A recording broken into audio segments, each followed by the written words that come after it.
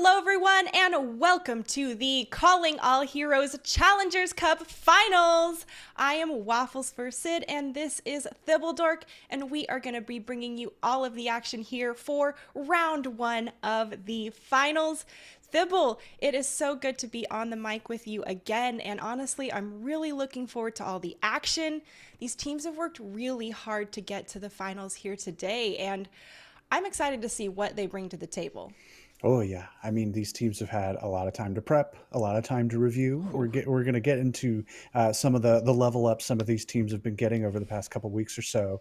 But level up or not, ready or not, right? Here it comes. The final event is here. There's $25,000 on the line, like money's flying around. People have things to prove here today. So very excited to see what we can get out of these first couple matches. Yeah, I am too. Obviously, both of these teams have worked all these teams have worked really hard to get here through either the first or second qualifiers of the Challengers Cup. Had a couple of returners here for the second Challengers Cup, and they also made their way in as a result. So, they had some extra time playing the new Overwatch 2 game, as we all have ourselves, and I really think the results have shown overall in the gameplay and, of course, in the characters and metas we see presented overall, and, most recently in the Run It Back series. So I'm really looking forward to see what they bring to the table. Yeah. I mean, so much work has gone into getting them there, so much prep, so much practice, so much fighting. These guys really had to claw their way here. There were qualifiers that were really, really intense to get them here. And, we actually have a little video queued up with some highlights from those last two qualifiers. The grab here available for Bogley pops. It gets onto 3 members, and that's just a free Team 5 win.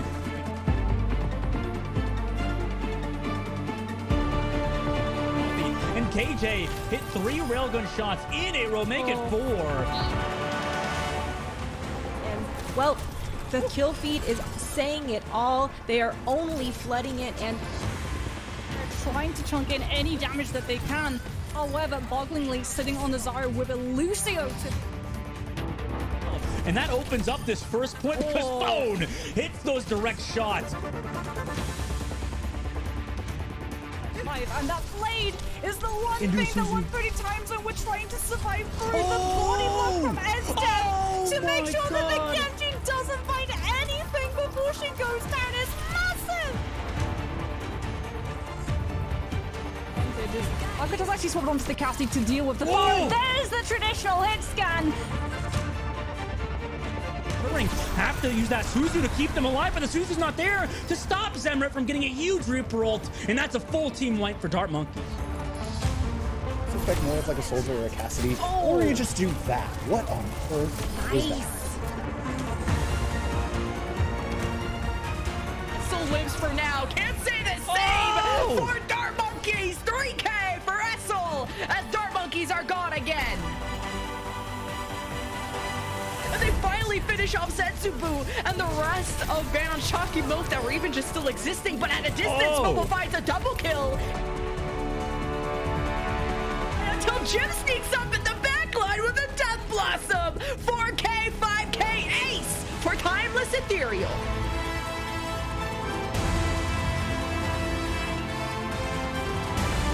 Then half health, surely they die, right? Yeah, that'll be the Death Blossom to end all.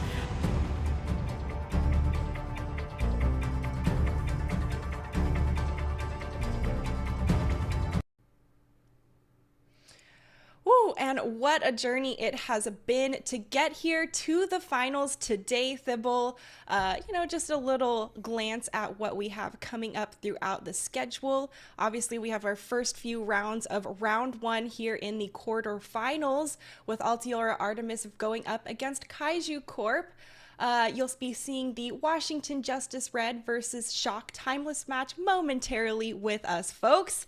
Afterwards, we'll cover the Altiora Polaris versus the Altiora Nimbus team. So, curious to see how some sister teams go up against each other. And we'll have to see who from Shiki, Defiant, and Dark Monkeys proceed to the semifinals, Thibble, because that's going to be a tough competition. Yeah, I am glad this is double elim because already we are just looking at a slate of bangers, and Oh, I can't even begin to think about where some of these are going to go. So all really we can do is just watch with our mouths hanging open, and looking at this bracket. Right, there are maybe some names you don't quite recognize. We've had a few rebrands, we've had a few level ups, as it were, between qualifiers as we get to this final event. Kaiju Corp used to be known as Ban on Chalky Milk, which is a terrible name because chalky milk is just one of the best beverages ever. Washington Justice Red used to be 1:30 time zone, but have been picked up, one of the first to be grabbed by an Overwatch League team, excluding, of course, Vancouver Titans Blue, who, sign of the cross, are no longer with us. right. Timeless Ethereal have taken the bump from a big team here, the Shock jumping into the Calling All Heroes circuit, Bye. taking over some branding for Timeless Ethereal, and the Defiant, obviously, stepping in for Shikigami here. Definitely really good to see so much additional support really being funneled into this Calling All Heroes event.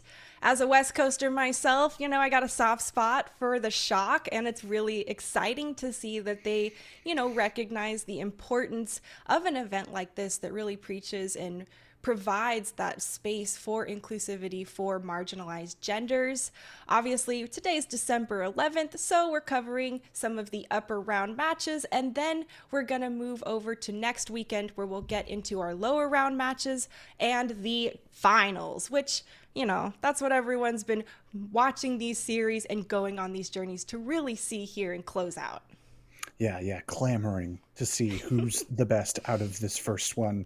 But we're giving you just a taste today, just a couple games to get your appetite whetted and keep you on the hook. And as we start looking towards our first match here, let's look at this map pool. We got some good ones in here. We have statistically most likely Kings Row, high over there. We have Circuit Royale, which has been so impressive. I just got off of a shameless plug. I just finished up Run It Back China with my boy Big Hungry Ooh. Phil, amongst many other amazing, talented people. And we saw some great games on Circuit Royale and also over on Esperanza down at the bottom there. Some very contentious push maps. So I'm hoping to see more of that like high octane, crazy meta sort of action that we kind of seem to be in. And I think these maps are perfectly suited for that sort of play. Right. Well, it's always loser picks here in this tournament, so we'll have to see which ones they're actually comfortable on. But I would definitely love to be returning to Circuit Royale, and Esperanza. Good call on the King's Row there. But for our first round, we are going to be going over to Ilios. So I got to say, I'm really excited to see what that'll bring. We got to take a look at our teams and our matchup before we get too far ahead into the map pool. Obviously, like we mentioned before, Timeless Ethereal has been picked up and is now Shock Timeless. And they were some heavy hitters and some pretty strong contenders in the previous qualifier. Oh yeah. I mean, one of our strongest teams in qualifier 2 for sure. We joked pre-show, and I must include it. We wanted to see the Gone with the Wind name, the San Francisco Shock Timeless Ethereal. For whatever reason, that did not quite make it through, which I will be having conversations about. But before we get there to my yelling at anybody, this roster on its own, like, folks, just be ready. It's good. These are some crazy names here doing amazing work in the last qualifier, and I fully expect them to be coming out guns blazing in this final event because, I mean, they've got the resources of one of the best teams in the league at their back, right? Ooh. Like, that has to count for something, and even if it somehow doesn't, this roster on its own has proven that it is just crazy, bonkers, bananas, insane. Well, they had a great foundation to start with, and having the additional backing can only be good news from there for a team now Shock Timeless, right? And man, they have been some really strong competitors in the Overwatch scene in general, even before the Calling All Heroes assembled them to this team. We've seen many of them play on other teams like Mochi in the past, and in the past qualifier matches as well, and also on Weezer Wumpuses. So we'll have to see exactly what they can bring to the table now that they've been powered up by the San Francisco Shock. Obviously, the Washington Justice Red does not have any chip off their shoulder as they want to go up against Shock Timeless here. Washington Justice now getting or having that support they need, and isn't that a clean team screen lineup, Thibble? Wow. That is cool. That's really neat. Mwah. I love teams jumping in with some custom graphics. I know a lot of the folks over on the creative team at Justice, so shout out to them, doing some amazing work as per usual.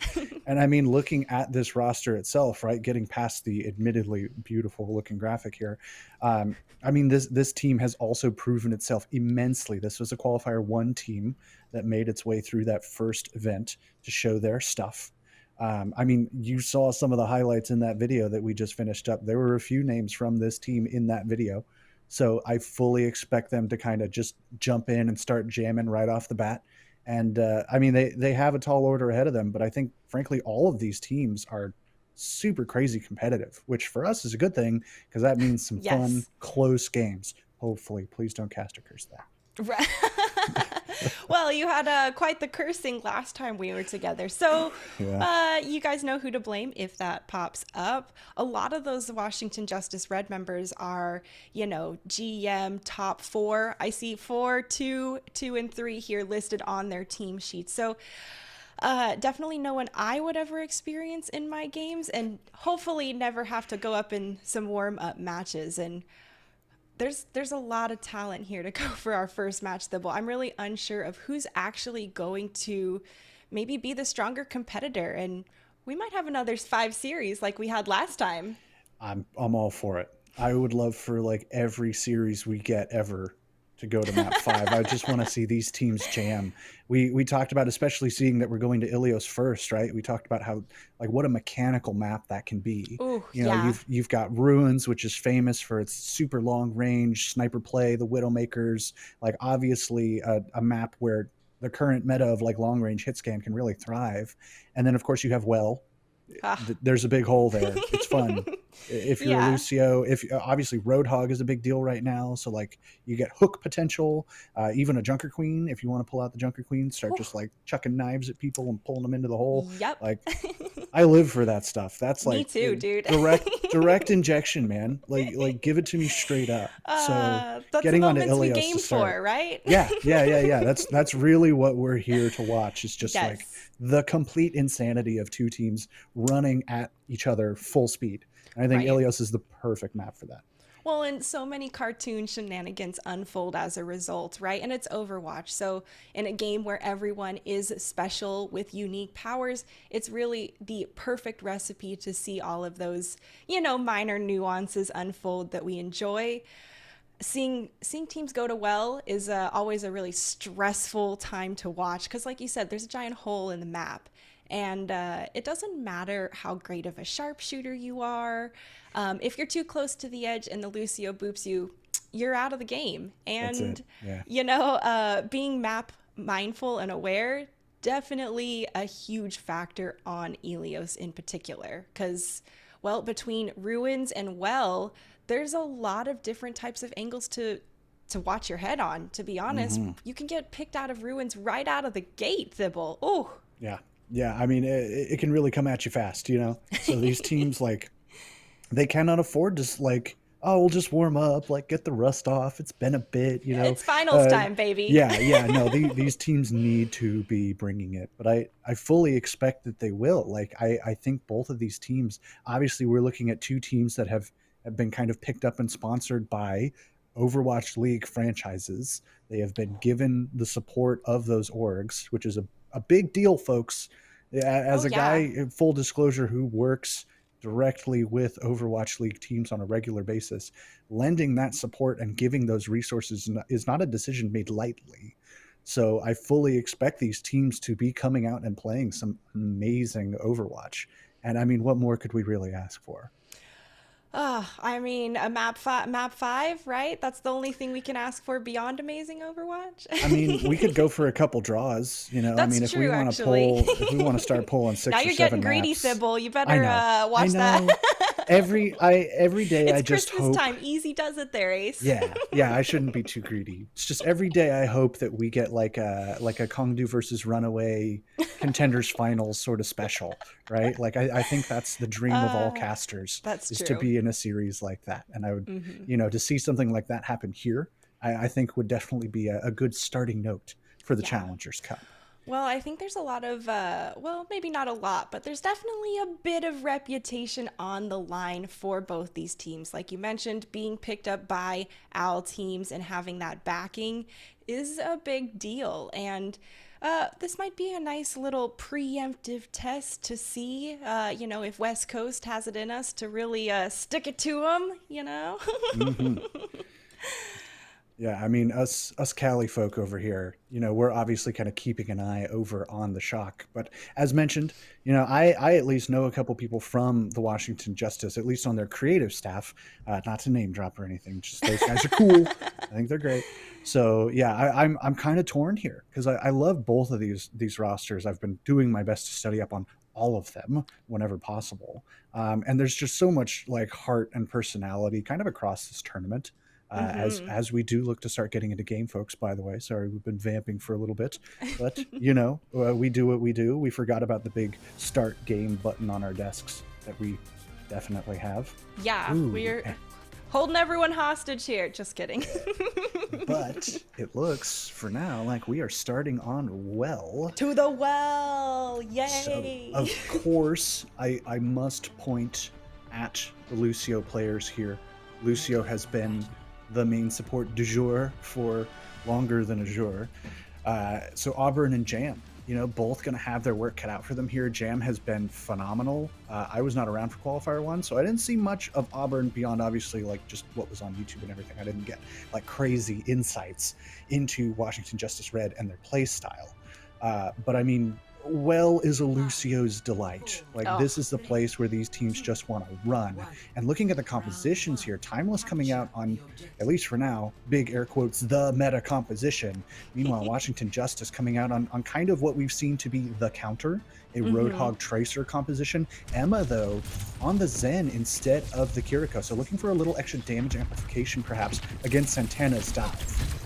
Well, but you are going to be a little more vulnerable as that Zenyatta comparatively to the Kiriko. So have to see exactly how those scales will tip in favor of one team or the other. It's definitely a very different mentality of approach, right? Having that Discord orb means you got to have a lot of team synergy. As Death goes down, almost able to top off, but the pressure was too much coming through from Shock Timeless. There's another kill in their favor, and now they're hunting Emma, who's very low. Oh man, up against the Reaper is not a fun time as the Zen. No, only so much you can do there as a poor little floating Robomonk. Aramori hunting blood in the water here, going for that Tracer. Gotta be careful though. As Death already on the way back, being that first pick, doing that little Roadhog waddle back over towards the point. First capture here for Shock Timeless. Only 10% and counting. It's not the end of the world, but already, with the exception of the Pulse Bomb, Washington Justice getting a little behind in the ults. They're gonna want a good neutral fight here. That could be really critical for a map style like Control. Every little bit counts. Nasty Stick comes through, and it's going to be Washington Justice Red taking the lead in the kill feed with so many picks onto the members of Shock Timeless. That's going to be Washington Justice Red taking the point for themselves for the first time this round. And in case you're not fully aware of all the intricacies of this weird meta that we're in, which has been going on now for a couple months, we actually just got a patch, but that patch is not on this tournament. This Roadhog composition lives off of its pick potential. It lives off the pulse bombs. It lives off the hooks. And if you can't make that happen, you're not going to get a lot done. So Washington Justice Red already stepping up and showing the strength of this composition. Now it's a matter of, can you maintain that momentum? Because in an extended fight, Shock Timeless will start to wear you down with this Winston comp. I like that I saw Phone earlier just kind of hunting and peppering Shock Timeless from the back. Now we can see Santana trying to put the pressure onto the heart of Washington Justice, but that Discord orb is really difficult to keep jumping into.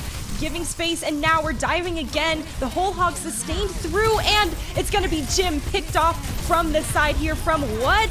More kills coming through from Washington Justice Red as they've committed the sound barrier here from Auburn, holding the point strong now with 54% in their possession. And wow, right. Emma, Yeah. nice clip. Yeah, let them know. Emma pulling the straight bone back shenanigans here with that long range snipe.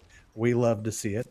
An expensive fight for both teams, but that pulse bomb, again, it builds so fast and Phone has been on it. So another chance for some pick potential here. And that Transcendence, I mean, I think at this point, you kind of just hold on to that. You barely even need to use it. And Emma's been doing well enough without it anyway. That's, yeah, especially after we saw that late pick roll through. So far, another jump in here from Santana, and they're always discorded immediately there from Emma. She's gone ahead, popped the Transcendence, trying to keep people alive through this Primal Rage, and it's going to be a pick here for Washington Justice Red. They're trying to continue sustaining through this dive coming through from Shock Timeless, and it looks like it's not quite enough. Nice skirt away from the edge, but at the end of the day, Shock Timeless going to have the numbers and going to continue pushing Washington Justice Red off just at the last minute to retake. And at the very least, the Justice here have 99%. So they have some time to work with. They can afford to lose probably a fight, no more than that, before they come in and take back control in an ideal world for them. They have 60% towards another Pulse Bomb because Phone has been phoning it in. And Esdeath also close to this whole hog. No Kitsune Rush to combo it with. Big Hungry Phil and I figured out that's kind of broken. But Jim pulse. actually, yeah, stepping up. That is that is a play killer right there coming out from the pocket of Jim. Taking down Emma right away with the Pulse Bomb means that's the one fight that Washington Justice was, you mentioned okay with losing. Emma's gone ahead, switched over to that Kiriko here as well. Now we're pushing our last fight territory, Thibble. And I think that's smart. If you're quick about it, you can build a Kitsune Rush in this time, especially if it's a nice extended fight. And for the Justice, I mean, you're in and out quick, right? Jim uses the Pulse Bomb. You're like, cool, there's an ult, and immediately the pick to get back in. That was a nice hook, and now, of course, Esdeath goes ahead, throws the whole hog afterwards, trying to continue peppering Santana out of the air. There's still more pressure to be had as now the point is reaching 99.99. Azure gets a nice pick, but it's Jim out of the picture. Trades back and forth for both of these teams as neither want to go down easily. Whoa. Teleport out of the way, Emma, because you are getting peppered and pressured here. Santana is an absolute lethal force, constantly all over this map, jumping on everyone left and right. Shock Timeless able to displace members of Justice Red just at the nick of time. Well, and that really all came down to that final fight as this overtime will wick away. First round going here to Shock Timeless. I mean, commanding position for the Justice to kind of start it out. But then I think not even with that last minute swap, but strictly off of like picks and 1v1s really decided that we're getting that like just run at each other and click each other's heads sort of matchup. You saw Phone winning the Tracer 1v1 over there, but then some trades back and forth. Azure popping off, getting like 2 or 3 kills in that last fight definitely made the difference. So despite these differences in composition that we're seeing and the strategies employed by these teams, at the end of the day, we are getting some good old-fashioned down-home mechanical Overwatch.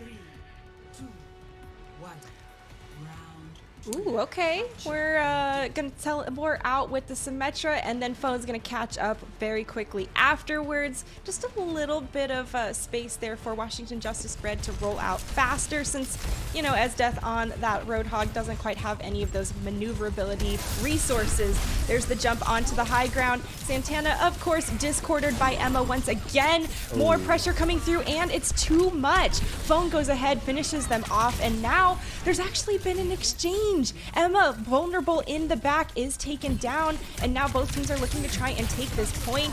Miss of a hook there, and it's going to be a nice disruptor shot, forcing Esdeath to move away on this point. Still, members of Washington Justice are posted up, and now they've actually captured it for themselves.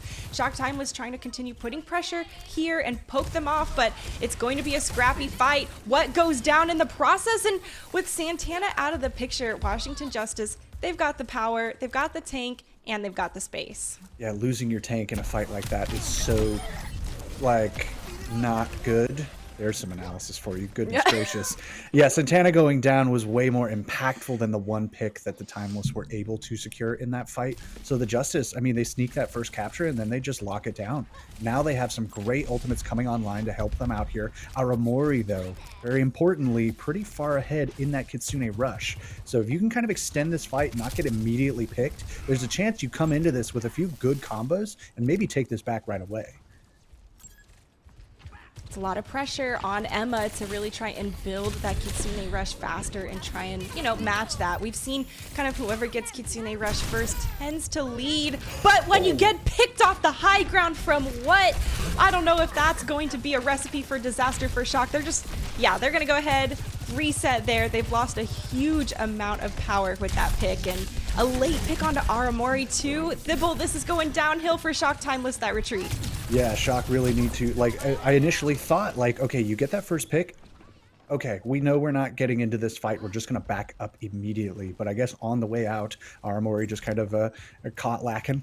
And now the Justice, I mean, we're passing 80% here. They have 3, almost 4 ultimates. True as well for the Shock. So this one's going to be spicy for sure. That is a big pick opening up this fight here. Azure and Jim taking down both supports for Washington Justice Red. It is all over on their hope to defend with no supports. A quick, swift take here of the point. And now, Shock Timeless, they're going to have to play nigh perfect defense if they're going to win this map. And they theoretically have the tools to do that, but I think they almost wanted that fight to go a little longer, force the Justice to commit something. That clean first pick just means the Justice immediately said, no one press your Qs, no one use your ultimates at all, we're going to use them all right now, actually. Right, oh, pretty much all the ultimates right now, indeed. Pulse bombs and whole hogs galore. Everyone's amped up from the Kitsune rushes, and now it's a matter about who's actually going to get picks. Santana's the first in the kill feed, but what follows very quickly? Now, who can continue equalizing? The Washington Justice Red have a lot of pressure on the point. They're trying to cap it themselves, and as a result, Timeless gets stuck. That's going to be another pulse bomb kill coming here for Phone, and that's going to be Washington Justice Red turning the tables and having the manpower here to hold on to this point. Never say never, though. Santana getting a couple picks. Death does take him down. Some last-minute contests here, but the whip, no shot. Yeah, so a tied up series here. We are getting some good game out of this already. So many picks back and forth. Azure still stepping up, being an absolute hero. But the Justice this time just able to maintain their point presence, I think, a little more easily on a point like Lighthouse that's so, like, contained. There's cover. You can just kind of hide and do your thing and wait for them to walk up and then hook them right in the face. And with this one, though, now that we're on Ruins, right, we're maybe going to see a little more Well-esque play where there's way more angles to engage from. It's way more open air. There are a few places on that point you can hide. So for the Shock, I think you're definitely looking to, like, press that topographical advantage and really just kind of, like, force the Justice to look everywhere and anywhere they can. But the Justice at the same time coming off of that win on Lighthouse, you know, maybe a little momentum, maybe a chance to be like, hey, we're pumped, we can do this, we're getting the picks, we're hitting the shots, let's keep going. Right? Were they warmed up, or have they finally warmed up? We'll have to see. It's 1-1 for who is going to take our opening map for Ilios. Jim has already gone down early in this fight. Some pressure coming through. That Discord has been deadly, and there's 2 more picks in favor of Washington Justice Red. Thibble, they're going to cap this point first. Yeah, I mean, like we said, this comp just needs to hit its shots, just needs to get its picks. The Timeless as well, but they definitely favor more of that, like, we're going to get in your face and force you to think about where we're going to go and what we're going to do. Whereas the Justice are just kind of like, we have guns. That's kind of it. That's kind of the thing. So they've been doing great so far, kind of playing off of those strengths. And the and Shock, excuse me, now forced to kind of, like, rearrange themselves to account for that raw firepower. Definitely a lot of impact and damage. We can see the picks coming through, and that's some good pressure there onto the back line. Santana falling low, and oh, the pulse bomb dodge. Unfortunately, your friend didn't make it out themselves, but it's still a good hold at the end of the day.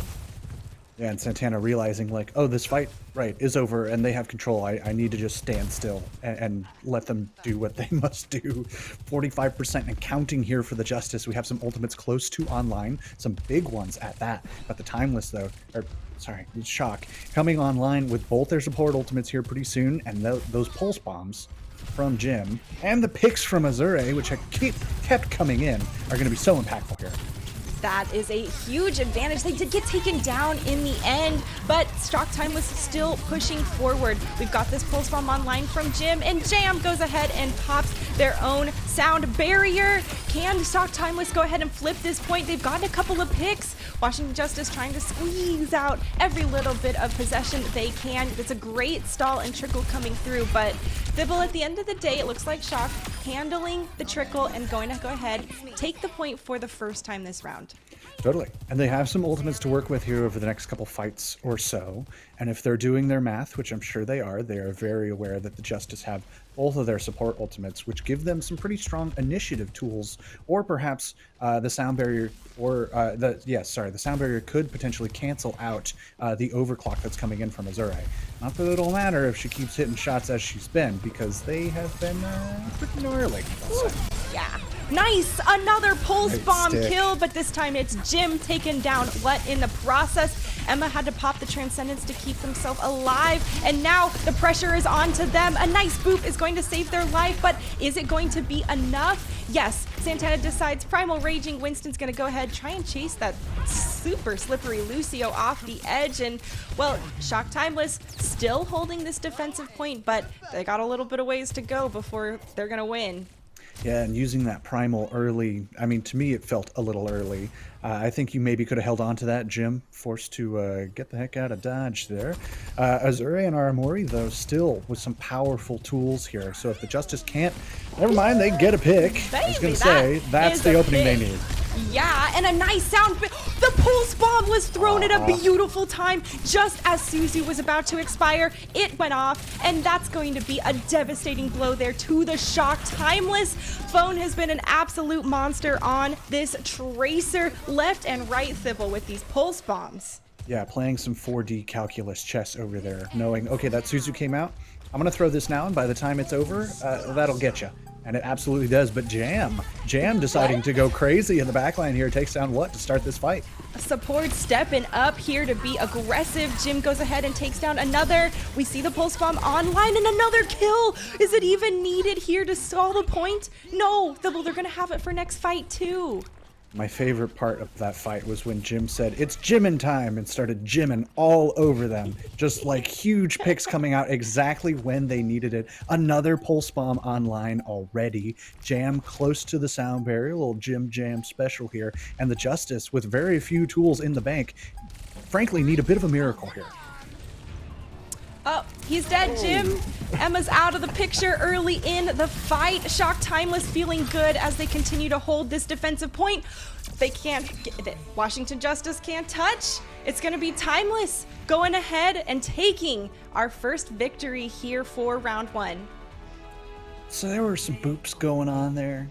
I don't know if that's a C9 or not. I'm not going to make that call. I leave that to the masses. But man, Let them fight in the chat. right? Yeah. You guys go fight about that. I have other things to worry about. But talk about first map, right? What a way to start this tournament off. Like that is exactly what we were talking about. That is two teams just like, you warmed up? I'm warmed up. You want to go? Yeah, let's go. Like, that's what we want. Give me 4 more maps of that, please. Whew, man, if that's what we have in store for us and for this tournament, I am really looking forward to all of these final rounds in general. Yeah, we went to pretty much 99-99, all 3 maps. And at the end of the day, those Tracers really seem to be the stars of the show, turning the tides of the fight repeatedly. And I gotta wonder if both teams are gonna recognize that threat and maybe pay a little more respect or keep that Suzu in the pocket for those pulse bombs, because they were getting kills repeatedly from both teams. Okay, I want to give props to both sides. Yeah. Jim and Phone both just stepping up in a huge way across that map. The Sojourns as well. Azure and what? Just hitting shots that made me go, what? So good on them for sure. I mean, both of these teams obviously stepping up, obviously showing like what they've been practicing, Mm-hmm. which we very much want to see all the time, forever. Thank you. Yeah. And now it's just a matter of like, okay, do the Shock just keep going? Like, is that now a momentum swing for them? Do the Justice go, yeah, okay, that was pretty close. We're still feeling fine. Like a couple little mistakes here and there. Like that first round basically just came down to one fight, and all of a sudden those maps can look entirely different. That's kind of the story of Overwatch. A pick Right. here, a pick there, a cooldown missed, and that can decide like whether or not you walk away with a clean sweep or something much more contentious. And Yes. speaking of contentious, Ooh, look at okay. this map 2 picked by the Justice here. As you can see on our handy graphics, we are headed para ISO. Yay! It's not Kingsborough, so we get a little bit of a change of pace to bring the action to you guys. I'm really excited for it, but I'm also, really liking the difference in team compositions that we saw both Washington Yeah. Justice and Shock Timeless bring. Right? We had the Roadhog with the Zenyatta, and then we also had the Winston and the Kiriko for Shock Timeless, and you know, I was really impressed with Washington Justice Red's ability to focus fire and continue pushing back on the pressure that Shock Timeless was applying through those Winston dives. Every single time they were diving in, they were always discorded, which means they got to bail out fast. They need to be using their cover, and they cannot be over aggressive because the focus fire was there from Washington Justice to be deadly enough to just delete you in the blink of an eye, which happened a couple of times. The Shock Timeless smarted up a bit, saw what was happening, and played a little safer. But, the difference that I see there is just who can continue to really play that composition better and force the other one on to, what makes them more uncomfortable. Washington Justice had to switch over to the Kiriko at the end, a little bit for time elements as well, since I think they need to get back fast. So I'm curious, how is that going to continue proceeding through hybrid if they're going to stay on that Zenyatta with the Discord, throwing in that extra damage and, I guess damage potential considering everybody shooting at them, or if we're going to see maybe that more traditional Kiriko with the Suzu. Yeah, I mean, like statistically looking at this meta, Kiriko has been a staple. Right. She's insanely powerful. She is everywhere. You always need a Kiriko. The Suzu alone makes her worth picking, even if she had nothing else. And then she has her ultimate and the damage she can deal, et cetera, et cetera, et cetera. Oh, and the get out of jail free card of the Yeah, Swift. no At least big. that's how I have to use Swift Step most of the time. Oh yeah, I am right there with you. I mean, there are so many layers when you think about like how these teams want to make their compositions, right? Emma is a profoundly talented and experienced player here in Tier 2 whose kind of specialty across her career has been the Zenyatta. That sort of backline fragger who knows that the Winston is going to be coming and just doesn't care anyway. It's like, yeah, for sure. Of course they're going to dive me. I'm Right. ready for that. Like Been that happening skill. since day one. I don't know what Yeah. you're.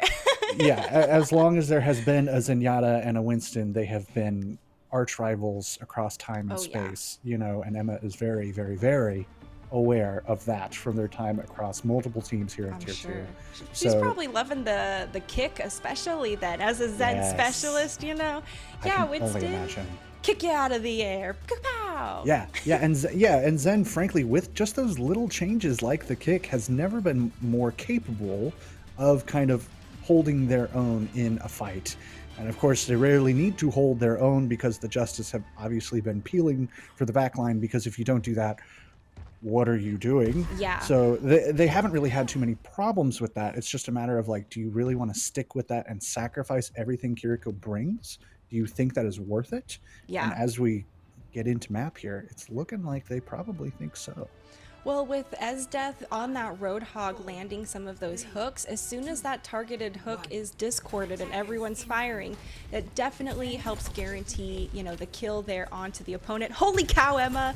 You almost got your head Emma. taken off out of the gate, homie. God, watch out! Some Tracer duel here early on, forcing out recalls, no big deal. We're all here just doing some poke damage to see who and where everyone is at and on. Jim actually taking down Emma early in this fight, and now taking down Auburn as well. Ooh, that extra mobility may be missed here from Emma on that Zenyatta. There it is. Yeah, a very forward happening fight here, kind of happening all over the place. You see trades back and forth, you see multiple different positions, you see almost a tick captured for the Justice. Not quite. I respect the attempt. But Shock already just like, yeah, we'll push up to spawn. Totally, you're split. What are you going to do? Nothing. Now, though, forced to kind of back up until that pick comes through. So back and forth here. But it looks like the Timeless are just going to hold. Well, they did go ahead and hit, or they lost their tank, and so there's not nearly enough man or player power there to stay and take space. There's a bit of peppering, and with Jim caught by the hook, it's going to be easy pickings here for Washington Justice Red to go ahead and cap this point. Shock Timeless looking to maybe do a little bit of peppering contest. It's looking rough for him though, Thibble. Yeah, I mean, as we mentioned kind of last map, losing your tank, especially in this Winston composition, is pretty much a death knell on your push or on your defense or what have you. And again, Santana goes down. I think the Justice are very aware that their meal ticket is via Santana showing up on the right side of the kill feed. But Azure, I mean, come on. Okay, never mind. Okay, What's trying to stepping make up? some hero plays, but it's tough when you're, hanging out there and you're getting pressured by so many members of Washington Justice Red. Phone has just been tearing it up there in the back, and are they gonna try and push this sneaky. corner? Sneaky. Okay, found Yeah, a couple shots. What a Pulls nice the- Suzu! Aramori Suzu. totally saving Santana's bacon right there at the end of the day. I heard a pulse bomb get thrown, but nothing comes up in the kill feed. That seems like a rarity. It's going to be Esdeath continuing to pressure Shock Timeless here on this high ground, but we'll have to give it up eventually. Now we're hunting for another pulse bomb. Doesn't hit its stick. Nice little accidental dodge there from Azure. What goes ahead, pops the overclock, and it's going to be 2 kills in the feed for them. Washington Justice continue to capitalize and push forward Thibble, and it looks like they are going to take this first checkpoint. And Santana doing what we kind of agree is what you should do whenever an overclock happens, which is pop Primal and smack them into a corner so they can't kill the rest of your team. Right. Unfortunately, comes in a little too late, loses 2 people. But Timeless with the quick recontest here with the sound barrier, and I think the Justice are just kind of happy to see that expenditure. They just see that go out and are just like, cool, back up.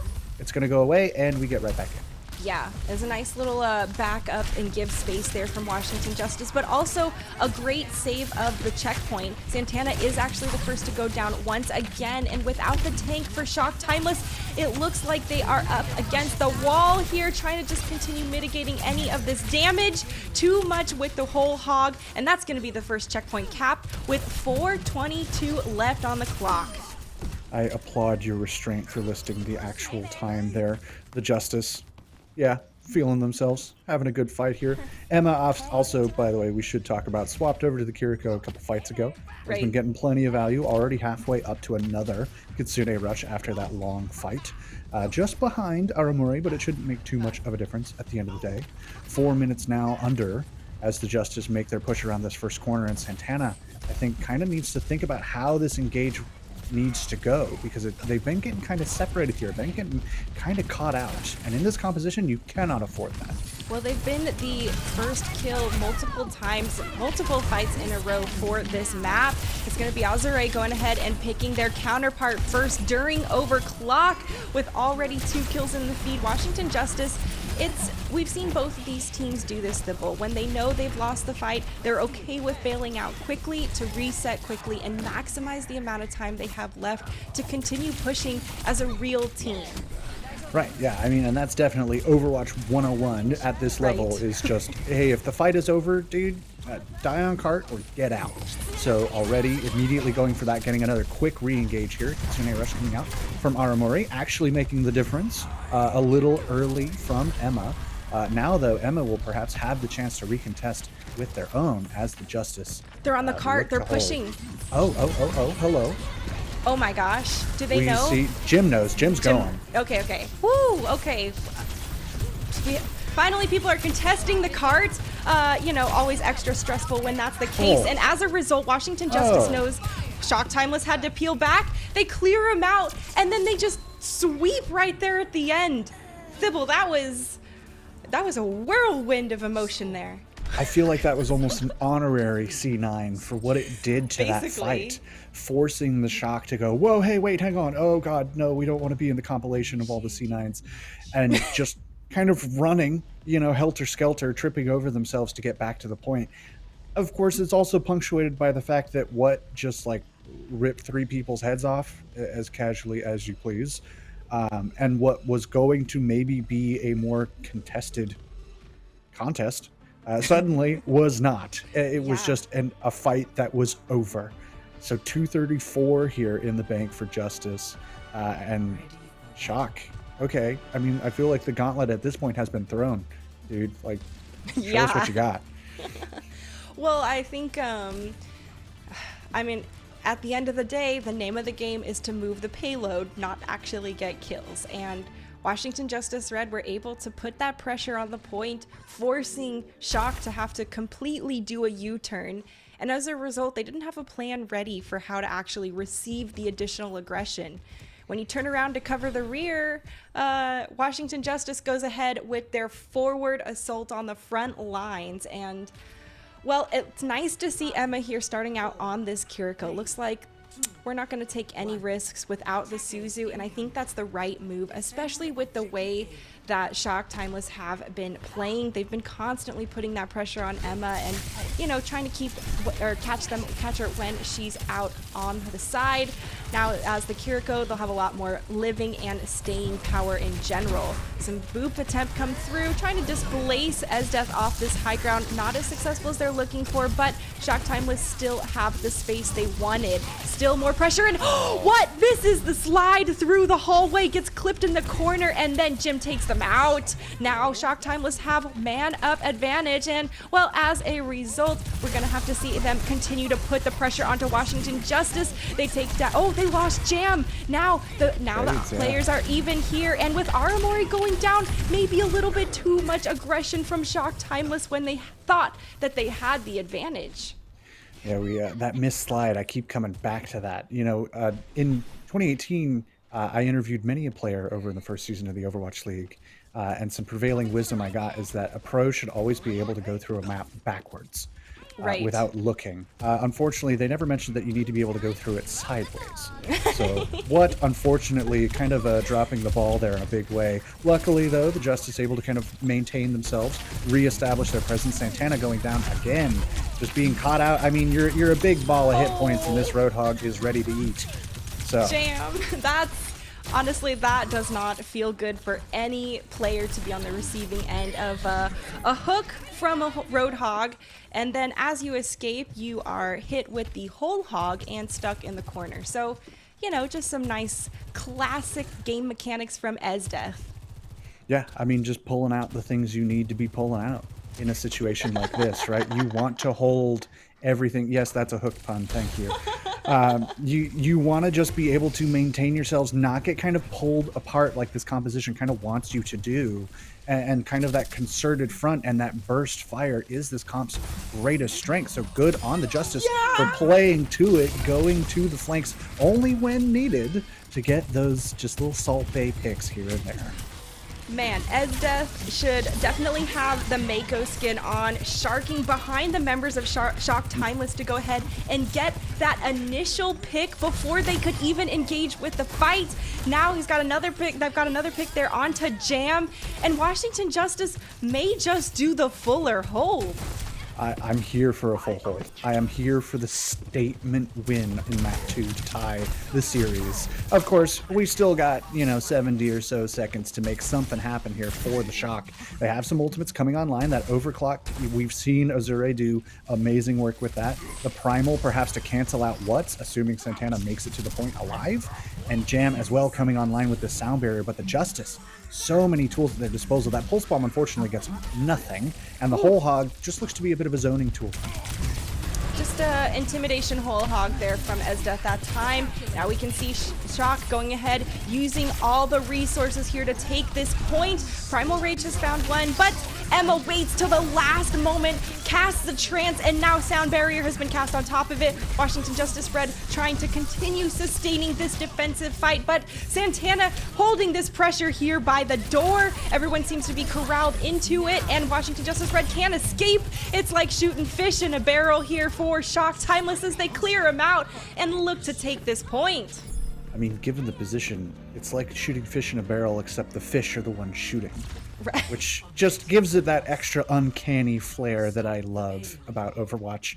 The Shock finally getting through. It took him a little bit, but 2.5 minutes in the time bank is still plenty to work with, especially with the ultimates you see coming online. Jim with another pulse bomb.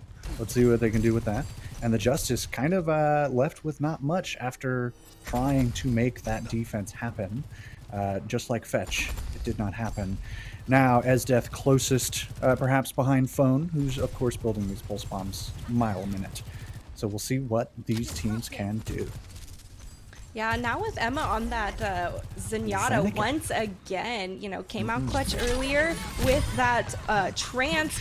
Another pick from Esdeath with the hook. I mean, this is your classic Roadhog playstyle where he's going around on the flanks, looking for people walking by the hallway doors, and boom, grabs you and takes you down. Shock Timeless have got to be checking their corners more carefully if they're going to be combating Esdeath. Yeah, and it's full retreat here for the Shock. No surprises there. Let's just get out of this fight. Santana going down. The Justice here with plenty of tools and getting that pick right after the Kitsune rush came through. I mean, completely nullifies that ultimate, which is great news for the Justice here. A couple tools left in the toolbox as they maintain their high ground control, and the Shock Timeless, once again forced to figure it out. A little bit of pepper damage coming through. Jim is the first person to go down in the kill feed. Now it's the whole hog straight into the face of Jam. Once again, the full recipient of it. Shock Timeless now losing players left and right and have only one fight left to try and push this payload all the way to the second checkpoint. That whole hog was mean. That was just, I want this frog obliterated. And then Jam was turned to Jam. Yeah. Now the Justice is still holding, doing their thing. The Shock still trying to figure out just the right angle, just the right spot. A pick onto Esdeath actually is probably the best thing they could have hoped for. An ult immediately coming out here. Shock know they need to commit now. Yeah, if they don't commit now, they aren't going to make it to the second checkpoint. They are still putting pressure there onto the last couple of stragglers behind them, but they still have a long ways to move this cart Thibble, and they had to commit, well, only the overclock so far. So gonna be feeling good moving into this last fight territory. 10 seconds left, and Esdeath leading the charge. Gets the hook kill onto Jam. Rinse and repeat once again from this Roadhog. Phone goes ahead, gets another pulse bomb, stick kill. It is all over here for Shock Timeless because the members of Washington Justice are absolutely on point. Nothing held back from them, and a phenomenal defense here. Like I said, what the Justice needed was a statement win to tie the series, and they have given us exactly that. The Shock just kind of repeatedly left wondering what to do. There's only so much you can do when you start a fight 4v5. Wondering kind of what to do here, eh? Yes, nice timing for you. Yeah, I mean, these shots, dude, just complete insanity. Like, you can't be doing that casually. Like, you're making us all look bad. Of course, myself as a gamer of unspecified rank, I just look at that and kind of shake my head. Like, what can you do?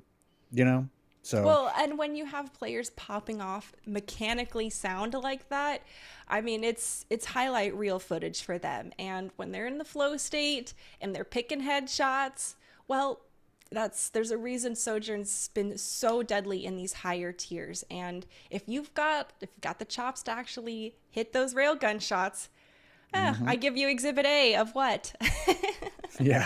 Yeah, that's what happens. It's like, oh, what happens if I consistently hit my shots? That you just kind of win fights like all the time for free. Yeah. So tied series here. The graphic needs a little updating. We'll get to that. And that's the momentum shift the Justice were certainly hoping for. right? Oh, Like you need that sort of hold. You need that, like, okay, everybody gets it. Everybody knows what we got to do here. Rock on. Let's yeah. keep going. So as we look towards map 3, we'll see if Shock Timeless here can kind of recover, shake off the haymaker that they just got, or if the Justice are going to start showing them really what they're capable of doing.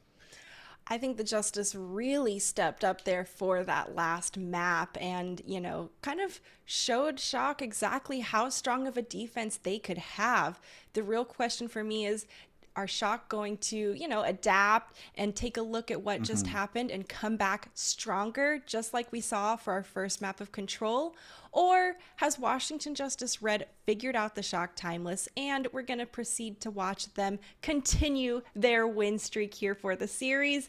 Thibble, we're going to go on a quick break, and folks, we'll be right back. So we'll see you in a moment.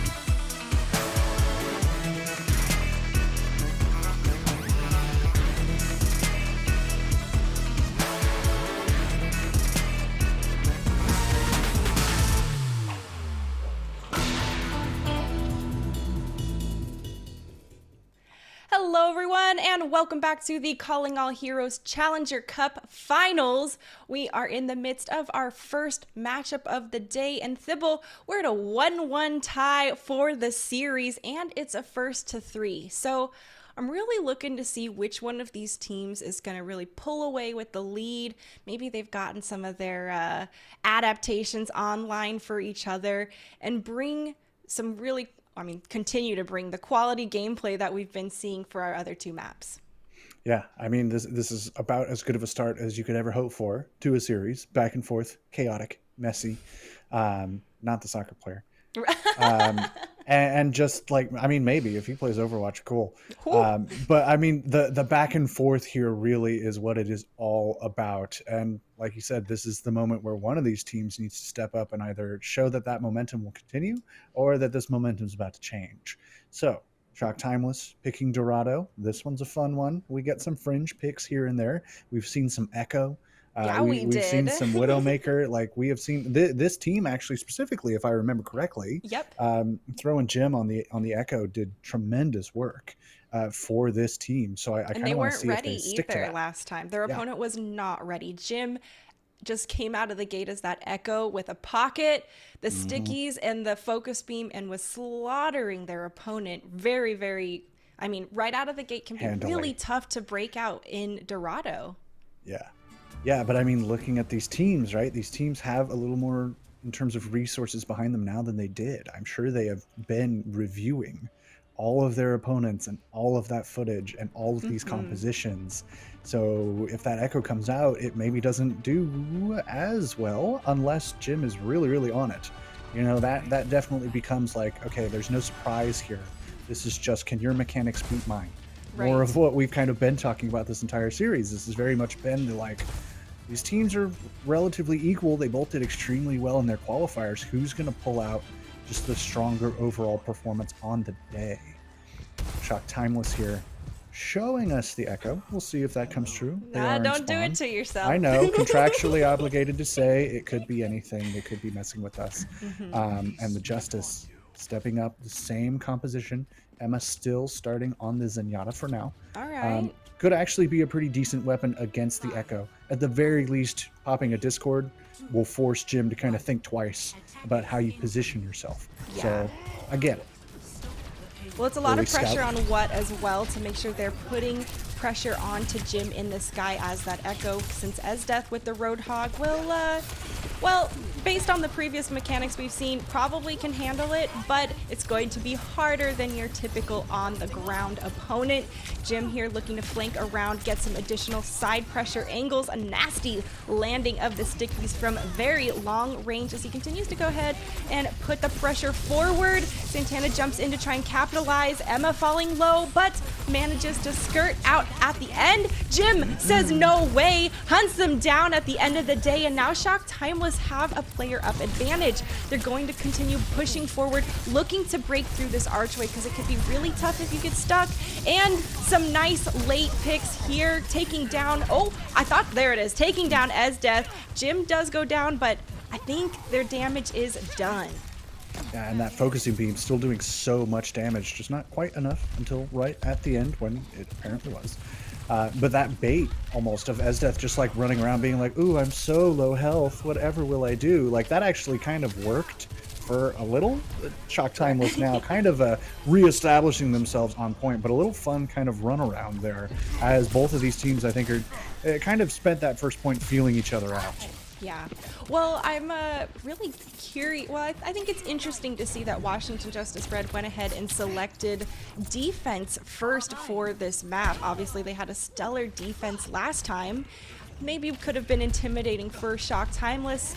Obviously, it wasn't. They've already broken through the first checkpoint, and it seems like it really lit a fire underneath them. Gonna be a missed pulse bomb there by Phone, as Armory went ahead and picked What in the process. Shock seems to have this momentum here on Dorado. Looks like they're really comfortable with this map, hence why they probably picked it, Thibble. Yeah, their pick usually implies, hey, we practice this map a ton. Anytime it is our pick, we're gonna pick this. Hardly surprised that they're doing well on this map. You had some halftime to maybe talk about what the heck was going on. Emma, though, has had the halftime to, I guess, just stay warmed up, because those shots are nasty. Oh, a Suzu has to be forced out, of course, because Santana continuing to put the pressure on. Jim goes ahead, duplicates over to that Tracer. We know exactly how deadly she can be, and is ripped out of the duplicate just as quickly. Washington Justice Red continuing to try and hold this defensive point, but there are exchanges all over the board. The Shock Timeless go ahead, drop that sound barrier, keeping them even beefier in this fight. Overclock's been activated by what? That's the nail in the coffin for Shock Timeless. Run back to spawn. I mean, I guess the only consolation there is that the overclock did come out for the Justice. The Shock at least are going, okay, we have our own and you don't. But they also know, of course, that the Justice are coming online with both their support ultimates here. Phone's going to be going for another pulse bomb in about 3 seconds. And ultimately, this is a pretty even fight overall, but the Shock do need to kind of reestablish themselves here. And a great Suzu coming in. Yeah, it was. And Esdeath tries to go for a sneaky hook around the side. Are they going to get caught off? No. They're so far Shock Timeless going ahead back to their original plan of pathing. They're looking to go and get Azure set up on that high ground with Overclock. There it is. Trying to free fire here from the sides, getting pocketed by Aramori. Jim is the one to go down first from Esdeath, and now Washington Justice Red continue to press the assault and push back Shock Timeless's most recent attempt to try and capture the checkpoint. It takes a special kind of bravado to go, oh, she just popped Overclock? Yeah, I'll just go hit her in the face. Is that an option? Like, so much respect for Lucio players everywhere. And Esdeath, though, says, yeah, okay, cool, whatever. I'm going to go get a pick. Thank you. And another. Oh my gosh. Oh, no! Okay, that was quite the roller coaster there coming through between the Esdeath and Jim dance right there. I mentioned earlier how it could be tougher for Esdeath to go up against the Echo. Obviously, it got hooked out of the sky, so I respectfully rescind my earlier comment, Esdeath. My apologies, dude. Yeah, Esdeath actually doing some pretty solid work. Aramori, though, a name, frankly, we haven't even said that much, despite being, like, one of the best players probably in this entire tournament. Also, putting in some major work. As this is so tradey. All these fights have been so back and forth, but the Justice establishing themselves at just the right time here. Yeah, well, Aramori has been key to throwing those Suzus just in the nick of time when Esdeath hooks their opponents. But with how frequently Esdeath is hooking their opponents, it doesn't leave a lot of room for a Suzu on Phone's pulse bomb either, Thibble. Yeah, no, absolutely not. I mean, there's so many small margins of error and cooldown forces that have to be considered. I'll always come back to this when we look at cooldown management, very Goats-esque. There's nothing Goats-esque about that pick from Emma onto their counterpart there. Oh, misses a little hook there. That's all right, Jim. You are normally that Tracer player. Nice whole hog, and it's going to be the death of Esdeath in the game. More picks coming through as Shock Timeless now at 51 seconds on this time bank. They're looking to try and take this point. It's 3.19 meters, but what pops the overclock, takes down Santana, and that's going to be pushing Shock back to respawn once again with only one fight left.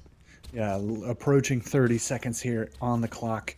Shock Timeless really only coming online with the overclock and the sound barrier, which, I mean, are still incredibly strong tools. And Jim, enough Echo. Going for the Tracer here, going for the raw pick potential. And they're going to need to bring that all to bear here because the Justice have the tools they need to hold this defense strong. Justice set up on the high ground, and Shock trying to, well, path their way around. Esdeath drops down right away, has Whole Hog online, is waiting for the opportunity right after that Suzu's hit. Jam goes ahead and uses Sound Barrier. Shock Timeless don't want to give this up easily, but they've already lost Azure. Phone is trying to put in the work, and there are the kills all for Washington Justice Red with a great defensive hold here before the second checkpoint. So I guess this answers your earlier question of why did they pick defense first? You were right. It was absolutely because they were confident they could mount a Streets Phase hold. And a great hold it was, right? I mean, great rotation of ultimates there, great rotations like physical actual rotations. Right. Like the team kind of had it all in those moments. That Whole Hog was getting insane value, and it was not the only one. Phone and What stepping up in a big way, and Emma still just kind of like being the tentpole North Star player around which a lot of this roster seems to be rallying. And on the other side here, Shock Timeless, like, still pulling out some heroics, still getting some work done, but just not quite enough to kind of overcome the stoutness that we are seeing from the Justice right now. I think that the lethality from Esdeath on this Roadhog combined with Phone on the Tracer has been really tough for Shock Timeless to try and decide, you know, who do we use our support resources to mitigate this damage and this threat from. You know, the hooks and the pulse bomb. Poor Kiriko's in general. I mean, they gotta feel like diva players with the defense matrix, right? You're supposed to eat all the ultimates and all the bullets, and now you're supposed to cleanse all the status ailments. Fine. Yeah, I mean, talk about stressful, right? Your work is cut out for you and then some. So I feel what looks like was going for the early pick there, but goes for the immediate swap. No big deals there. And Jim maintaining this Echo, I always kind of like this more as a defensive pick. I think just kind of being able to skirt around and do your thing is super valuable here. And of course, without a Winston on the other side for the Justice, not much you can do to contest them once they hide behind the high ground. Right. It's well, it's gonna be Emma actually going down first from Jim. Deja vu. Once again, this is Roadhog 101. Walking around the side, grabbing you from an angle you're not looking, and then Hook killing you. Thibault, Shock Timeless need to be watching these angles because Esdeath is relentless. Holy cow, that could be a highlight reel. That's just not fair. You can't be doing that to him. That's not right. Jim on that Tracer. Come on, man. Inclusivity. You're excluding them from all these team fights. Come on. Like, get with it, man. Like, don't hit all your hooks. This guy is insane. Esdeath just popping off in a big way here. Phone also stepping up with another pulse bomb. And Shock just forced to, like, what can we do here? Throw everything at the point. Try and stall if you can. They are losing players one after another. They had Jim go ahead and swap over to that Tracer to match up with Phone, but at the end of the day, it's still Washington Justice Red taking this first checkpoint with quite a hearty time bank. Hardy's a good word for it. Hardy's a good word for that pick that just came through. Emma, again, just hitting the shots, doing the thing. Shock Timeless coming back with a few ultimates in the bank, kind of all across the board here. I think the only outlier being Jam, who's a little behind on that sound barrier at the moment. So I expect a lot of Qs over the next fight or two. The Shock really want to establish an actual defense here and hold for another few minutes. I think if the Justice get out of this relatively scot-free and can pull some ults from Shock, it's looking pretty bad. Woo, man, it's a rave. Ultimates are thrown everywhere, and it is time to see who fills the kill feed. Phone gets the pulse bomb kill, and another one. It's all Washington Justice Red in this kill feed. They threw almost all their ultimates at it, Thibault. I hope that they would be getting these types of results. Absolutely. Yeah, and for the Shock, I mean, this is obviously you would like to win that fight, but failing that, the next best case is that the Justice use a ton of ultimates on their attack. Because now the Shock have a bunch of tools coming online, and they have a point to kind of rally around here. And the ults come out, and the picks start coming through. Nice. Only the use of Azure's Overclock, though, to fend off Washington Justice's attack. So that is a really excellent use of discipline and knowing, okay, this is one that we can be very careful about. Yeah, you want to be economical. You don't want to just spend everything all at once. You got 3 minutes left here in the bank, 3 ultimates to work with. That Primal probably waiting for what's overclock here in Santana. Actually, the sound barrier comes out first. Oh, and it is a good thing. We've seen the deadly what here on Sojourn, and they are taken out in the process. Shock Timeless stabilizing once again, but Thibault, they've got 3 minutes to hold this point if they want to win. 3 minutes, but a time bank to work within and a playbook perhaps to kind of follow here. You know exactly what you need to be doing. The Pulse Bomb and the Primal just need to get you a pick or at least keep you in the fight long enough to maintain your defense. Meanwhile, the Overclock and the Kitsune Rush are just building and building and building, hopefully ready for the next fight or so. Wow. Unless what just decides to kind of do What things? Well, you recalled straight into the railgun. It's not really your fault there at the end of the day. Although Shock Timeless continue to hold this defensive point, absolutely crushing it here on this Winston Primal Raging Santana, getting 3 kills in the process. Now Shock Timeless have burned the clock down with only 2 minutes left, Thibble, and, well, it's ever closer here to the golden box of victory. A minute at a time, 30 seconds at a time. I do Santana a disservice by implying that Primal was only to be used for sustain or canceling an overclock. Of course, you just get 3 kills with it. Right? What about that? But Auburn, though, getting the initial pick. Nice job by Phone, trying to force out the Suzu before actually throwing Pulse Bomb. Doesn't even need it. There's too much damage here on the point from Esdeath and the Whole Hog. Washington Justice Red taking the 3rd map of the series. Stepping up, maintaining that momentum, right? Keeping the statements coming. A great defense there from the Shock right up until it all kind of fell apart. Like, the ultimates were obviously getting value. Like, the neutral fight was working well, but with this big composition, I mean, it can just kind of snap. And all of a sudden, you have this great defense, and then you have nothing and no one. So, strong mechanics coming through from the Justice right when they needed it. Just making the most of this composition that we haven't really considered the meta. We've kind of considered it the counter to the meta. But I suppose that's exactly what this is built for. Yeah. Well, I want to give some props over to Emma as well, who seems to be, flirting on that line between the Zenyatta and Kiriko, depending on, what the map and the time bank really calls for. And I'm really pleased to see some of the value and success that we've seen from that Zenyatta, but how quickly they switch over as soon as the pressure starts to be maybe a little too much and they're not bringing the value is instant. And Washington Justice Red are really reaping the benefits from such a flexible support player as a result. I think, like I mentioned earlier, Esdeath, apologies for doubting you on hooking the Echo. Happily put in my place there and proven wrong. Just so lethal with those hooks, Thibble, that I gotta say, I really want Shock Timeless to be tracking exactly where Esdeath is going all the time, because there are so many deja vu moments where they're coming up, grabbing the hook from the side or from behind when Shock Timeless are trying to walk up the stairs. And, it's very classic Roadhog play that I would love to see noticed more. Yeah. I mean, looking at these compositions and the interactions that they have, there are obviously a lot of patterns that form. You see the flanking Roadhog. Okay. Yeah. Okay. The Whole Hog comes through. Oh goodness. Like, I think there needs to be a little more of that. Like, yeah, of course this is going to go this way. Right? Like, let's adapt accordingly. And I mean, with the Justice here on series point, Shock Timeless, like, it's kind of now or never to make those adaptations, have that like mid-game prep talk of just like, hey, no. This is not how this is going to go. It's time to force a map 5.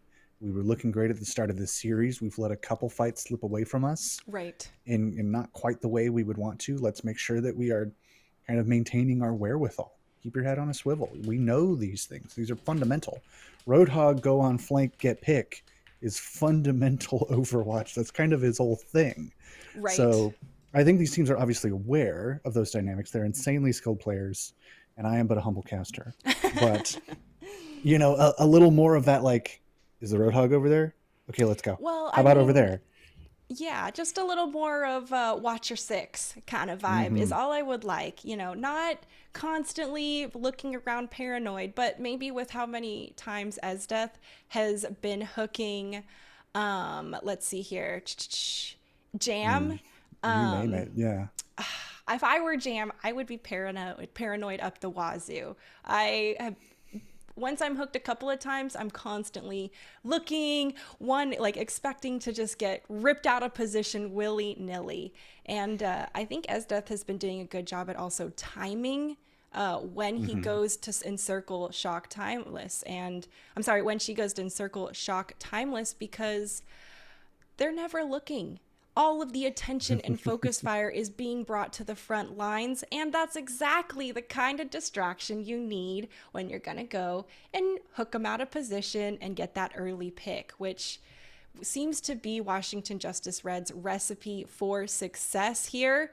We're going over to New Queen Street.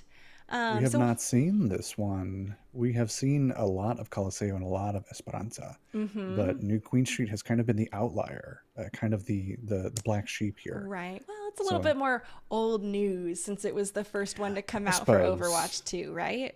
I suppose that's true. Yeah, having spoken with some pros hither and yon across the tiers, it's kind of the general consensus that out of the 3 push maps, New Queen Street is generally the least favorite. Let's not mince any words. But if you're really good at New Queen Street, or if you have a practice strat, or the other team perhaps does not enjoy playing on this map or practicing it too much, that could be a nice little strategic wrinkle. Yeah. We can only speculate, of course, but excited to see what Shock Timeless decide to kind of bring to bear on their map pick here. Well, and with your map picks as well, when it's a map of your preference, right? That's definitely a different mental state going into the matchup, right? We all know the shift in mental state when we're in our games and it says, now entering King's Row. We're like, yeah, we're psyched. We're hyped for this match. Like, it doesn't really matter. It's we're not already 2 CP. Right. Yeah. Right. And so, if you have that type of mentality, whereas, Washington Justice may not, then definitely you want to take them to that map where they go, great, this one. And you're, feeling the vibe. You've got your mojo online. The real thing that I'm worried about, though, for New Queen Street is that there are a lot of little, like, nook and cranny kind of hallways that you can weave through. And it might be a heyday for Esdeath on that Roadhog. It absolutely could be. Yeah, I mean, there's plenty of space for a Roadhog to kind of do their thing. And just hit those wacky flanks and just get some insane, just like max range, like the kind of hook that makes you go. Middle ground area. Yeah, just the kind of hooks that make you go, dude, come on, what? Not the player, the actual exclamation, what? So maybe we see a little more of that. I actually kind of wanted to bring up. I kind of just realized as we've been chitter chattering, we haven't seen any Reaper this series, and with a Roadhog doing as much work as it's been doing. Where's the Reaper guy? Yeah. He has the shotguns. He comes in from the side, special ability, very powerful. Well, that other stuff. We saw Jim on the Reaper for just a moment, but I say unfortunately, phone is just on point on this Tracer right now, and they had to switch to match it. There was not enough pressure. Yeah, exactly. I think that is kind of the thing. As I've been kind of mind palacing out why the heck there's no Reaper. I think. Tracer's one of those, much like a Widowmaker or a sniper of any kind, where like if there's one on the other side, kind of the only best counter to it is another one, like your own.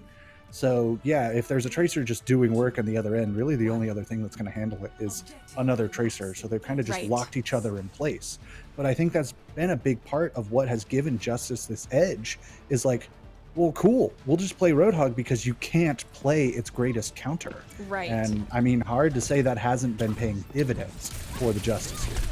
Well, and that goes to show you how strong the Washington Justice Red team is, right? When you are the reason that another team is forced to pick or change their composition, props over to you, Phone. Although it looks like we've just caster cursed them. Sorry. Absolutely. Yes, sorry, buddy. Fully and entirely. The moment we started talking well about them, Shock Timeless said, dude, shut up. Right. We're going to show you what we can do. They recognized it. They're like, we know Phone is a huge threat and we're nullifying. Or she's a huge threat and we're nullifying. Right away. Okay. I mean, this is something we've seen on the kill feed, I feel like a dozen times this series already, as they're just popping immediately onto the tank counterpart here. Says, all right, we got way more hit points on the field at this point as as well. Kind of putting paid to that with an extra pick onto Auburn. Oh, and that Susie was just a little out of radius. That's actually... Oh, that's a heartbreaker. Yeah, that was by the skin of their teeth. Just missed right there. A valiant effort nonetheless, and honestly, stellar reaction time. Shock Timeless still pushing the cart on forward, starting to slowly gain that advantage, but nothing too significant yet. We want to get closer to that first checkpoint, and then once they have that, we'll really see some spawn advantages roll through. Esdeath looking around the corner for their first victim. Hooks! doesn't find the kill off the end. No big deal there. Shock Timeless still trying to push this defensive point, and no one's running into the whole hog of Esdeath here. Nice stall forward and still continuing to find the kills. Aramori didn't look behind, didn't check the 6, and as a result is taken down. More members of Washington Justice Red continue to capitalize on this player advantage, and now they're gonna look to try and take this bot and gain some distance for themselves. I mean, good on Shock Timeless here for keeping it contested all this time. That's Die true. on cart, Yeah. as the old adage always goes. So the Justice only now starting to make their progress. Shock Timeless with plenty of time to get back, recontest, set up perhaps on that high ground or around this corner. And they have some tools coming online as well. The overclock, the sound barrier close by. Emma with a Kitsune Rush, but Shock Timeless on the other side. Look at that. A full war chest, as our old Sensei G would say. Plenty of ults to work with here in this next fight. Shock Timeless stack both support ultimates for this most recent engagement. What goes ahead looking for anyone to throw damage into. Jim goes down. Not sure how that happened as a result. Oh, self-pulse bombed, unfortunate. And now Washington Justice Red continue to push forward. They've got the advantage, and another hook for Esdeath in the bank. Thibble, absolutely incredible. I have breaking news. Esdeath is pretty good at Roadhog. There's your game-breaking analysis with Thibble, folks. She's just good. Hitting the picks consistently, turning fights around that Shock Timeless in any other normal universe would probably be in pretty comfortable control of. What as well, going for a little flank here, trying to just kind of get over on the side perhaps. My gosh. Hardly matters though. Hardly matters at all. Wow. Just like, yeah, never mind, I don't need to flank, actually, I'll just walk up with you and then we're good, right? And they absolutely are. Goodness. Wow. So right there, Washington Justice Red ignored Santana. Santana dropped their bubble early on the front line, ignored when she jumped over to pressure the back line, and as soon as that jump happened, Esdeath comes in with the hook, actually takes phone instead of the other support squishies they were probably hoping to get, but the outcome and the results are the same, right? They just sweep Shock Timeless off the point. Oh my gosh. Whoa, okay, so Wow, you shouldn't be alive. Makes it out. Lives is just doing the Widow 1v1 shuffle. Doesn't matter. Oh goodness. Oh the my effort gosh. there. I must commend the effort from Yeah. Azure there. You know, they just hit the DPI switch on the mouse and started wiggling. But it doesn't matter. I didn't even get to talk about Jim switching over to the Reaper. Finally, kind of fulfilling my prediction. Thibbldamas at it again. And this is already back and forth here. The Justice maybe trying to start clawing this back. And they do. Yeah, they absolutely do. You gave props over to Azure for, the jukes on that Sojourn. I'm over here giving props to Aramori and Jam for just pumping Absolutely. in the heels over there. I'm sure their heartbeats were stressed up the wazoo watching that crit symbol dip in and out. Another early pick, of course, coming through from Esdeath. She has been crushing it, and Santana is forced to go ahead, pop Primal. How many times is Esdeath going to hook one of these supports? Following up with the whole hog again just seems second nature. We've seen this movie before, folks, and Esdeath is so comfortable running it on replay. And I mean, building the whole hog that fast, why wouldn't you just use it the moment you get a pick? Secure the advantage, keep this cart moving. We've crossed 100 meters. We've hardly been talking about the objective, by the way, because these fights are just so ridiculous. Jim stepping up, just trying to force this team back, saying, no, I'm supposed to counter you. Does actually manage to take down Esdeath. Azure with the overclock as well, getting some kills secured. And Shock Timeless at last can start to move this bot in another direction, but they've got a bit of an uphill to manage at this point. Santana also switched over to Roadhog, Thibble. Oh, hello. Okay. I mean, I saw the Primal come out. I wasn't the happiest with it, but I was just kind of let that one slide. Makes a little more sense now, perhaps. Like, hey, let's just see what we can do with that and then finally make the switch. If you can't beat them, join them. Frankly, I respect this better. Nice sound barriers actually from both sides, keeping the teams alive even after hooked by Esdeath. There's the overclock online for what? And it's the kill onto Aramori. Both of these DPS from Washington Justice Red have been tearing up the kill feed, and with Esdeath there to complement them and a Discord orb to make it easier all the same, Thibble, Washington Justice Red is having a heyday. as if just saying, hey, dude, kiss the ring. All right, the queen is here. This is the better Roadhog. You better come back with something a little better. Santana, given perhaps a second chance before this cart starts moving again, a hook coming through, no such luck. A Death Blossom online here, and Emma on the Zen actually swapping over. Does not quite have the Transcendence yet, so perhaps a chance for some early engagements here. Oh, Esdeath actually the first to go down. Pulse bomb thrown and no kills off the back end. Still some exchanges back and forth as Shock Timeless are still looking to push this bot back in their favor. They do have the spawn advantage. It seems to be coming in clutch for them. And now Jim on this Reaper really starting to find their rhythm and momentum and the value. Yeah, I mean, this is what the Reaper needs to be doing, providing that frontline burst, providing that sheer damage total, regardless of position, regardless of where you are on the map, etc. Shock Timeless also got a lot of ultimates here coming online. Justice. Whole Hogs have obviously been getting a ton of value. Emma with his Transcendence can cancel out so much, but not that. Oh, Esdeath, I'm sorry. It's not often I feel like you're the recipient of the unexpected hook. Jim goes ahead, capitalizes on the Kitsune rush, and Shock Timeless continue to run forward. They only used Aramori's Kitsune rush as a result, and Thibault once again demonstrating really strong discipline and ult economy awareness. Yep, and Santana booting up on this Roadhog, getting those hooks, getting some picks down, getting the work done. Now, checkpoint secured here, a little butt scratch going on. Shock Timeless forced to just kind of chillax, which gives the Justice time to kind of reconfigure. They have some ultimates coming online. What and Azure both stepping up in the pocket. Which Sojourn will reign supreme, the one that has the sound barrier from Jam to reinforce and keep their health bar uber topped off. Now we can see Shock Timeless continuing to aggress forward. Santana has definitely started to hit that flow state with those hooks. It's the first time I think we've seen her play Roadhog this series. Yeah, and I respect the attempt at the predictive hook onto the Tracer there. That would have been really cool. You'll get it next time, don't worry. Aramori coming online here close with this Kitsune rush, well ahead of Emma, which is a big advantage. But Auburn on the other side ahead with this sound barrier. That's the dynamic we need to follow. That barrier's out already.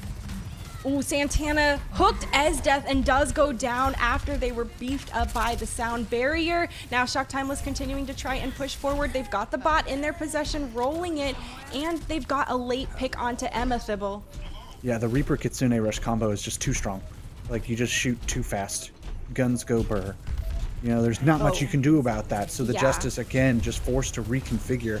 We've got 26 seconds left and 8 meters, frankly, between these teams. Shock Timeless need to win this map if they want to stay in the series. It's match point here for Washington Justice. Red, it's a great pick early here onto Auburn. And now they're pushing into only an overclock at this time. It could be deadly. There's a pick there onto Esdeath, and with no tank for Washington Justice, it is looking grim.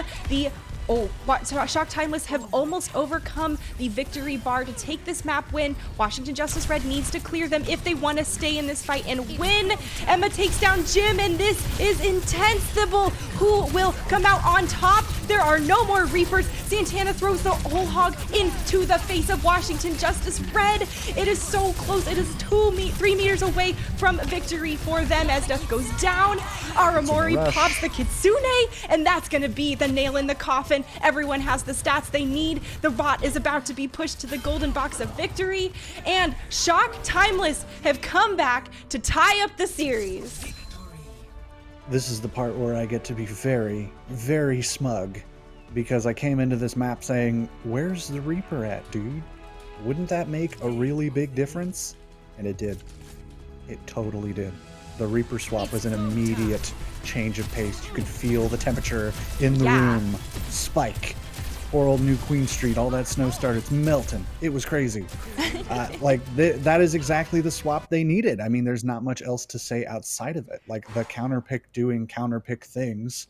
It really can be as simple as that. Like, Overwatch, it's a very complicated game at these high tiers, but at its core, it has always maintained that, like, sometimes you can just get away with a direct counter pick and force them out of their comfort zone, force the dynamic entirely. Phone, you saw towards the end, swapping over towards the Reaper as well, just realizing, like, I got to try and make this work. They have a Roadhog and a Reaper, and they're doing really well. I guess that's what I need to do. But at that point, I mean, the momentum there for Timeless, feeling so good. And Totally. here we go to map 5. Yeah, well, in our first to 3, Thibble, ask and you shall receive. We get to go to map 5, opening up the finals. So definitely a huge treat for us. Folks, it's match point for both of these teams. We're going to kick it to a quick break. They're going to pick a map, and we're going to see who will come out on top for our round 1 of the finals.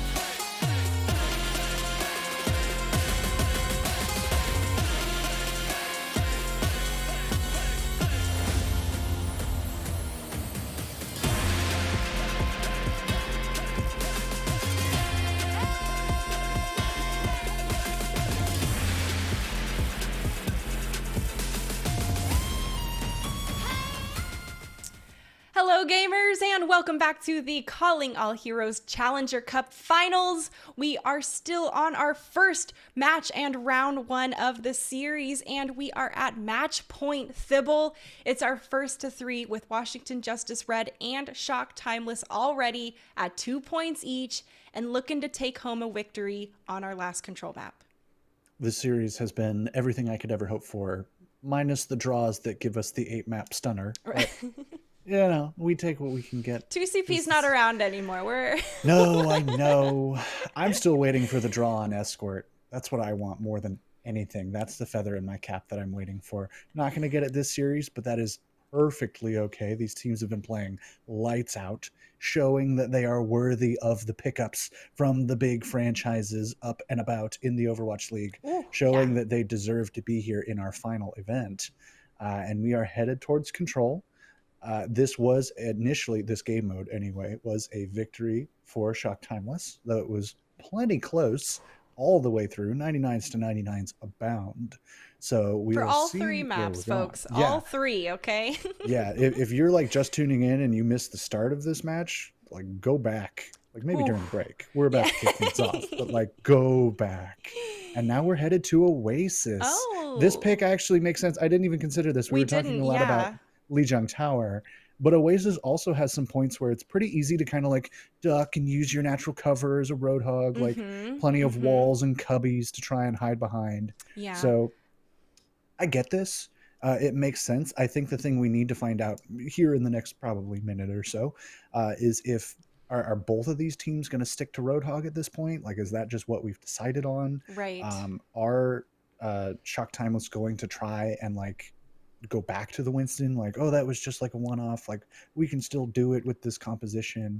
And of course, the Reaper. I want a little more Reaper. I think that was really like the ticket.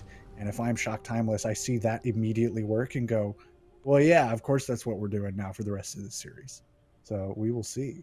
Ooh, fun little update there. The first Altiora team taking down Kaiju Corp. So Altiora will move on. Artemis, excuse me, will move on. I should specify. With how many Altiora teams? Yeah, dude. You really need to be specific, turns out. And Kaiju Corp jumping down over to the lower bracket, perhaps ready for a little salty run back there. We'll see. But we ain't there right now. We are here on Oasis at University. Oh, yeah.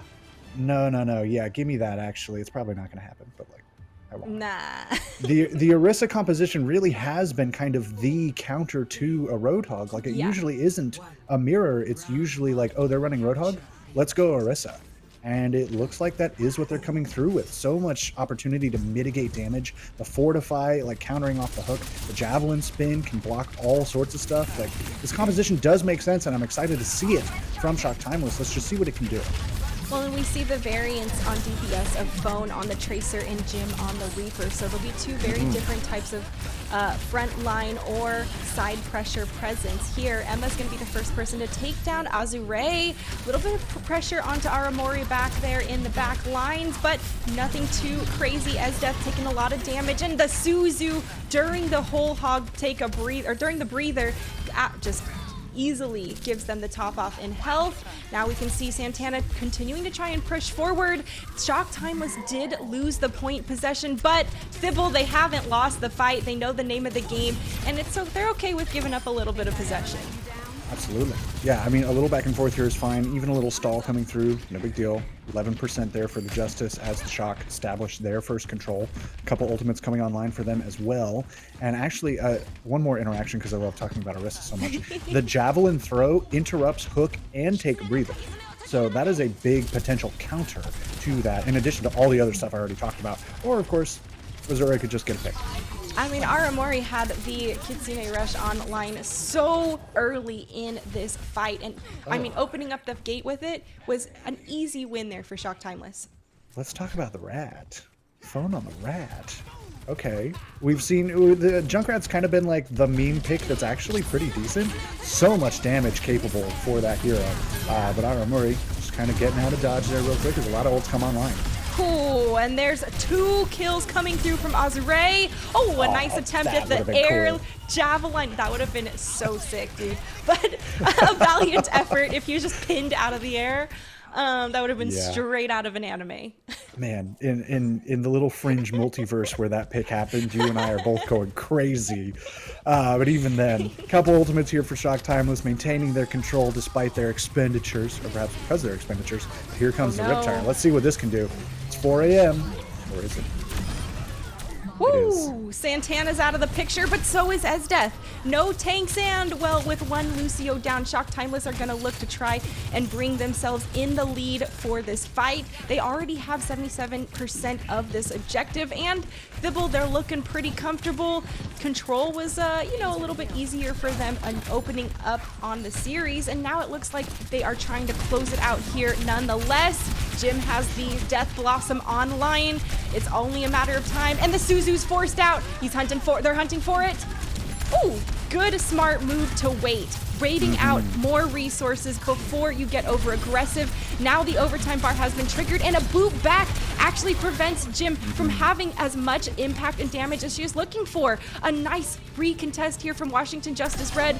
Not everyone falls down into the pit of despair, but it's still Washington Justice Red taking the point.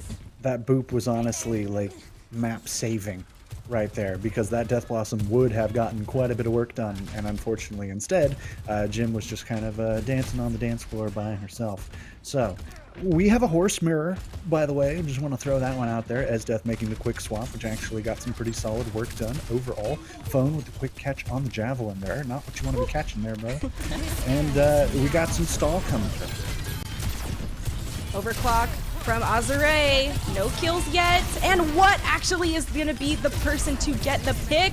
Still so much pressure here, and a Suzu to reinforce even more. What was dodging for days, and still it's going to be Washington Justice Red with point possession.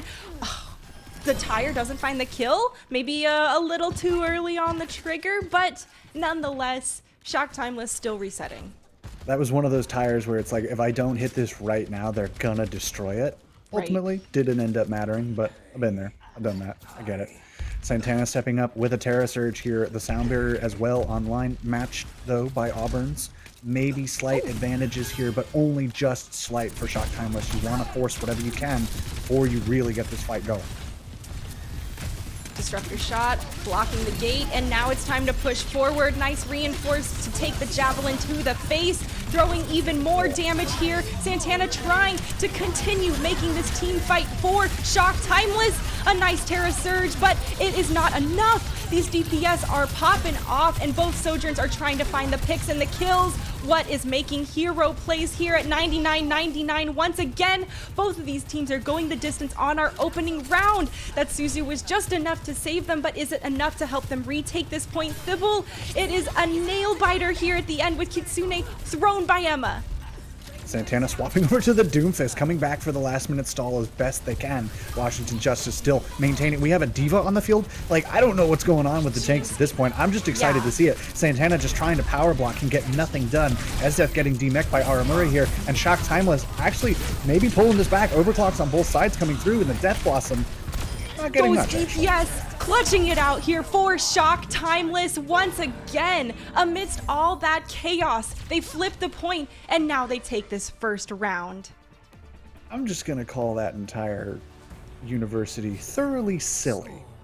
I think we hit thoroughly silly towards the end there. The horse mirror, the Doomfist coming out. Like, that's just one of those, like, everyone's screaming and panicking, like, but we're all having a good time. And now we kind of settle back towards normal. As normal as this series is going to get. We'll see. Esdeath, yeah, right? Esdeath for now looking at the Roadhog. Emma back on the Zen. Santana matching with the Roadhog. Seeing a little more of that new Queen Street comp that we saw from them. It did do some pretty serious work. Let's see what Phone does after this Symmetra TP forward. That looks like a Tracer, but it could be a Reaper. It's a Tracer. All right, Washington Justice Red back on their, I would say their comfort composition, since it's what they seem to run and lead with regularly. Phone on the Tracer, Emma on the Zen. Shock Timeless running the more, traditional meta comp that we've seen around the circuit here.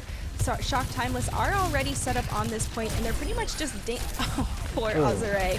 They were dancing around in that inner column, but with that pick onto Azure, it's going to be really difficult for them to actually have any continued sustainability. There's not as much damage, and Washington Justice Red are just going to look to clean them up and take the point first for themselves, which they did last time as well, but this time they've won the fight. Emma also building up so quickly on holy that cow. Transcendence. I mean, Yeah.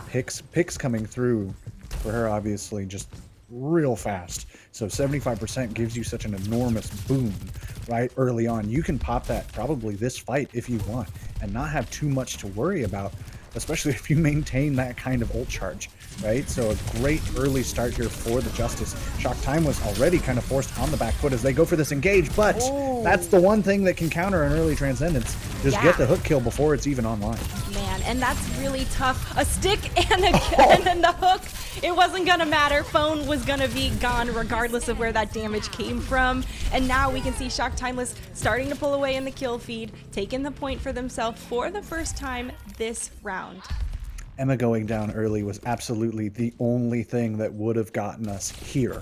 Right. Shock Timeless stepping up, taking that early advantage that I was hemming and hawing about completely out of the equation. Now the Justice do have the Transcendence for sure. The Pulse Bomb from Jim gets nothing. It's just a matter of when do you kind of want to pull the trigger on all these ultimates. That Discord on Santana has been nasty, and a hook into the Transcendence. Beautiful play coming through from Washington Justice Red, as that's exactly what they needed to mitigate all this damage here from Shock Timeless. They were reinforced by Jam's sound barrier, and now they're just continuing to pick them off one after another. Yeah, you have so much sustain at this point in the fight. All your cooldowns being used just to keep everybody alive as best as possible. You have picks coming through. I mean, that's about as clean cut as it can get for the Justice. You even pull quite a few ultimates out. Both support ultimates from Shock Timeless. The stagger from Jim. Did Jim get knocked into traffic? I can only imagine. We're just gonna play some yakety sax in our heads and call that one a day. The Justice maintaining control here. They still have the sound barrier online. The overclock coming through from Azure immediately gets countered out by that ultimate, and we'll see if anything can get done. Oh man, Esdeath gets a great hook there onto Aramori, and with the Pulse Bomb kill from Phone, this is deja vu from Washington Justice Red. They continue to run this circuit with those characters, and they keep targeting those supports repeatedly, Thibble. Yeah, last fight territory here. Shock Timeless really only working with that Pulse Bomb. Gotta hope it gets some value down. Maybe go for Emma in the backline. Does not have that Transcendence. What, though, is going to try and just keep Shock Timeless pinned down here. And that whole hog might just finish things up. Oh, another Pulse Bomb missed by Jim. That's actually 2 in a row. What goes ahead, pops the overclock, and is looking to continue sealing the fate of the Shock Timeless here for the second round. They are not going anywhere, Thibble. We are going the full distance of 3 rounds. I mean, could it go any other way at this point? Jeez. Right? Like, this is exactly how this entire series has gone. It is how I expect it to finish out. Like, this is... We couldn't have asked for a better start to this entire tournament, you know? Like, Well, this these is are exactly 2 what we wanted. super strong teams, not to mention Absolutely. both teams that got, additional resources and picked up from Overwatch League teams. There are a lot of eyes on these people to be performing. And it's still Absolutely. only round 1, Thibble. There's a lot of Yeah. games left to play. Yeah, we haven't even gotten into any semis. We haven't even looked at the lower bracket. Like, this is literally just the beginning. And you guys have to wait a week after today's matches to get any more. Haha, I'm putting an L on my forehead and pointing at you. Shock Time was stepping up with more of the usual, frankly, on both sides here. Both teams locked in on what they're comfortable with. And at this point, it is stand and deliver. It is execute. It is get a pick like that. Azure stepping up exactly when she needs to.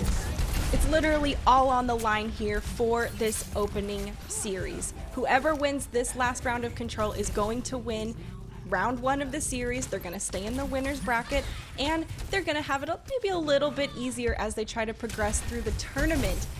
Washington Justice Red already losing Phone early in this fight.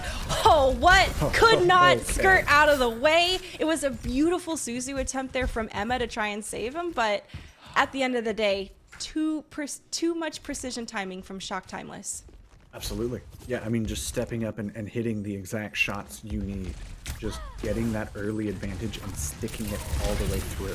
Now, the Justice forced to kind of skirt around, figure out what they can do to kind of crack this egg open. And Esdeath forced to immediately just back up, use your breather.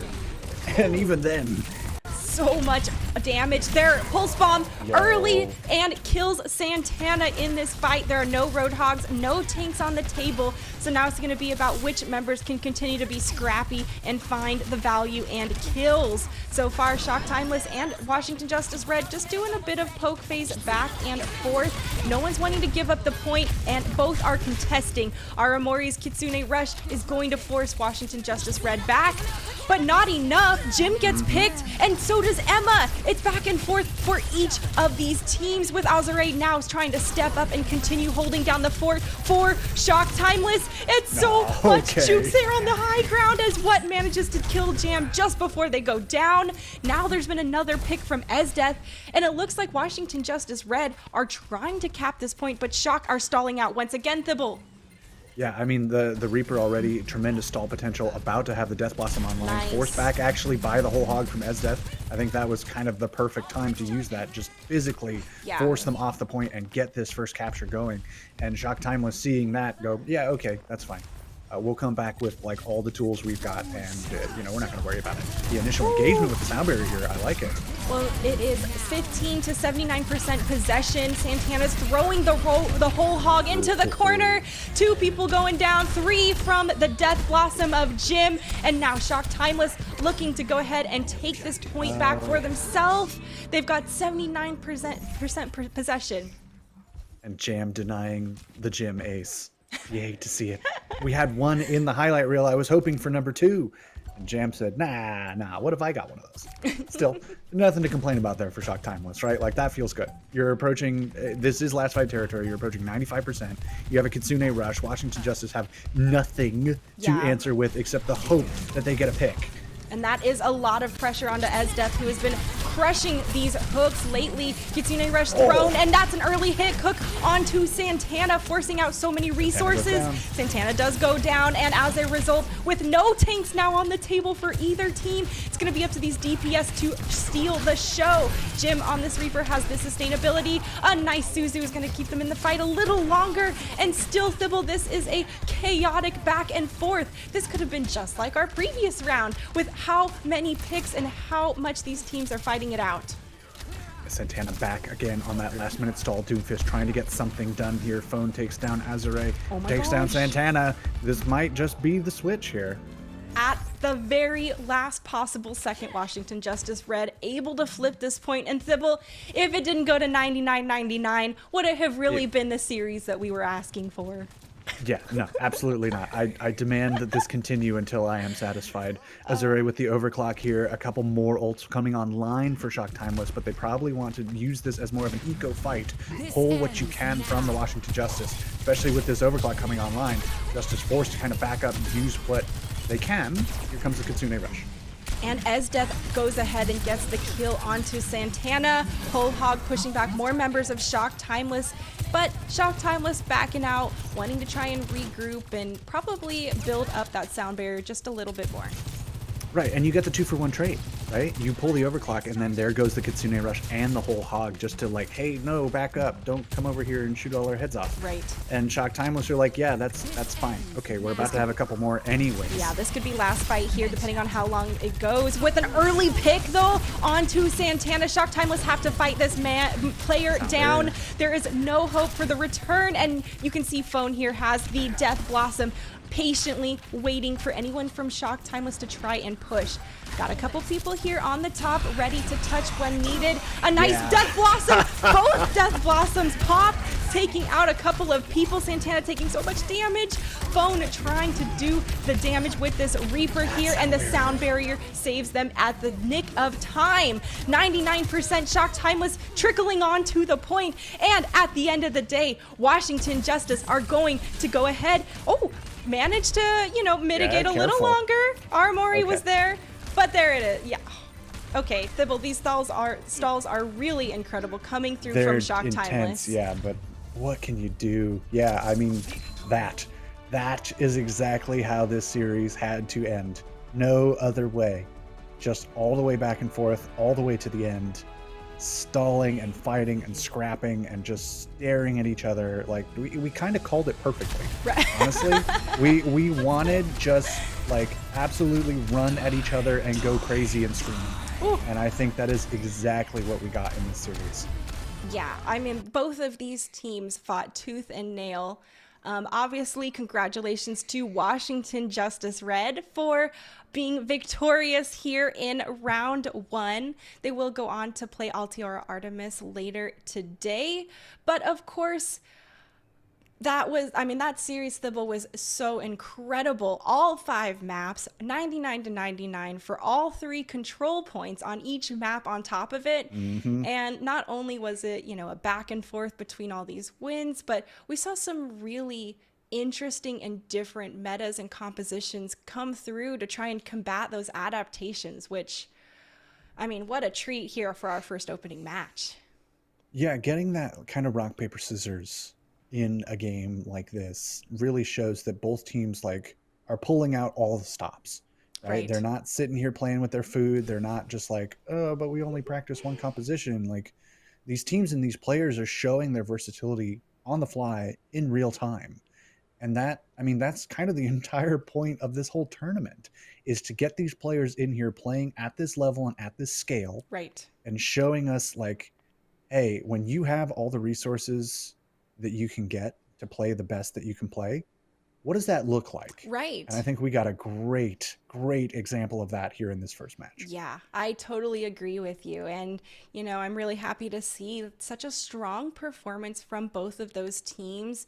This is, a parallel avenue to the path to pro. So there's going to be a lot of eyes on all of these players today, looking to see who might be, some potential pro material later down in the series. But Thibault, we are going to actually get an interview set up with someone from the Washington Justice Red. So folks, don't go anywhere. We'll get them lined up and be right back.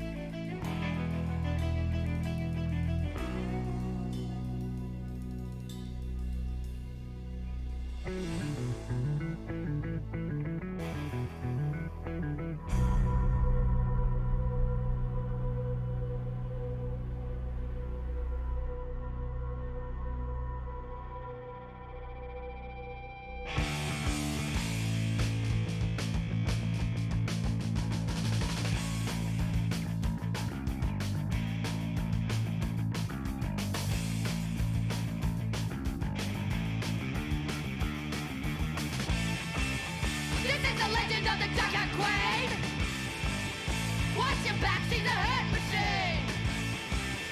Walk the way.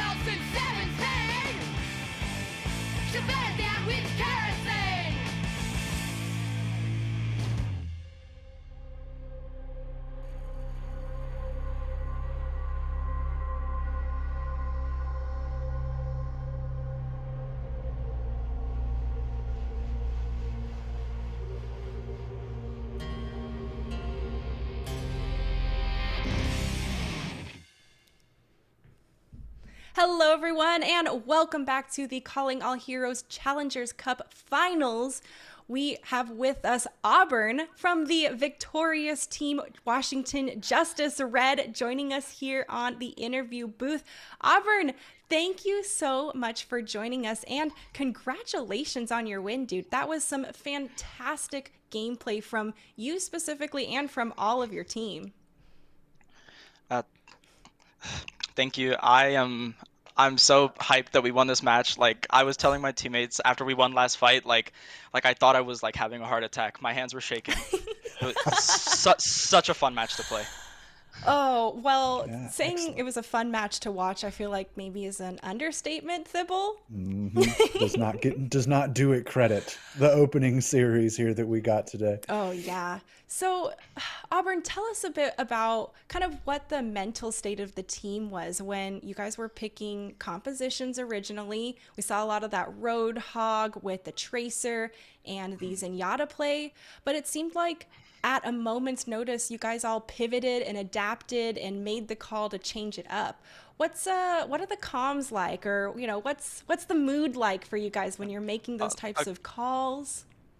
um, I mean, like the mood, like mid-map, I think we have a really good understanding of like what we're good at and how we can apply that to what's good like in the meta. So I think all of us have a very good understanding of our heroes, like what we can play. Like our tank player, S Death, I love her to death. She's like super good at Oh, the Roadhog, but she can also play the Orisa. She can even pull out the Monkey, even though we didn't do it this scrim or this match. And then Emma.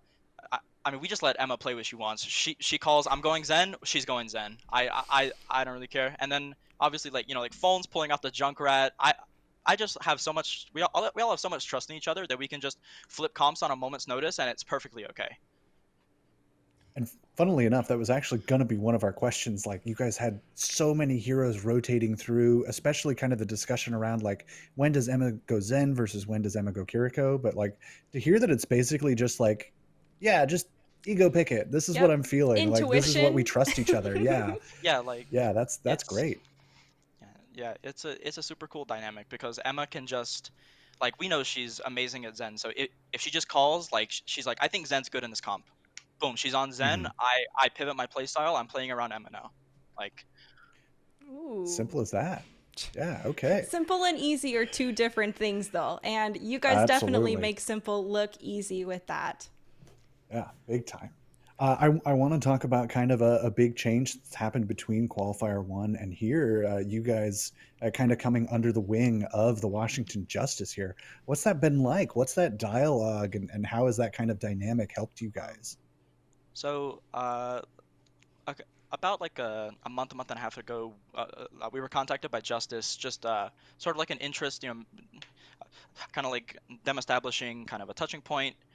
If they were shopping around for some teams they wanted to represent in Challengers Cup in Calling All Heroes, and ever since we signed with them, it's all been super nice.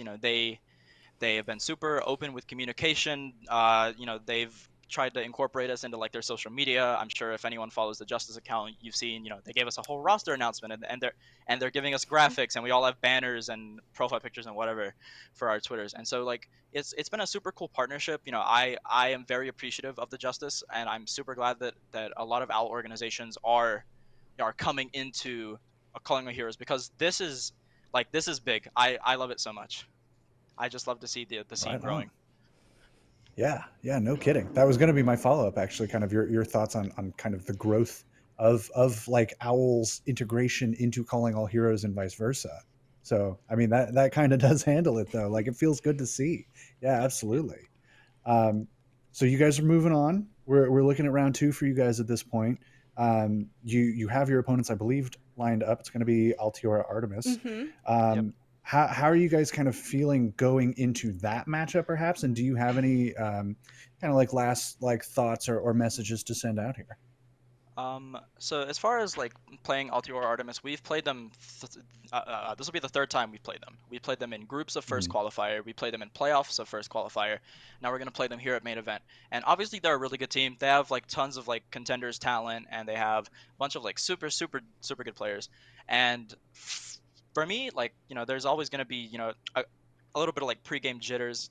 But as soon as we hit the lobby, that's all gonna go away. We're prepared. We know our comps. We know ourselves. We're gonna go out and play, and what happens happens.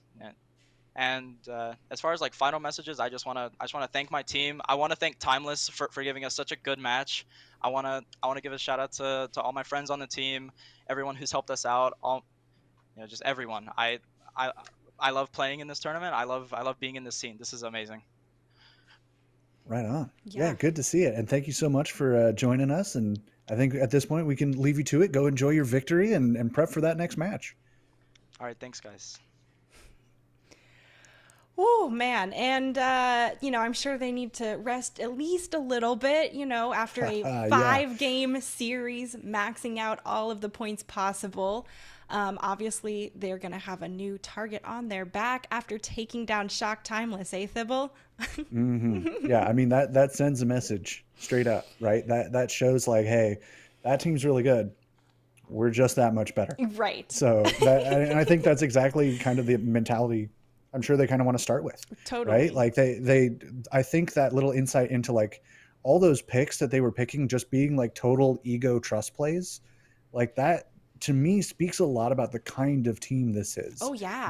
They're playing fast and loose. They're playing very comfortable, and they obviously, as mentioned, as Auburn said herself, like there's tremendous trust on that team to just be like, oh yeah, Emma can go Zen. Emma's crazy at Zen. Yeah, Right. I don't care what the meta is. That's fine. If Emma feels that's the play, then that's the play. And I am going to adjust my own style to account for that on the fly. Like that is highly advanced stuff Yeah, but coming Auburn out from just these mentions teams. it casually, like, oh yeah, Oh she yeah, does this is it, just so what I we just do. adapt, no problem. Like it's no big It's not yeah, to folks watching at home, that's not no problem. That's not no big deal. Yeah. So excellent work from them. Bravo again and congratulations. We are going to set up for our second match here. So hang tight, stay tuned. We will be right back with you guys.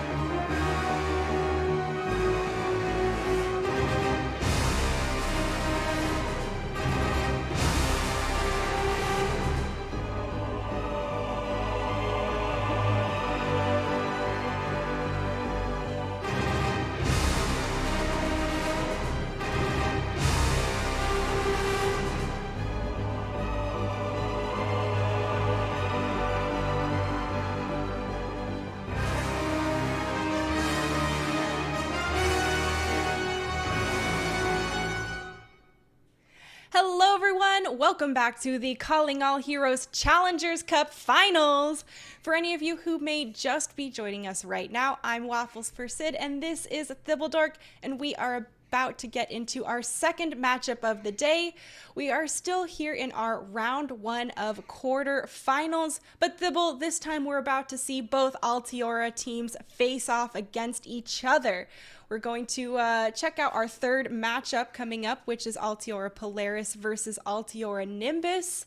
Folks, we all just watched the Washington versus Shock game before us, and of course, Washington Justice Red will be moving on to the semifinals versus the third Altiora team. Man, props over to them for having a huge amount of teams, quantity and quality. Whew. Yeah, I was going to say, I mean, we can't even say both I because there's 3.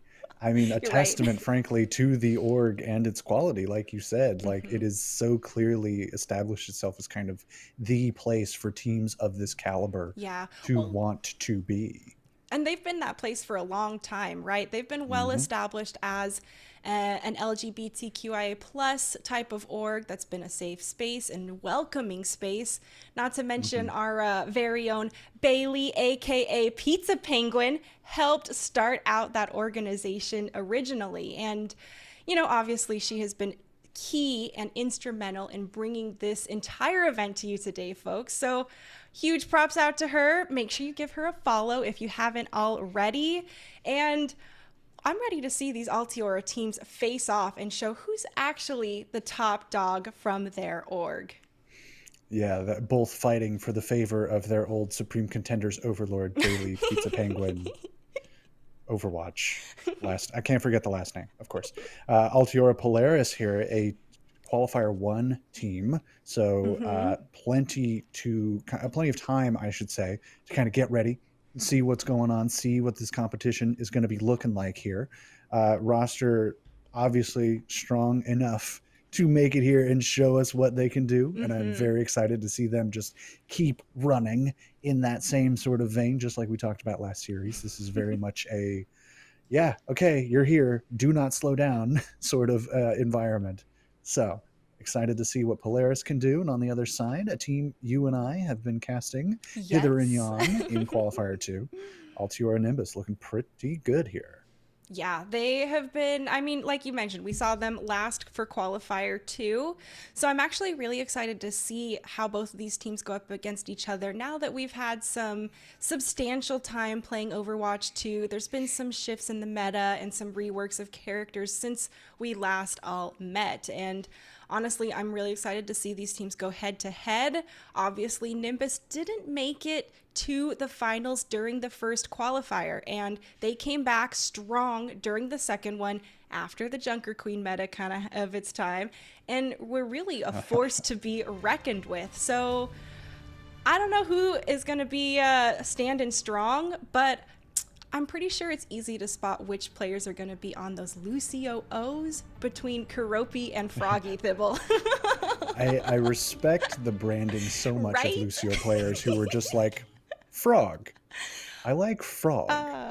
and all we have- variants.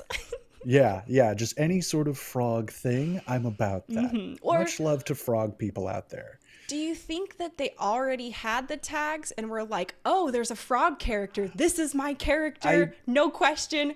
Oh, hard lock every time. I know that is true for at least a few. I don't know about these players specifically, but I've seen many a Lucio player who their origin story was just like, I saw that there was a frog character and I love frogs. And, you know, I just love that for them. Like, that's what this is all about. Welcome to targeted marketing. It works. Yeah, no kidding, right? It's like, hey, we're Overwatch. And they're like, yeah, what about it? It's like, we have a frog character. It's like, Right? never mind, I'm sold. Here's $40. I'm still hoping Like- for some turtle action. All right. There's not very much Okay. turtles going on in Overwatch. Turtle characters. There is that Zarya skin, I guess. That's not one of the See, better ones. that's the disclaimer at the end that doesn't really sell it for me. I get. Yeah, that's very much an I guess. You're right. We could go further beyond into turtle territory, and we have not gotten there just yet.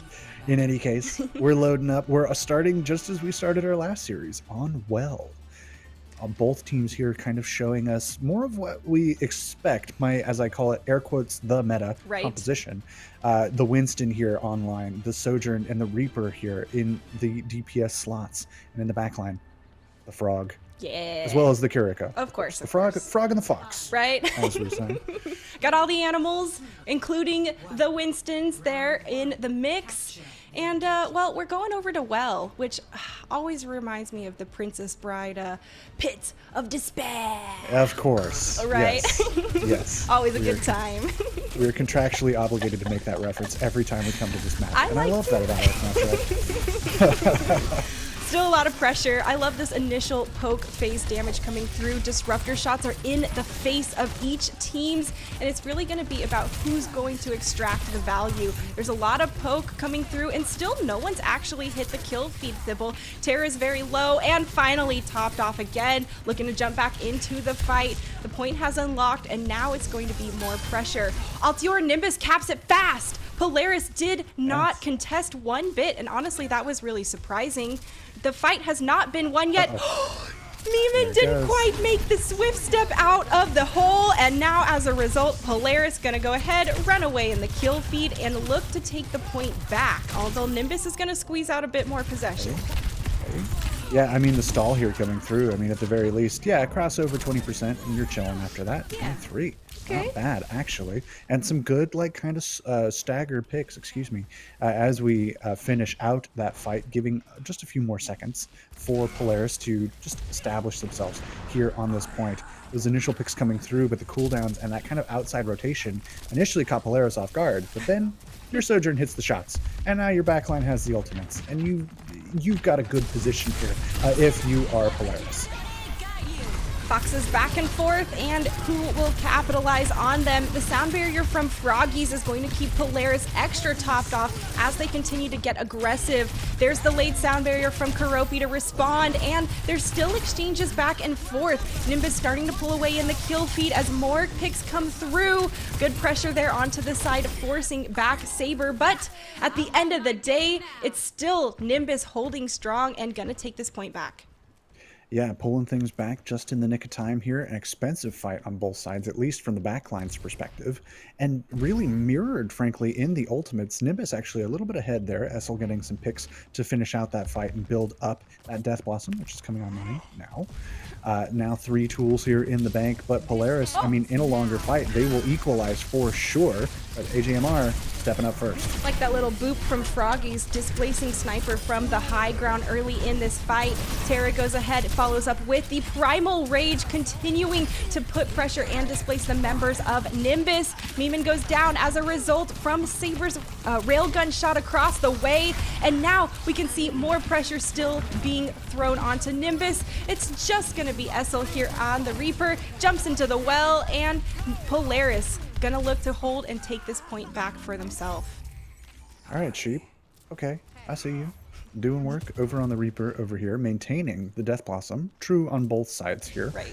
Again, so mirrored in the ultimates. This is interesting. It's effectively making every fight pretty neutral and really just kind of a showing of mechanics and who can get more value just out of that neutral game. The Death Blossom coming through from Sheep actually is not going to get anything at all. Wow, a nice dodge there coming through from Nimbus to just skirt back and avoid the damage.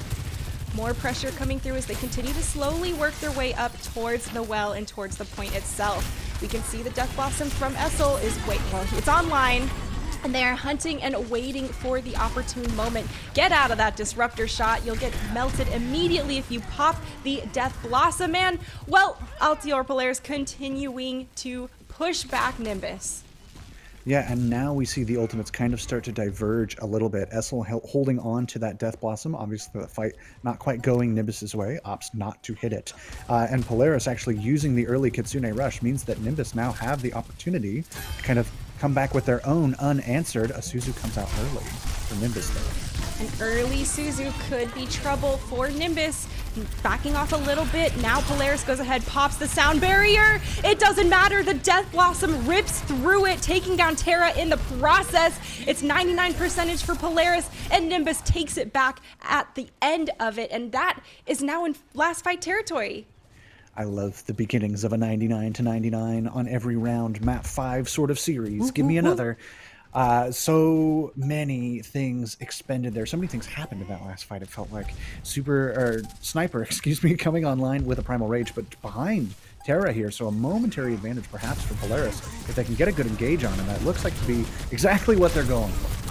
That's a lot of displacement and a nice Suzu coming through from Meeman there to help the team members getting punched around by Terra's Primal Rage. Saber goes ahead, throws the overclock, and who is going to stand up to them? Still a lot of pressure, and AJMR respawns with their own overclock and kill in the process. That's exactly what Nimbus wanted to take this fight, and now they've got the advantage they're looking for.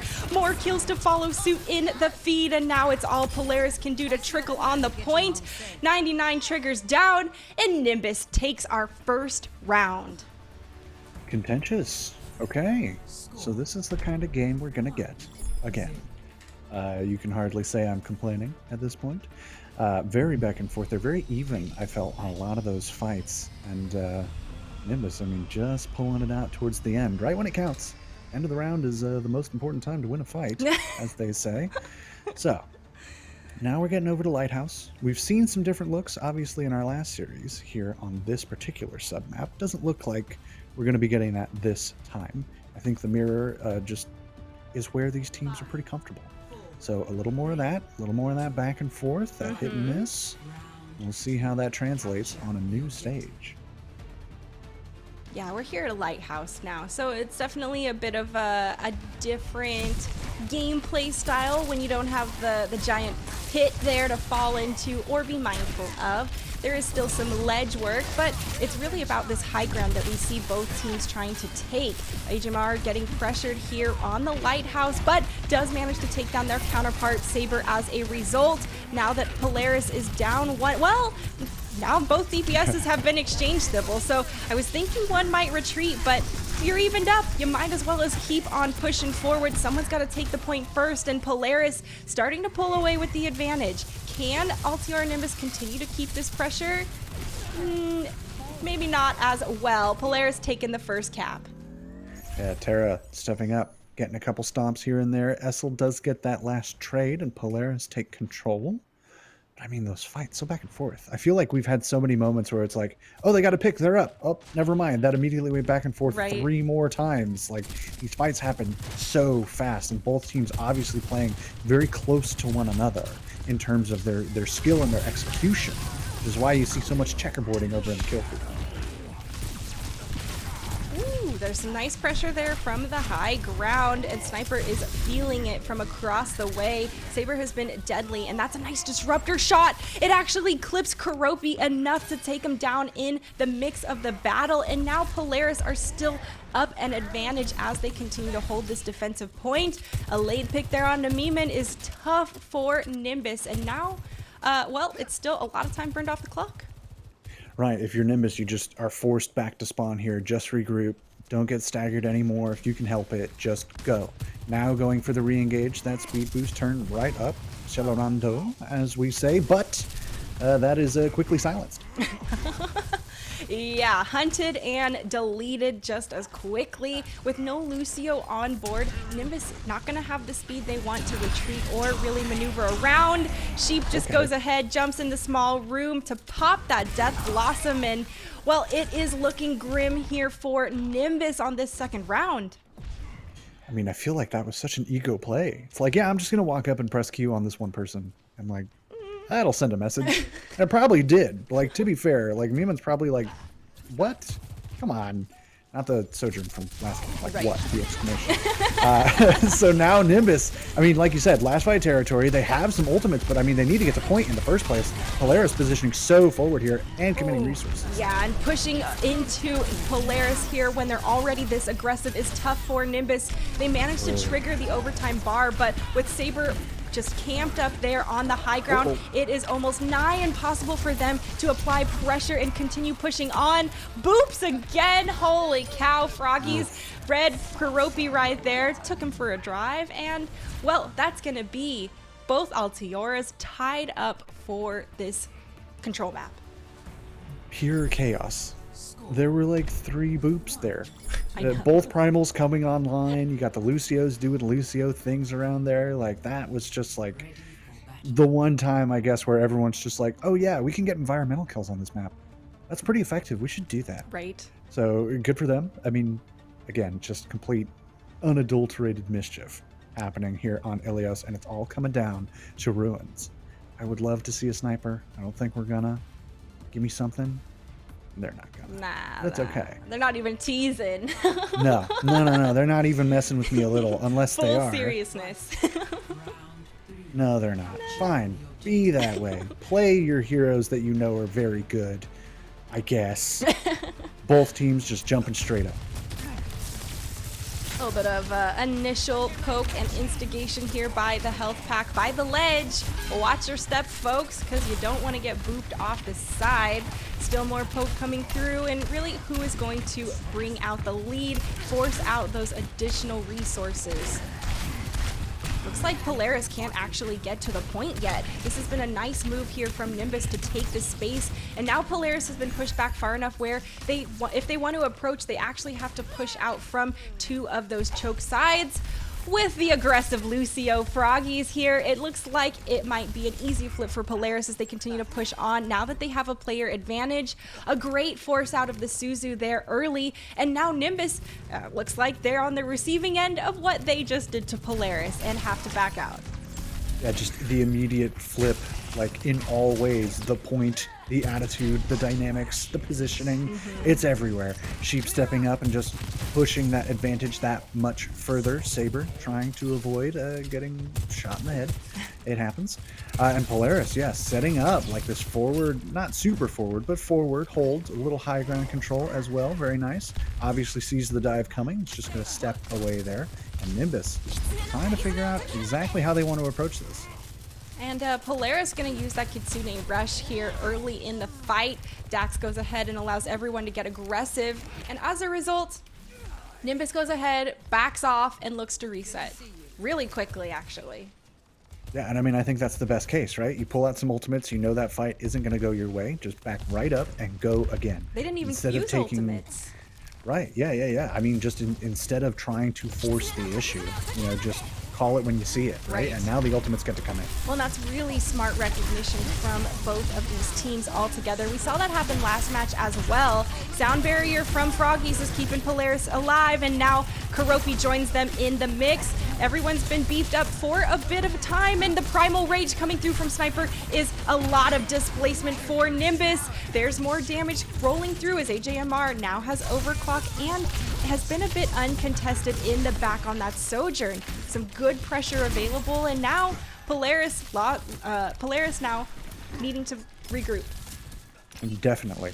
Yeah, I mean, 68% is fine, certainly. Like, that's a great, start to this stage all in all.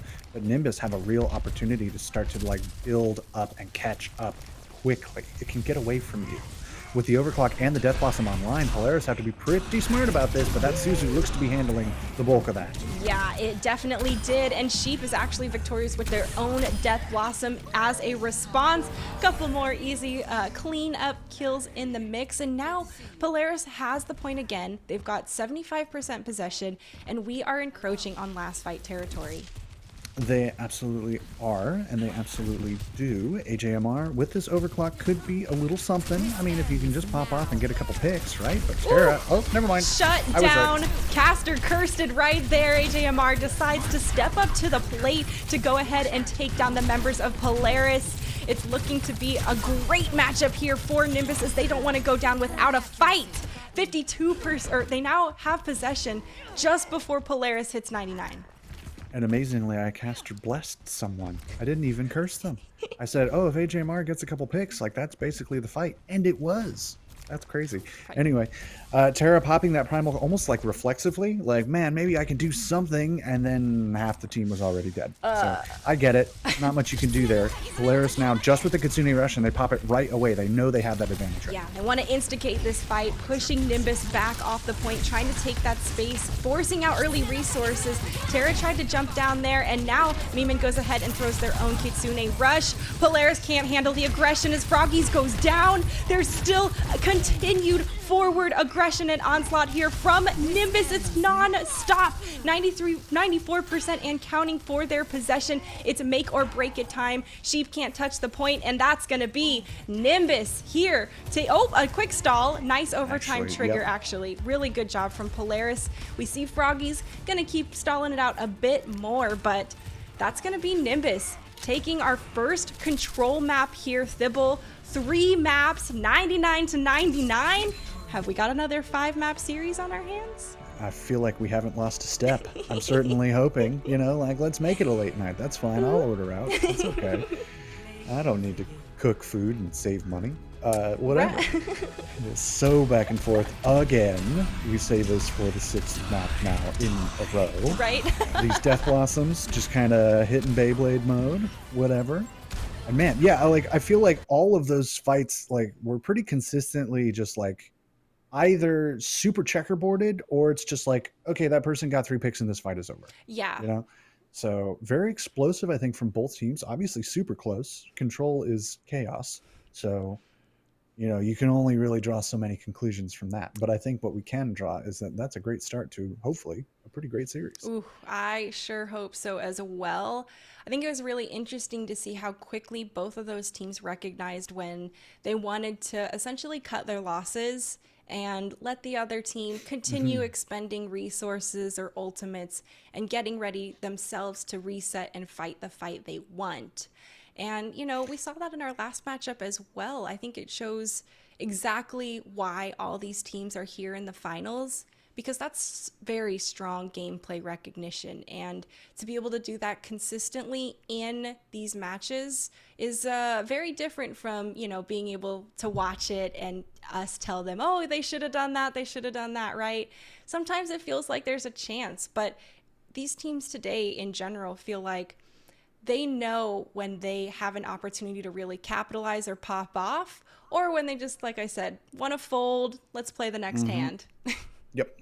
Yeah. Just maintaining those dynamics and communicating that as well is so key. Right. At this level, you need to be able to articulate very quickly, no. We're not going to try that. Let's just back up. Right. Or maybe we just lost someone, but if we commit ultimates, Right. a lot of fights can be kind of pulled back if you surprise them. Right, and kind of break up the usual tempo of a game of Overwatch, which it very much has, despite all the chaos. And speaking of, another segue into another fun map, we're not even going to King's Row today. Woo! We are looking at Paraíso again. Jeez. I wonder if Zoe and Mr. X will have the same luck on Hybrid. Yeah, we'll see, I suppose. We'll see if that's just a trend or if we just got lucky. So, I mean, this is a map that definitely still favors the compositions that we've been seeing. This is perfectly fine to just keep running that Winston, keep running the Reaper Sojourn. You have no problems there. It's also one of those maps where you can catch people by surprise. You can break up the tempo. You can commit ults and try and make something happen, especially in Streets phase. Right. That last point, maybe a little more closed in with all the cover. Right. That's more of a we're just going to brawl this out. We're just going to get a little where crazy. We'll see Reaper really shine. Very much so. Yeah. And the Sojourn too, just on very specific places. Right. On the very last kind of straight that heads towards the actual endpoint, Sojourn has so many firing options there. There's 3 different high grounds that you can all slide jump to. So it forces you to think kind of depending on where you are pretty much what do we need to be focusing on? Right. Well, what's the most important thing here? And that's going to be a lot of pressure on the tanks as well to be mindful of who's kind of uncontested on the high ground and who needs to be pressured as a result. Because one of the last things you want from any of the Sojourn players, pretty much in all the finals, is for them to be free firing uncontested from high ground, waiting for Overclock to be online to continue free firing uncontested. Yeah, that is what we call a very bad time for anybody else except the Sojourn, I guess, who's probably having a whale of a time. So we will see exactly how these teams choose to kind of handle all those dynamics, all the fun shifting pieces moving across the board. Yeah. That's really the meta that we're at. It is very just cerebral, kind of back and forth. Let's think about cooldowns. Let's think about where we want to be. Who are we going to focus? What resources are we going to use for that? Well, and I wonder, how close these teams are with each other, right? They're both Altiora teams, which I'm sure you guys have heard me get tongue-tied a bit between trying to say the full name and just cutting it short to Polaris and Nimbus. But, considering the fact that they're from the same organization, they have got to be, sharing a certain amount of resources, or maybe they're scrimming together, or I mean, if you know each other from scrimming regularly or from playing together regularly, you definitely anticipate each other's moves just a little bit differently, or maybe take that extra aggression you wouldn't normally do.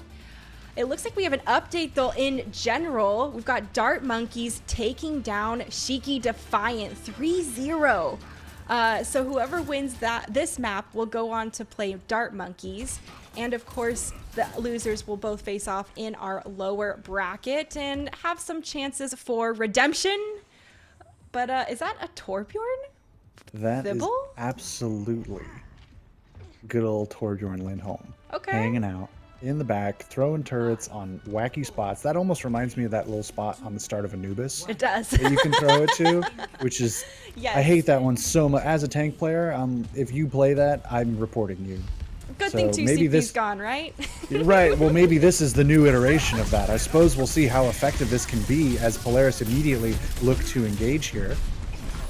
Pushed off the high ground a bit, and like you said, looking to engage. Polaris still pushing forward, and now Nimbus moving around the side. It's a ground fight here as Sheep takes down 2, opening up this kill feed easy peasy. Polaris now just gonna go ahead and step straight onto this point, and poor Essel didn't stand a chance, totally overwhelmed by just the numbers of Polaris. Oh no, poor Torbjorn. There's only so much you can do, right? Let's see if he sticks to it. Absolutely not. I don't blame him. Yeah, the swap to the Reaper, that was definitely like maybe this will work, and it didn't. And that's okay. And sometimes you just kind of take those gambles. Right. Polaris, though, happy to capitalize on that. 5.5 minutes in this bank. And now Nimbus, you really got to restabilize here. Oh, geez, you really gotta restabilize if you want to try and stop this point. Nimbus did opt to go ahead and play defense first, so Polaris, trying to overcome that particular obstacle, and they continue to just aggressively push into the face of Nimbus. I think Sheep on this Reaper was a great advantage initially, and it might be tough for Nimbus to recover from it.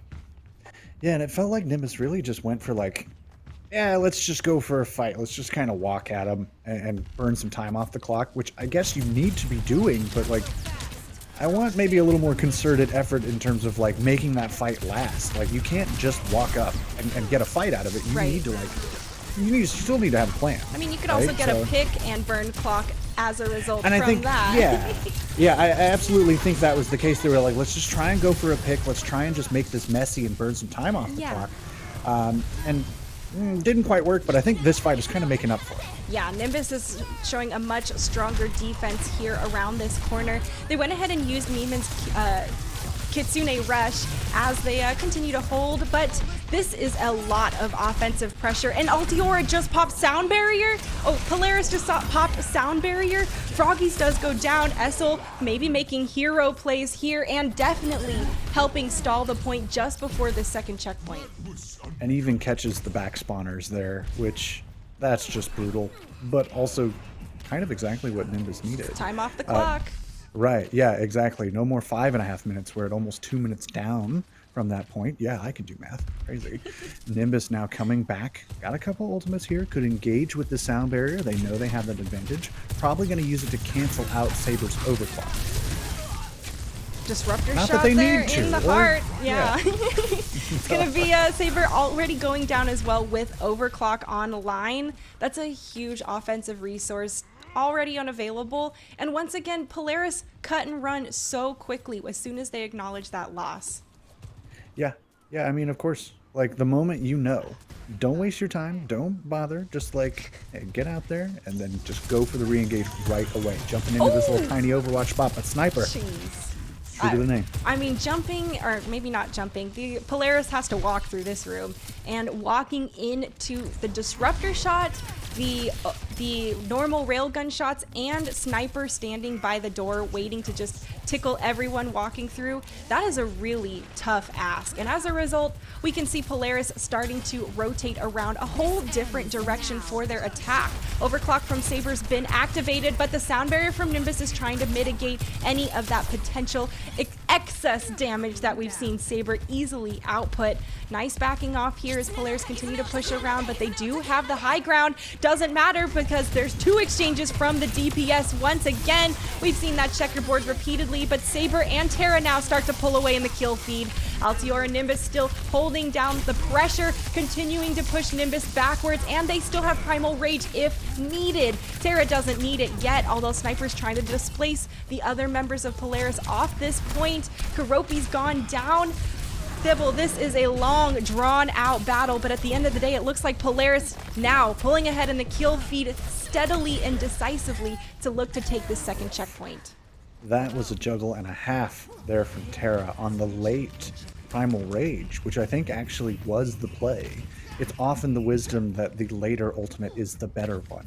And I think for Polaris, just kind of waiting out all the tools that Nimbus threw at that fight and then going, cool, we have some of those too. I think it really caught Nimbus off guard, who were perhaps hoping to get a little more value, force Polaris a little further back, and unfortunately did not quite get that done. So now Polaris maintain control, get it past that checkpoint, 245 here in the bank. Some tools coming online. Let's see how they use it. Oh, Sniper already kills Sheep early in the fight, and that means there's no Death Blossom available for Polaris. They're already backing off, giving the space. They folded this hand, Thibble. They know the drill. They're getting ready for the next one. See what you did there. You called back to your earlier reference. That's good. Good stuff. We love the metaphors in this house, folks. Polaris just trying to find a way in, but the overclock coming out early. Both sides. Oh, and a sound barrier also from Froggies to top off the members of Polaris pushing into, this third alleyway checkpoint here. Death Blossom from the high ground drops down to find a whole lot of nada. Unfortunate there for Essel as the members of Polaris continue to push on through. They were able to dodge out very speedily, and now there's the damage coming through from Terra. It does force out the Primal Rage from Sniper, who's trying to continue displacing Polaris, but there are a lot of angles that this team has taken, and they seem to continue bombarding Nimbus. Kitsune Rush, Miman here trying to save the game, but Dax throws a counter Kitsune too. Both teams now fighting along the alleyways as Sniper goes down. Karopi is trying to keep the members of Nimbus in this fight a little longer after they've lost their tank, but it is a tough uphill battle. Everyone seems to get peppered down left and right, and it looks like Terra just always has jump online to collapse on anybody. Yeah, and I mean, Polaris, they're being so good about like, oh, they used a thing, back up. Okay, they're out of stuff, walk up. Sniper now swapping over to the Diva just for some hopeful stall. Essel over on the Genji trying to make some burst damage happen, but Dax already shutting down that tank right there. Froggy stepping up, taking out the back line.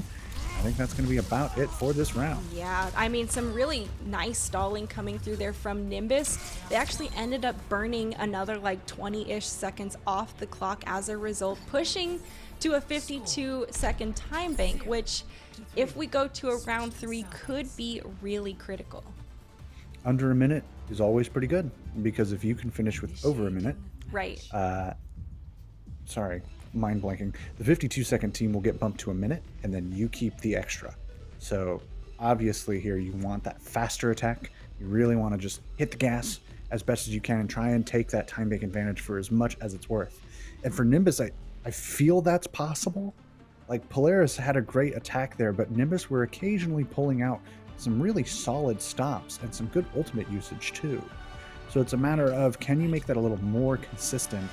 Because to get a time bank of a properly good size here and give yourself a meaningful advantage if you go to extra rounds, you need to finish with like 2-ish minutes in the time bank probably. So we'll see if Nimbus can kind of step up to that task.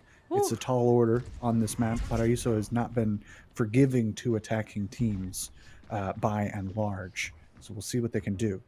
Both teams stepping up on their usuals. Right. No swaps, no crazies, nothing like our last series.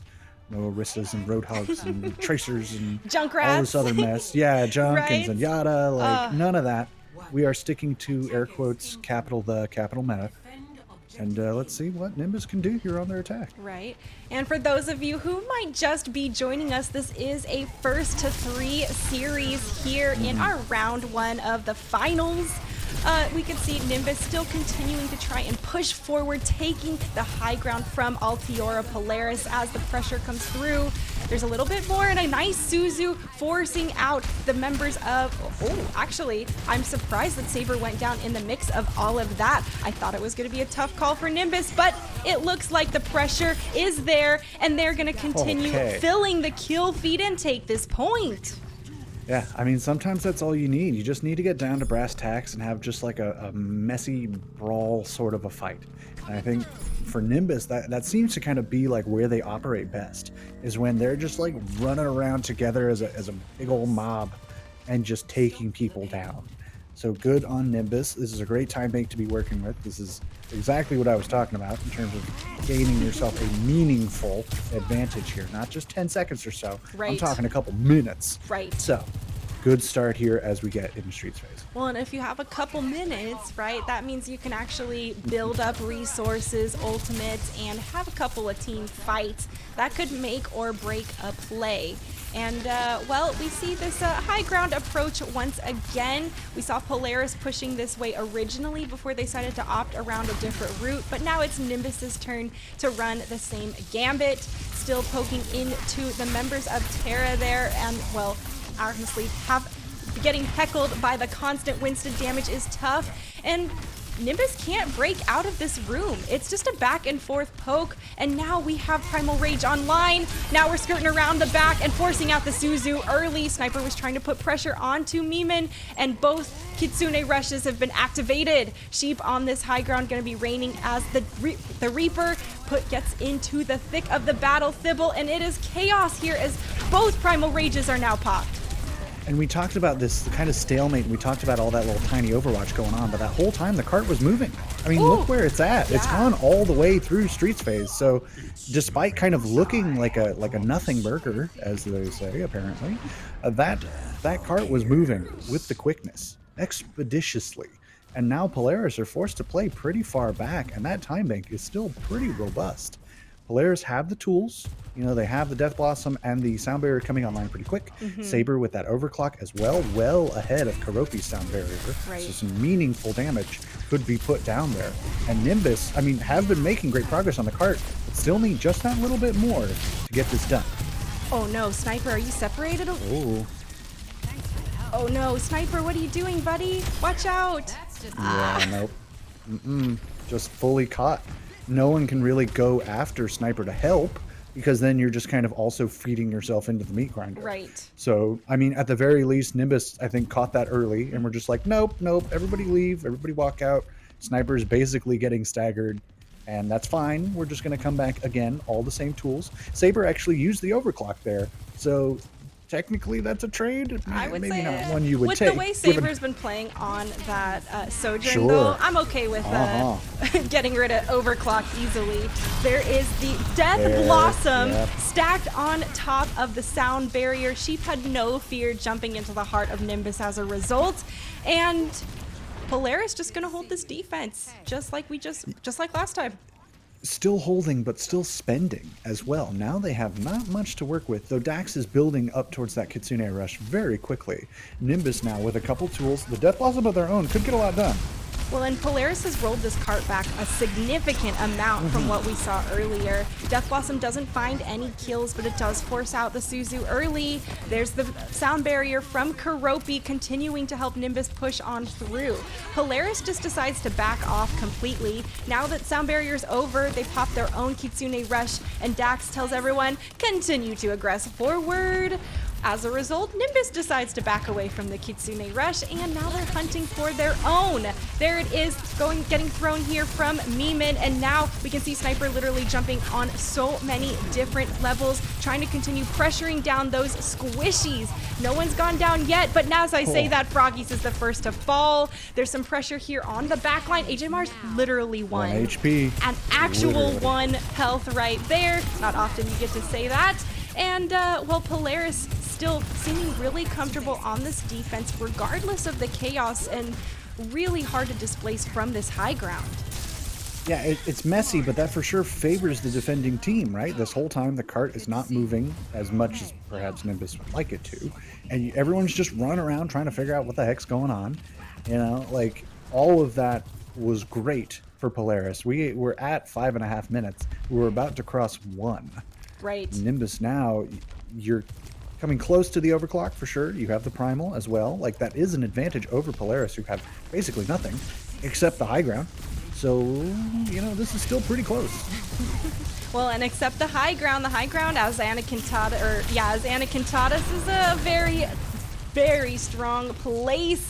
Can there be a hero play here from AJMR? They need to get that overclock online to try and bring the heat there to Polaris. Snipers jumping around all over the place, trying to displace people. Overclock's overrated. Just pop them with the railgun. Normal, easy peasy AJMR. And now it's time for the overclock.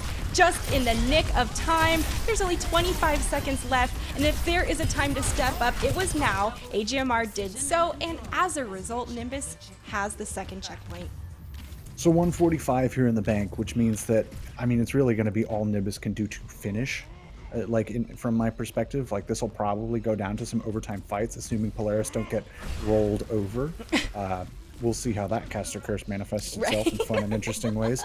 They have some tools to kind of stabilize here, right? Both support ultimates coming online. The Death Blossom here, close as well to the other two. Nimbus, though, already just going to pull the trigger. And with the Death Blossom being pulled on top of it all, there's so much damage output from Polaris.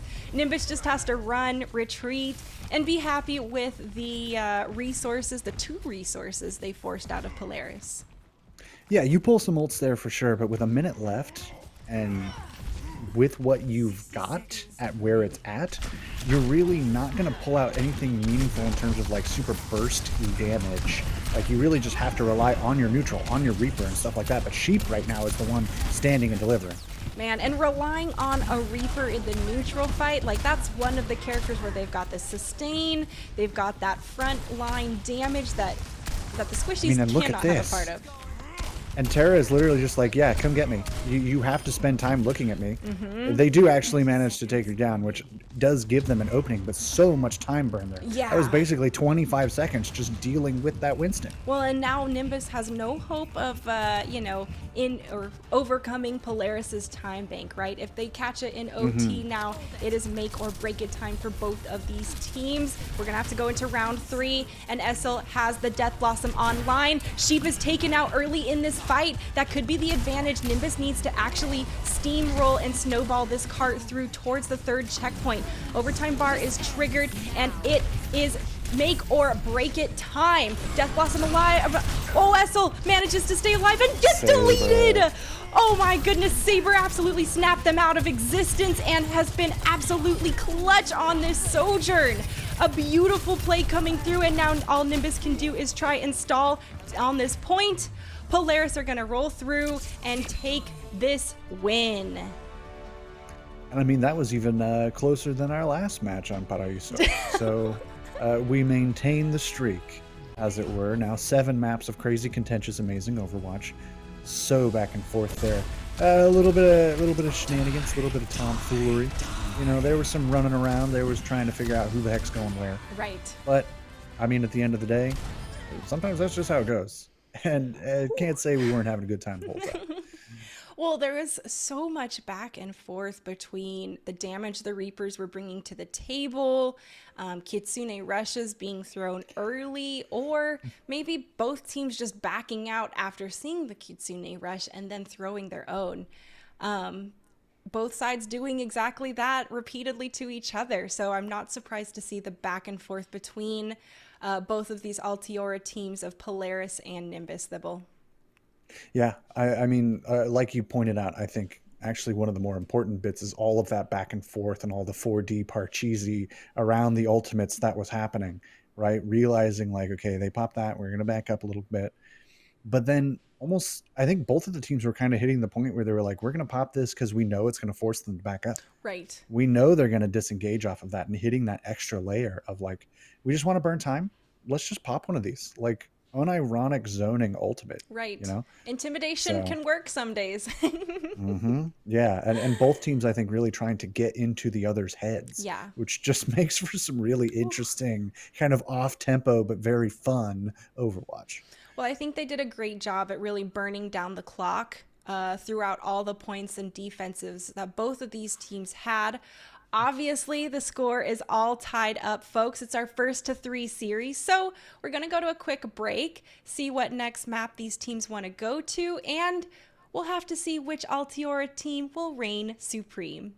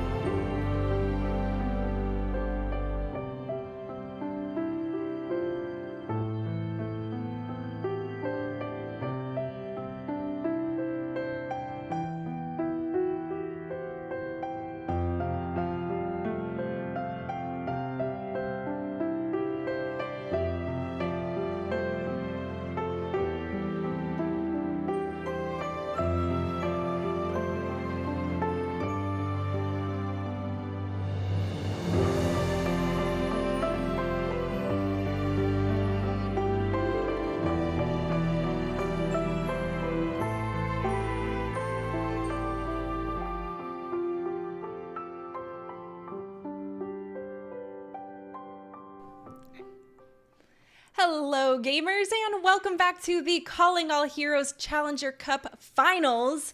If you are just joining us, we are in the midst of our second round one matchup today. We see Altiora Polaris go up against their sister team, Altiora Nimbus. And Thibble, they came to play because it's 1-1 in the series so far. And again, we get a series that is just complete action, wall-to-wall insanity. You know, we have people running around on the Winston just trying to get away, burn time off the clock. We have crazy overclocks. We have weird death blossoms. We have tiny Overwatch rooms. Like, this feels like an SNL skit, but instead it's just a really good game of Overwatch. So I'm pretty here for it.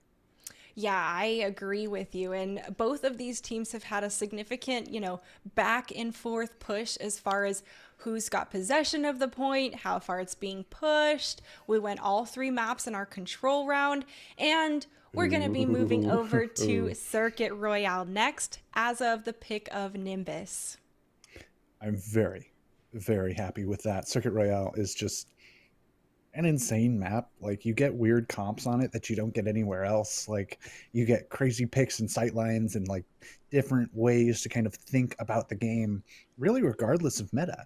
You know, like even during like the Junker Queen meta, you were getting Sigma. Oh yeah. And now during this kind of like Winston focus meta, you'll get Orisa, you'll still get Sigma. Like, you'll get like Bap Zen in the backline, like all of these crazy different variations. Just because of the way the map is set up and the dynamics by which you have to kind of like respect the map. There's a lot of flexibility for what teams can bring. And like you mentioned, we could be seeing, some of that Sigma. I think Sigma might be like the classic Circuit Royale kind of vibe, in my opinion. And of course, then you add whatever meta beyond the Sigma at Circuit Royale constant. And I'm really curious to see exactly how the DPS are really going to capitalize. We've seen the, Sojourn Reaper combination, and with Altiora Nimbus subbing in Senna for Essel, I'm wondering if we're going to continue seeing the Reaper, or if maybe there's going to be something else brought to the table for the Circuit Royale map, because like you said, this is a very different topography and style of map that could bring a lot of different comps. Yeah, I mean, even beyond the Sojourn Reaper, we see exactly what we're seeing right now. I was going to say, double sniper is kind of the order here of the day. I suppose for Nimbus, it's triple sniper. Because... Yes, it is. Yeah, thank you. Yeah, thank you for moving that one along. But this is exactly the composition on both sides that we've been seeing, like at the Overwatch League level, like in contenders, like across the world, like this long range backline, this high damage, high poke, take advantage of these long sight lines sort of comp. We occasionally have gotten a couple counters in the form of like a Genji or a Sombra or something like that. But those are definitely fringe cases, and it takes a lot of work to get value out of them. So no surprise that we're seeing a lot of that. Senna, actually, who has swapped in for Essel, by the way, going for a little sniper action to counter sniper action. All right, we talked about the Sigma play earlier. None of us are surprised to see this alleyway exchange rolling through. Good kinetic grasp going to be saving Terra as they try and bail themselves out, backing up just a bit. Senna here on this long alleyway, and it's duel time. Is anyone going to be the unfortunate victim? Oh! It's actually Saber taking off Me-Man here on the back end of Nimbus, and now as a result, Polaris is going to have the advantage they're looking for. They're continuing to hold this front line pretty aggressively. Yeah, Sniper forced to kind of tuck into a corner there as Karopi and Me-Man do their best to keep them alive. Saber hitting some shots in this last fight, though, trying to still keep their head down. I like the dances that we saw both Sigmas doing between their shields, trying to place their shields beyond the other Sigma to prevent any healing or additional resources being thrown at them, and them having to dance in between their own and their opponent's shield as a result. Still, some nice long distance peppering and exchanges, and well, Saber is hunting once again. Is anyone going to be foolish enough to poke out their head? No, not quite yet. We see Kiropi has the Ant Matrix online, and that's probably going to be one of the opening instigators. There it is. Polaris decide we don't want a part of that, back out of the sightline as a result, and now they're caught in the gravitic flux. No kills off the back end, and Polaris decides to respond with their own Amp Matrix. It does force out a very early immortality field, and as a result, Nimbus have to return back to spawn and give up some of that space. And Polaris handled that perfectly. Textbook. The Amp Matrix comes out, and you go, okay, yeah, we'll give you the corner. That's fine. Then the gravitic flux comes out, but they're still backing up. No one actually got caught in that gravitic flux from Sniper. So you immediately regress, you pop your own Amp Matrix now that they've stepped forward and have nowhere to fall back to. And that fight's just done and dusted. And now this fight's done and dusted because Saber just takes out AJMR. Well, and then another pick there onto Neiman means that there's no Transcendence available, which wouldn't have been used anyways in this fight that had already been lost. That late pick there onto Sheep could actually be a nice opportunity for Nimbus. It'll take a minute for Sheep to get back, and overclock isn't something they have to worry about pushing into for this long alleyway stretch. That could be so devastating, right? It's just, well, I say it's just Saber, but one DPS instead of 2 is better. Oh, the stun. That was canceled right out of the gate. I saw that Senna was going to get picked by that and is saved as a result. Nice. Now Nimbus just go ahead, pop their own ultimates. Okay. The overclock is going to take down multiple people, and there's the point rolling on forward. Another ace stolen by a support player. They can't keep getting away with this. That was beautiful. By the way, I just want to throw that one out from AJMR. Just fantastic work there. Getting so much done in that kill feed, obviously. Senna stepping up as this first capture point is taken, just trying to give some space. Tara just trying to reestablish any sort of control here on Street Fights. Yeah, chunked down heavily from Senna there on the side. Nice little redirect as we see Senna taking some additional angles. It doesn't matter because Saber decides it's time to pop off with 2 picks there onto the heart of Altior Nimbus. They're going back to spawn, they're regrouping, and well, Polaris still have this high ground, and this is one of the toughest spots for the offense to push into. Yeah, tricky business here for Nimbus at this point. They have to hope for a shot or hope that they can just get around without having their heads taken off, which is not going to happen. Sorry about that one. Actually, for Nimbus, excuse me, because Saber. This shot, this angle, by the way, is disgusting, and I hate it. Yep. But also, it's very effective, so I get it. The cynical laugh is all I can do in response to that tee-up, dude. Absolutely. It's just one of those where it's just like, ew. Ugh. God, I can't stand it. But even so. And now Nimbus, again, just kind of back where they were. Sniper, popping. There's a bit of flux here. Does get a little. Man, and some of those dodges that we just saw from Saber as far as when Senna does their own pop shot, I mean, you would think that they could see through the walls just like we can. Just so pristine, perfect timing and awareness of their opponent and their abilities. And as a result, Senna feels really Saber was feeling really comfortable on that high ground. Was operative term, because HMR again just lit up that kill feed. An expensive fight for Nimbus for sure, but at the end of the day, they're not complaining too much. Senna with the early intel advantage here, forcing Saber really to just kind of hang back and let Tara kind of do all the work in terms of maintaining the front line. But regardless, that cart is moving and is not likely to stop anytime soon.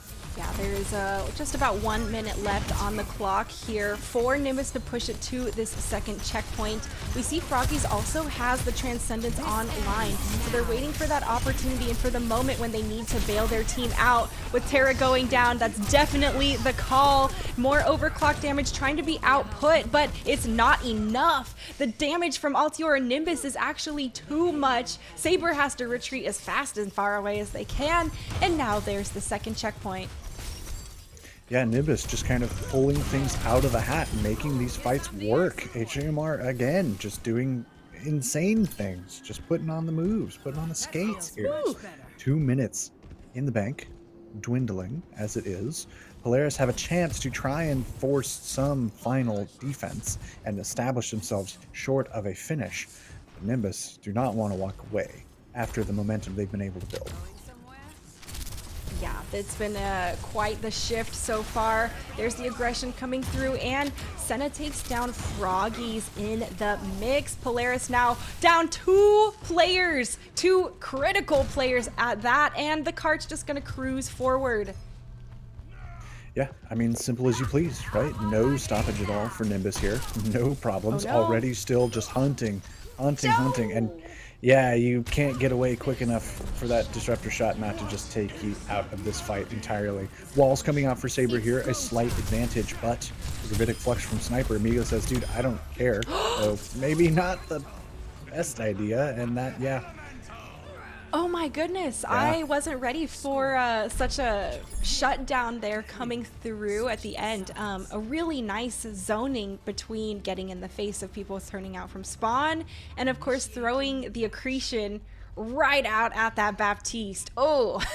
Yeah, the fundamental flaw of this composition really only comes to bear right there at the end, because you got a lot of people who don't want to be in the mix, like don't want to get in close, don't want to kind of get bowled over in a brawl. But when the card's about to finish its cap, you kind of need someone on it. And so if your tank goes down, you're left with a bunch of squishies who don't really know what to do. Or at least don't have the tools, I should say, to kind of sustain themselves in that sort of fight. Yeah. I mean, it's not like we have the Reapers back on the board like we saw previously with the lifesteal. These little squishy Widowmakers are... well, their hitboxes are thin, hard to hit, and their life is equally as small. Yeah, really all they've got are the high DPI jukes and like a couple slidey things. Right. And then the supports, oh, and the crouching, of course, right? Sure, The yeah, squats. right. Yeah, that counts. And then, I mean, the Zens have nothing unless they have their ultimate, and then the Baptistes have their lamp, assuming that hasn't been used already, which it absolutely was. Right. So, I mean, just tricky scenes here for Polaris. Not much they really could have done. But an opportunity now on their own attack to set themselves apart. And we see Froggies actually kind of breaking from the norm here, because we also have Sheep breaking from the norm and going on the Genji. Okay. So that means with Sheep on this Genji, that means there's now pressure to be diving the backline, diving Senna on that Widowmaker, getting in their face, and maybe deflecting their shots back at them. A little taste of their own medicine is always a fun time when you're the Genji, and a nice amount of discipline coming through there from Senna as a response. Not looking to, be the provider of their own demise. So much damage thrown back at the members of Nimbus. A great deflect there from Sheep, and Dax is just taking it easy here on this high ground. No one's pressuring them in the back, but there's... Wow, okay. That was filthy. I would love to see a replay of that slide into the air to pop them. Well, that was filthy. Yeah. I mean, that was pretty schnasty, as the oh kids my say. gosh, And that's so unfair. that's not cool. That is not okay, what just happened right there at all. Polaris now forced to kind of step back. Is this what they want to keep going with? It looks like it at the moment. They're close to that Kitsune rush, which is going to be a pretty big advantage, especially if they're going to build it up quicker than Nimbus's supports will be capable of defending against. But, I mean, you've already burned 90 seconds off this clock here. You got to get moving. You got to have some fights happen. Pushing through the alleyway is Polaris, trying to make some space. Both shields, deleted really quickly. There's a lot of damage. Oh, I thought that was going to be a pick early on onto Nimbus, and it is! It's actually going to be Saber taking down Senna, their counterpart, with no sniper online here for Polaris. It's going to be, for Nimbus, it's going to be Polaris all day in the kill feed, pushing on through. A beautiful chance here from Neiman, keeping everyone alive regardless of the damage, and a great hold here just before the first checkpoint from Nimbus. Absolutely clutch, and could be critical to them holding this defense. Yeah, I mean, 145 and a lot of resources committed there for Polaris, and it not resulting in a cap is pretty disastrous, frankly. They still have a few tools left, as Kitsune Rush is going to make a big difference. Both teams trying to be aggressive off the tail ends of it, and now Karopi goes ahead and throws their own Amp Matrix. Polaris rounds the corner from Kitsune Rush into the Amp Matrix, and as a result, the damage is unstoppable from Nimbus. They continue to just berate the members of Polaris, and once again have held just before 4.74 meters from this first checkpoint. Yeah, I mean, it doesn't get too much closer than that. The only thing Polaris has at this point is a Dragon Blade. And you actually see a full swap here to kind of the usual, a last second sort of like, let's see what we can do with what we know we're comfortable with, perhaps. And with that Dragon Blade and with no Transcendence in sight, this is a true opening for Polaris, but they need to go now. Can they capitalize on this opportunity? We can see Froggy's just dancing so crazily across the map here on all high levels. A lot of good visibility and still more aggression. It's Sheep here with the Dragon Blade, and we all have been on the receiving end of a Genji dashing non-stop. It looks like Sheep is actually shut down though. Great shots coming through from AJMR. Actually, AJMR just single-handedly stopped that play and clutched it out for Nimbus. I think that might have won them the fight. I need to ask this person for backpack recommendations because whatever they've got is doing some major work for Nimbus right now. Can Polaris even touch? I don't think so. Oh my It gosh. just will. Wow, Terra, just will. super clutch there coming through from that last minute jump. They are deleted instantly from all the damage and the gravitic flux from Nimbus coming through. It is a desperate fight, and Nimbus don't seem to be panicked at all. They calmly handle Polaris floating into the point, and they're gonna take Circuit Royale for themselves. Okay. That was our first, I'll say it. That was our first not super close, crazy, contentious map we've had all day. Which, I mean, is a testament still to both of these teams and our other two teams that we saw. But man, whoa. This was it. This Like, was the play, right? At the end? This was one Oh no, of this is many. one of them. Okay. Yeah, there were like 3 minimum from AJMR where I was just like, what on earth? I'm surprised, frankly, that one got play of the game. But what can you do? You know, the algorithm is fickle, as we often say. So, I mean, goodness gracious. Some last minute swaps there from Polaris, right? I kind of want to talk about that because it was pretty clear that they hit the point where they were just like, forget this Sigma comp. This is dumb. We like this other one. We're going to go try and make this work. And we got a Dragon Blade, like whatever. And that didn't really work at all. I think just like when you see those swaps coming through, you did see Sheep immediately, or excuse me, I am blanking. There was a Reaper swap. We'll call it that. Essel for Senna. From Senna, excuse me. Yeah, thank you. Senna with the immediate Reaper swap as soon as that Genji came through. Right. Which was just kind of the insurance of like, yeah, you're going to come in and dive us with the Dragon Blade. We know how this goes. Yeah, I have shotguns. Yeah. Don't worry. Well, about and it. they You're not also gonna have get it. AJMR. Yeah, and they hardly even needed the shotguns. Right, Right, exactly. yeah. AJMR just like, I think even if Polaris were super comfortable on that Sigma comp, which towards the end it didn't quite look like it, I think just we'll call this a Sojourn diff. We're just going to call that map a Sojourn diff, like by and large, because wow, there were so many fights there where Polaris were starting to kind of come online, and then AGMR was just like, no, you're not. Well, I What's think up with that? I think Senna really did a great job on the Widowmaker of applying pressure, Very. being a huge threat, and really taking up the like main sight lines and alleyways that are typically the Widowmaker threat. And as a result, AJMR wasn't looked at as much, which means it's hunting season. And we saw that like super sweet slick slide where they just shoo, popped up, killed the other Widowmaker right on the bridges. They do a nice little quarter turn. I don't hit those shots. That seemed it's no 180, but definitely was a really clean, beautiful play to be watching. And you know, we do have Essel actually subbing back in for Senna as we go over to our push map of Coliseo, which makes me think Senna is definitely more of their sniper Widowmaker type of specialist that they bring through for like Circuit Royale, like we just saw.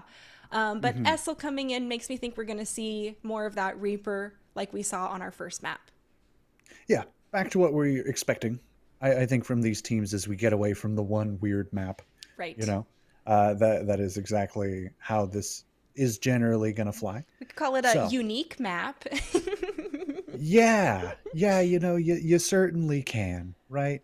Like it's just one of those, and then you get there and you finish up and you're like, okay, what were we doing again? Right. Like, oof. I mean, it's so fun. Like we've had a lot of maps that have done that in the past, like historically. Like Junkertown has kind of been that one for a long time. Like we've had those maps where it's just like, why is this one different? I don't know, it just is. and it's fun like that. Yep.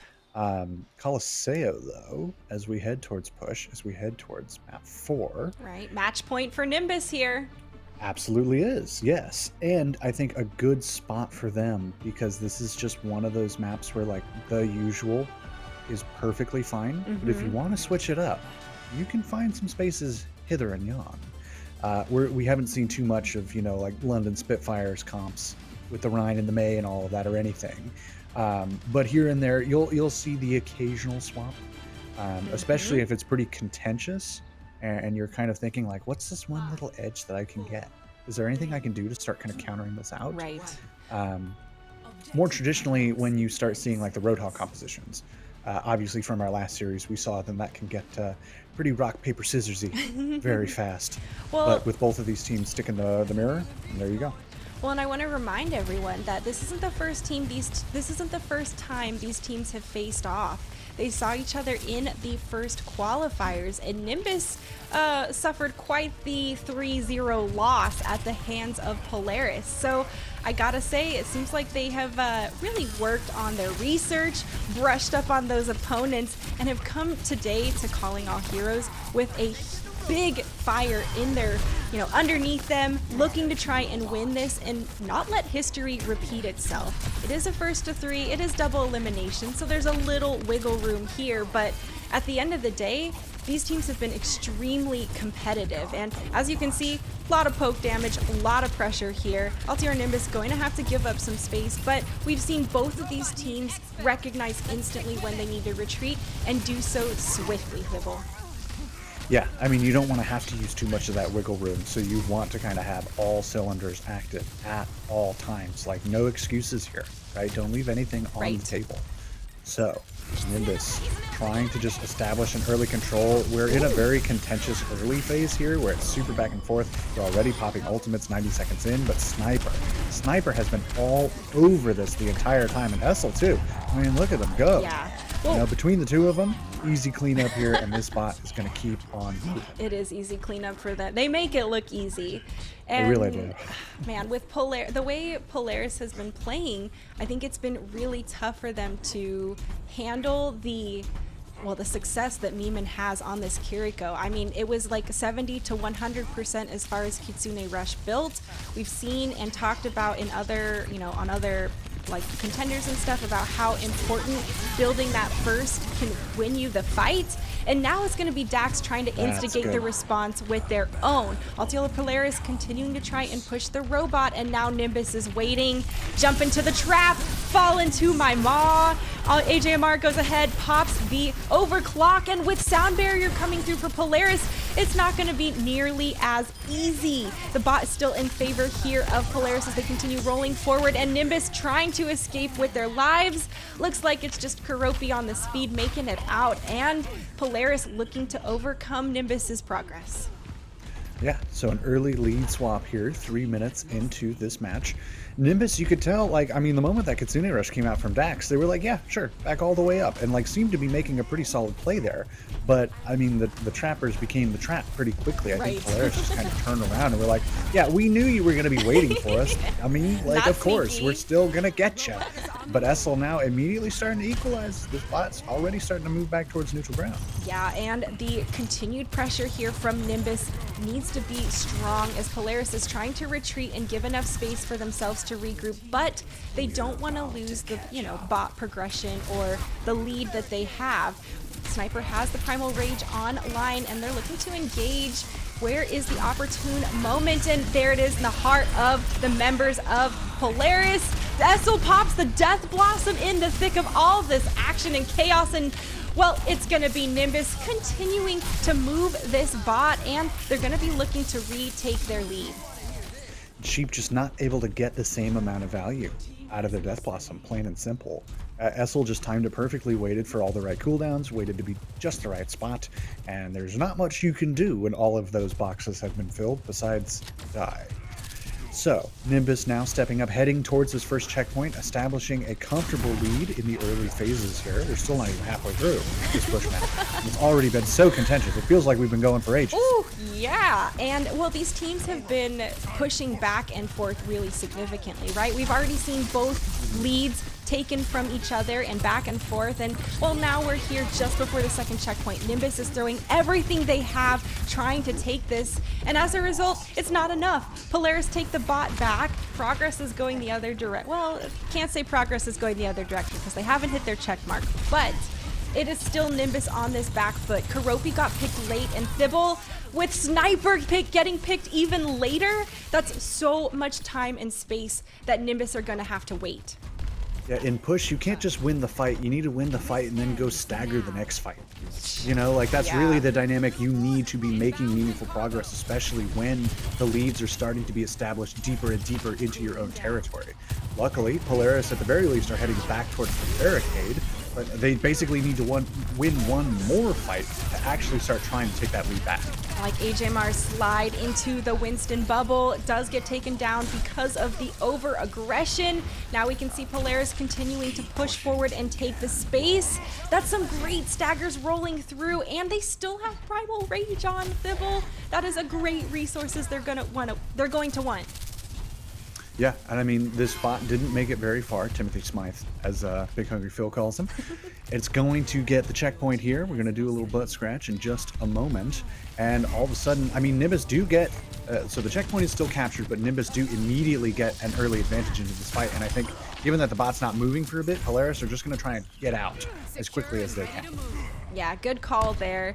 I mean, once again, the teams recognize when it's time to, you know, bail out, fold the cards, and wait for the next deal, and move on through to an engagement where they actually have a chance to stop the enemy or bring the value they're looking for. I love those railgun shots and these Winston alt fires getting thrown across to just start off the action. Primal Rage trying to find some value here, but it's really tough after Karopi casts the sound barrier. Terra falling low, does manage to make it out and take down AJMR in the process.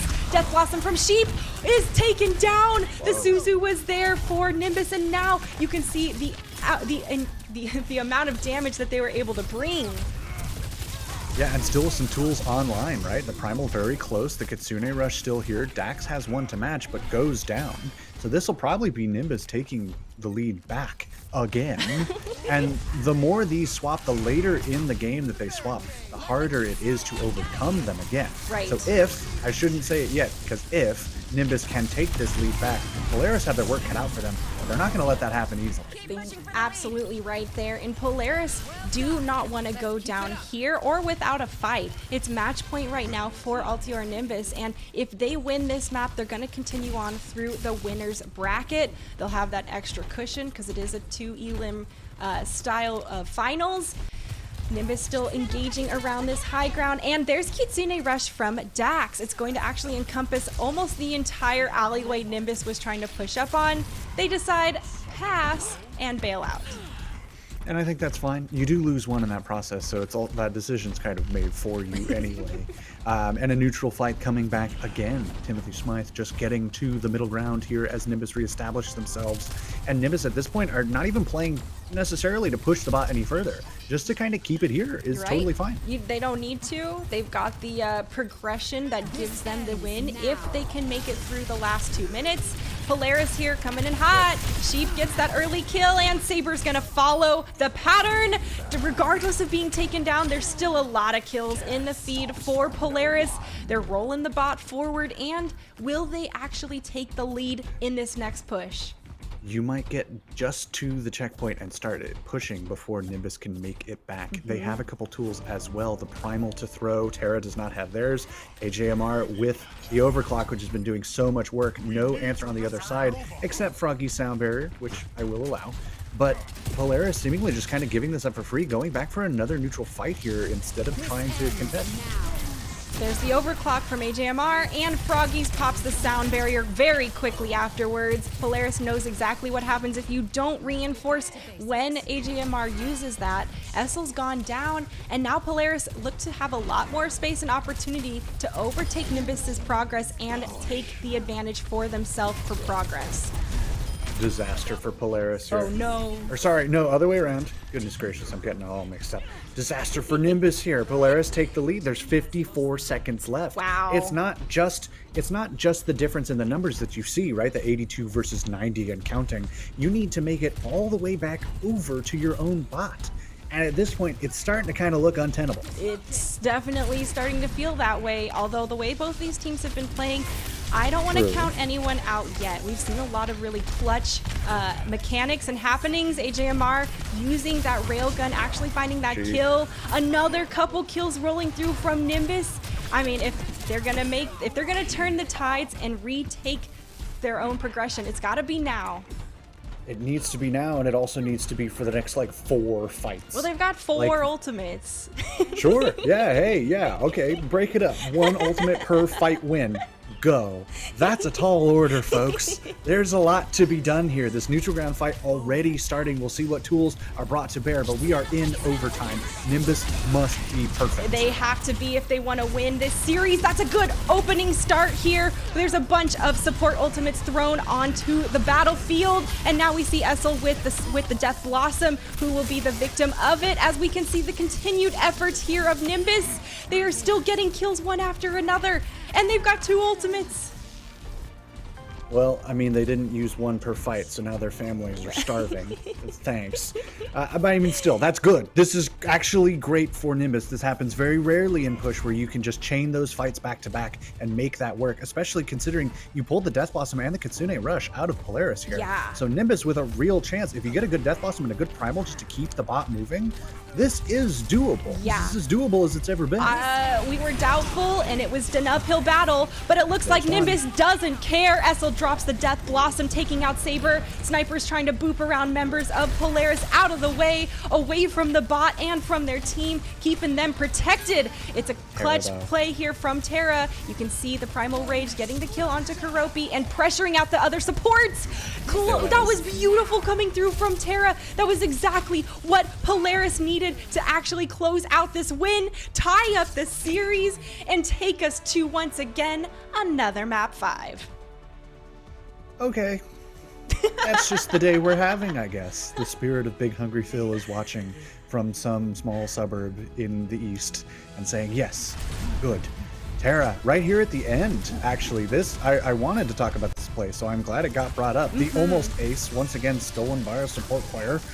Like, that bubble right there as well, that's the only thing that kept her alive through that entire fight. So, just phenomenal tank play coming out right at the end. A little clutch right when you need it, just to finish things out.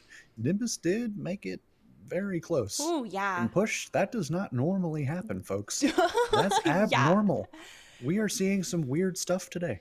There was a moment where there was a very strong chance and huge, like the door opened, we could see it potentially happening, of Nimbus coming back from such a huge deficiency and winning all those fights in a row.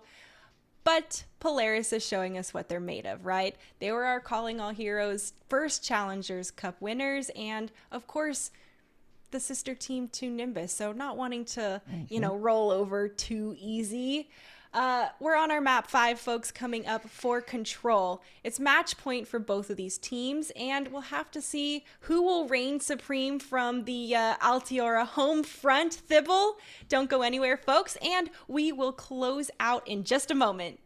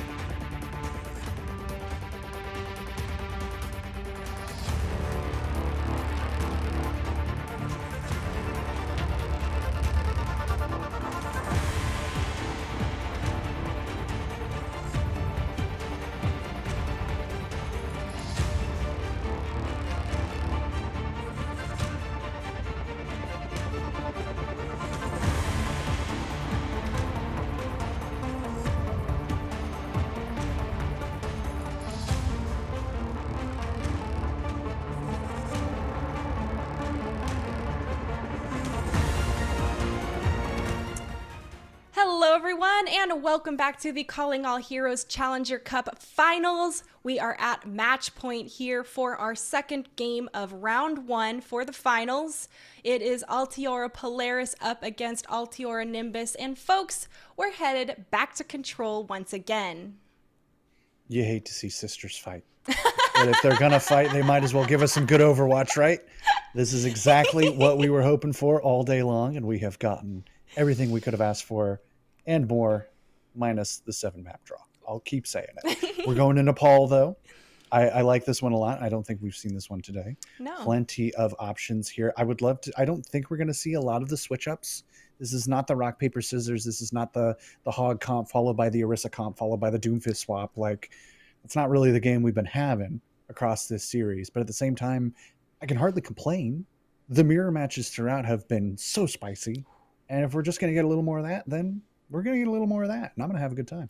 Well, and I think the tanks have been really critical and playing really well, actually, from both of these teams. Definitely being linchpin and clutch moments with how they're using Primal Rage to, displace the other team, and how they're using their bubbles to protect their own team.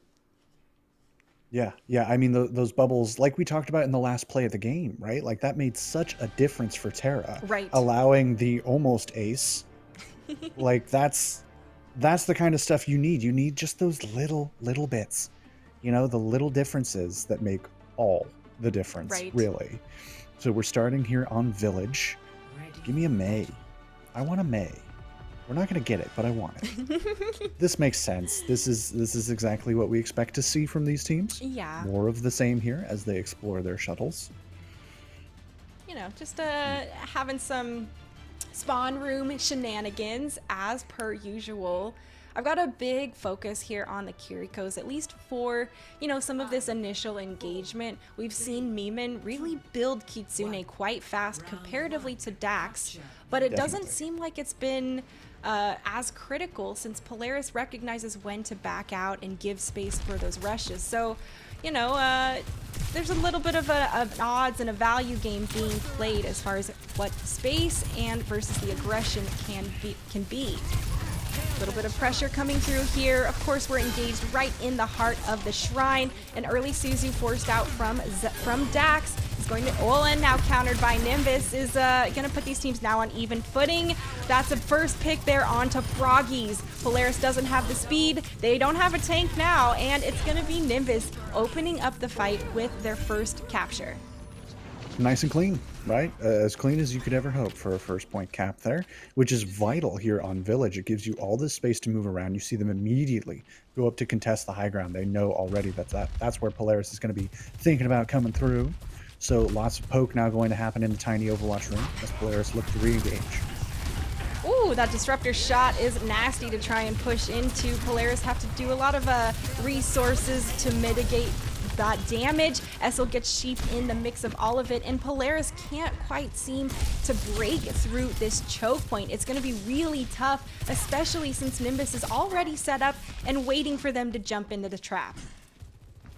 Yeah, I mean, Nimbus, they're just obviously in control of all the high grounds and all the grounds in general. Sniper maintaining that, getting Saber and immediately going for more. Good pressure coming through here from Nimbus to just fend Polaris back. And now they're regrouping, ready for round 2. That was so weird. That was like a third of a fight. Yeah. Not even half. Maybe like a quarter. It was like a quarter of a fight. Very strange. They just kind of looked at each other and all went, meh. Which, sure, I guess is fine. Polaris now trying to take over control of this high ground. Saber getting that pick on the Miman is exactly the opening they need. Polaris took a couple different angles of approach, encircled Nimbus, and now they're taking them down. AJMR is trying to make hero plays with this overclock, and it's going to be the sound barrier denying any potential for that there. Nice job coming through from Froggies to really opt to capitalize on their advantage and continue to help Polaris try and take this point back. We're now at 81% though, and the point hasn't been flipped, or has just been flipped now for Polaris. Yeah, and the later ultimates coming through here really serving their advantage for Polaris. That sound barrier was huge to give some a little extra sustain on the point, and then the overclock coming through right there at the end, just getting you a couple picks to clean things up. So now Nimbus on the back foot. Polaris doing exactly as they were given a couple fights ago, just trying to set up on the high ground. Nimbus, though, going for the quick rotate around. They do have the Death Blossom here, just a bit ahead of Sheep. Otherwise, really the only things on the field. Yeah, definitely deadly as a, oh, I thought that was gonna be a little bit traumatic here for Nimbus.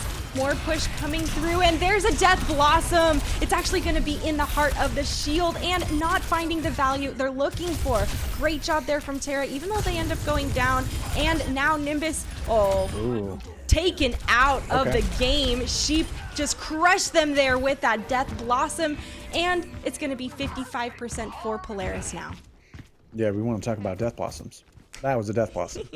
So, Nimbus, they're building up towards a couple, right? You're closer to the Primal than Terra. You're closer to the Sound Barrier than Froggies, but you are far behind on this Kitsune Rush. And for Polaris, I think you just want to use that even just to force them off or just to easy win this fight. And if you're Nimbus, you absolutely just want to pull this and maybe just back away at that. Yeah, well, or you go straight maybe for it. not. Sniper just goes ahead and pounces right on to Saber as a result. Kiropi is left behind in the back, but the teams are evened up. The point flips over to Altior and Nimbus. I'm surprised Polaris gave up space and quite quickly at that front, and now the pressure is on. Nimbus is going to be continuing to take possession, and now they pop their own Kitsune. Can Polaris actually change the tide of this fight to retake this first point? Essel takes down 2 in the mix of it, and now overtime bar has been triggered. It's all about the trickle game. As we can see, Froggies goes ahead, tries to make it to the point, and it's going to be a round 1 over to Nimbus. Yeah, there was nothing doing in that last fight. I feel like Nimbus just kind of gave him the runaround. Like, very similar to what we saw in Streets phase in Paraíso, where it was just like, hey, come over here. Oh, I'm so killable. Whatever will I do? Never mind, we switched the point and actually the round is over and you lost. Oh, yeah. Like, but that's a heartbreaker. A lot of back and forth between the teams once again. I mean, are we going to go to 99, 3 maps again, Thibble? Well, no, because that was 99 to 84. Right. Which is still pretty freaking close. Let's be real. Still very contentious all the way through. So who knows here on Sanctum, right? We're going to see more of the same composition. Still no changes, as predicted. But now it's just like, okay, you have all this space you can run around in. It's very open air. Like, you have the ledge, right? Like, good spots here for the Lucios and the Winstons to kind of get their work done. But of course, we're going to head straight towards the Mega here. Wow, a nice, I like the zoning and the space that Polaris took right out of the gate, forcing Nimbus back onto that little platform. It pretty much pushed them away from the health pack there, and they had no cover either. A great posturing fight there for Polaris, just playing with confidence, knowing like, hey, it's cool, we're going to run straight at them and just completely throw them off their game. Play at a different tempo, play our own tempo, which at this phase and this meta especially is so vital. So good on Polaris at least for stepping up in that early fight and making the difference that way. Now they have a long road ahead.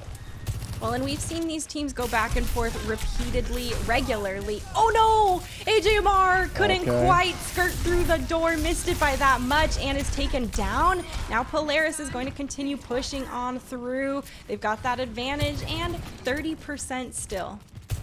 Yeah, just continuing to build here for Polaris. They obviously can't just like go back and forth and have this be close. They want this to be pretty dominant because they still have a whole nother map to win. Yeah, Nimbus they is a are match maintaining. point. Yeah, absolutely. And on map 5, no less, right? Like, let's remember the stakes here going on. Polaris really need to be as perfect as they can be. They're building up some solid ultimates, and they are getting some first picks. And this is great, but keep this going, right? Stuck in the corner. Sheep is getting bombarded from all angles right there. It was a really nice opening play, but at the end of the day, it looks like Nimbus is starting to, come back in full force. They did go ahead and pick off a couple more, but they haven't capped the point yet. A good stall coming through from Polaris, and well, Nimbus is going to take it for themselves after Polaris has got the 69% for possession. Nice. Terra even gets away with the Primal there, just gives plenty of ult charge over to both of the supports, actually. A solid like 10 or 15% for both of them, which is huge. Though both are a little behind of Miman over there with those quick Kitsune rushes. The Death Blossom could be a difference maker for Polaris, but Nimbus have so many tools to work with. Well, and we have seen Sheep have a lot of success with these Death Blossoms. We saw that in the last match. Now, though, Sniper goes ahead and uses Primal Rage. The ledge is here, and they need to be mindful of the potential damage. A sound barrier is going to be thrown, and it's going to be really tough for anyone on Nimbus to take down the members of Polaris as a result. We see Sheep has this Death Blossom available, but the point is now slowly being flipped for Polaris. And that's a cap. Yeah, I mean, yeah, you don't even need to use it. You just zone them off because you had all that extra health, and Nimbus just couldn't follow up on anything. So now they're both popping overclocks, and we're going to see if we can burst things down now that there's no sound barriers. Who's headhunting? It's Saber! Taken down. AJMR in the mix of it. And, well, now Polaris is going to be feeling good about holding this defensive line. They've still got the Death Blossom. Nice job, Sheep, on the discipline there. And they're holding it just before Nimbus tries and contests at this last moment. The point has been activated, and a beautiful Wraith Away comes through from Essel. He does manage to go ahead and live in. Nimbus comes back with the flip. Could this be any closer, Thibble? Well, technically, yes, but I'm not going to get pedantic about it. Sniper maintaining, just getting some extra stagger kills here, which is actually pretty nice. I think the only thing for Nimbus that they would have liked is that they committed the sound barrier thinking that fight was going to be a little more contentious than it was.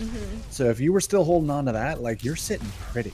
Now you're 30% behind in the sound barrier, really. Yeah. Though you are pretty close pretty much everywhere else, if not a little bit ahead, especially in that Kitsune Rush, though only by a little. So it's going to be extra close. I mean, we're looking at pretty neutral fights for the rest of the map. Some pressure and pathing from Polaris to try and move around the point. Now they're trying to actually take the point, and Nimbus has to contest, and they have to have a presence.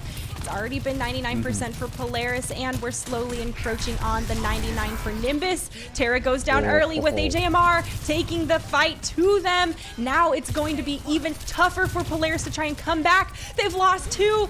Thibble, that might be the nail in the coffin. They're losing people left and right. Overtime bar has been triggered, but it is just Froggies here on this point trying to stay alive. Now we see Terra Primal raging, trying to boop anyone around, and OT bar has been triggered for so long. The wick is burning down fast, and that's going to be Altior and Nimbus taking the win. Well, okay. I mean, Polaris made it pretty close there towards the end. But at the end of the day, I think Nimbus really just like had so much composure through so many of those fights where everything was going crazy, and it's like, okay, we're just going to kind of let this play out. We're going to go for the later ultimates. We're going to go for the smarter positioning. Like, they were still caught out hither and yon. Like, it wasn't fully perfect. Right. They played some amazingly consistent Overwatch over the course of that series. Oh, yeah. Absolutely. And congratulations, of course, to Altiora Nimbus with the, one of my favorite team logos, as I mentioned before. It's pretty. Right. Oh, man. Gotta love a dragon as well, or a wyvern, whichever you want to fancy. But congratulations to Altiora Nimbus and, in general, Altiora teams, because that was an outstanding matchup between both of them. And I honestly was unsure of who would actually pull out the victory there at the end with how much consistent back and forth they both showed us. Yeah. I mean, really showcasing the strength of both of the teams, of the org as a whole, to develop squads like this and really let them flourish in this way. So, I mean, if I'm Supreme Contenders Overlord Bailey Pizza Penguin Overwatch, I'm feeling pretty good about that. I am with you there. And, it's great to see how well these Altiora teams are doing. Obviously, guys, don't forget there's still one more in the mix of all of them. You've got Artemis that we haven't quite seen yet. And, well, folks, we are going to head over to a quick break. We're going to grab someone from Nimbus to give us the scoop on how they felt during those matches. And we'll be right back.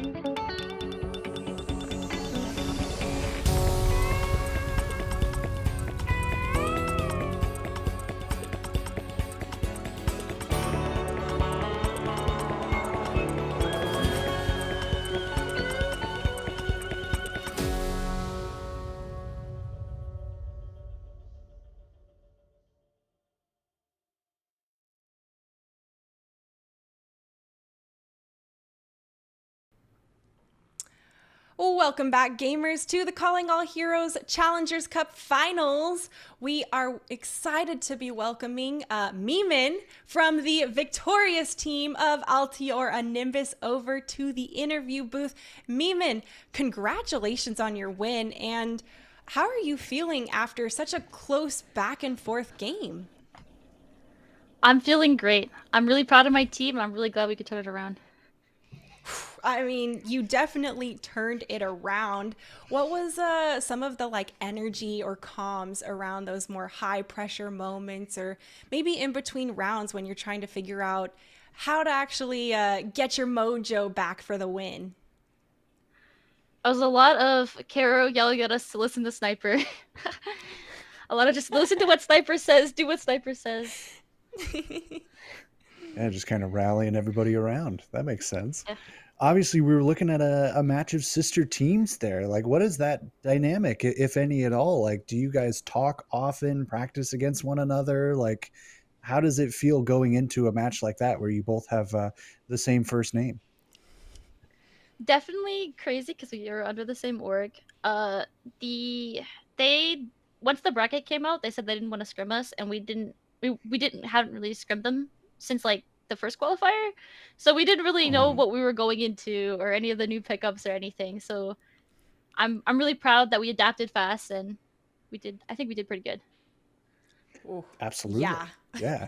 Yeah. I mean, you guys stepped up in such a big way across that series, especially towards the end, obviously, which is where it counts the most. We won't keep you too long. We got plenty of show left ahead of us here. Do you want to send any messages out to the rest of the teams, your own team, fans, etc.? Shout out to our coaches. We got new coaches. Shout out to Spilo. Spilo is an amazing coach. I love them so Yes, he much. They helped is. us so much. Yeah. Right on. Okay. Well, we'll leave you to it. Go enjoy your victory. We'll see you in the later rounds here of the tournament. And thanks very much for sitting and chatting with us. Thank you.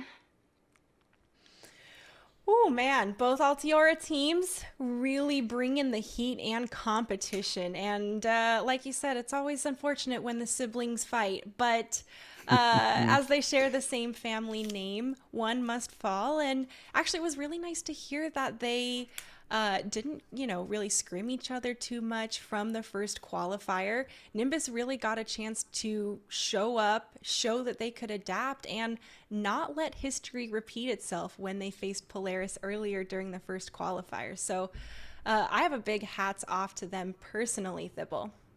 Yeah, absolutely. I mean, hardly surprised by that. Very similar to kind of the scrim habits of Overwatch League teams. You don't want to be scrimming the team that you're about to play and give things away. Right, I get it. right. And yeah, good on Nimbus. Absolutely. It was a close series all the way through. Ooh. They pulled it out exactly when they needed it to, and now they get to move on and face Dart Monkeys Oh of man. all teams. I don't know. That's definitely maybe not the greatest of luck, but it's definitely going to be a great matchup to see those teams. Folks, we are going to wrap up here for our first couple of matches. There's a lot more Overwatch to come, and you're going to be taken care of by the wonderful Mr. X and Zoe for the next couple of games. We will see you guys next weekend for the remainder of the Calling All Heroes finals, and have a good night, folks. See ya.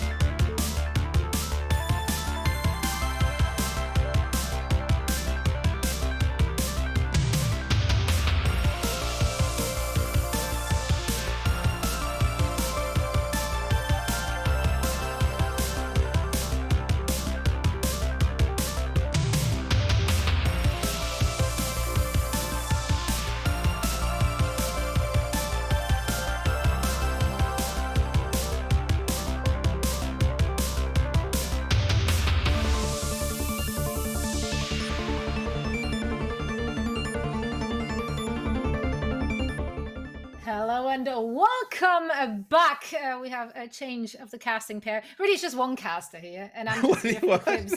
Well, I'm not a caster. I'm not entirely sure why I'm here, but I'm channeling my best Mitch impersonator with many flowers on my shirt to keep you company, Mr. X. It's Yeah. semifinals time here for the Calling All Heroes Challenger Cup. I'm very excited. Yeah, no, it's awesome. We've been watching this kind of competition now for weeks. No, kind of culminating here in our final event. We can take a look at the bracket here. As the match that we'll be bringing you guys first is Altiora Artemis against the Washington Justice Red. Shout out to the Overwatch League teams that are supporting Calling All Heroes. Awesome to see the Justice Red and Shock Timeless in this event. Absolutely. And I mean, so far on this stream, you've been treated to really matches which went all the way to map number 5, which is lucky because the 2 matches today, which didn't go quite as close, weren't on the stream. So they never happened. Isn't that how it Well, works, Matt? no, not entirely how that happens. We'll actually get to see those teams though up next, right? As we'll see Dart Monkeys a little bit later, and then in this match we'll see Artemis, Altiora Artemis against the Washington Justice Red. So we'll get a look at some of those teams that we didn't catch on the mainstream a little bit earlier.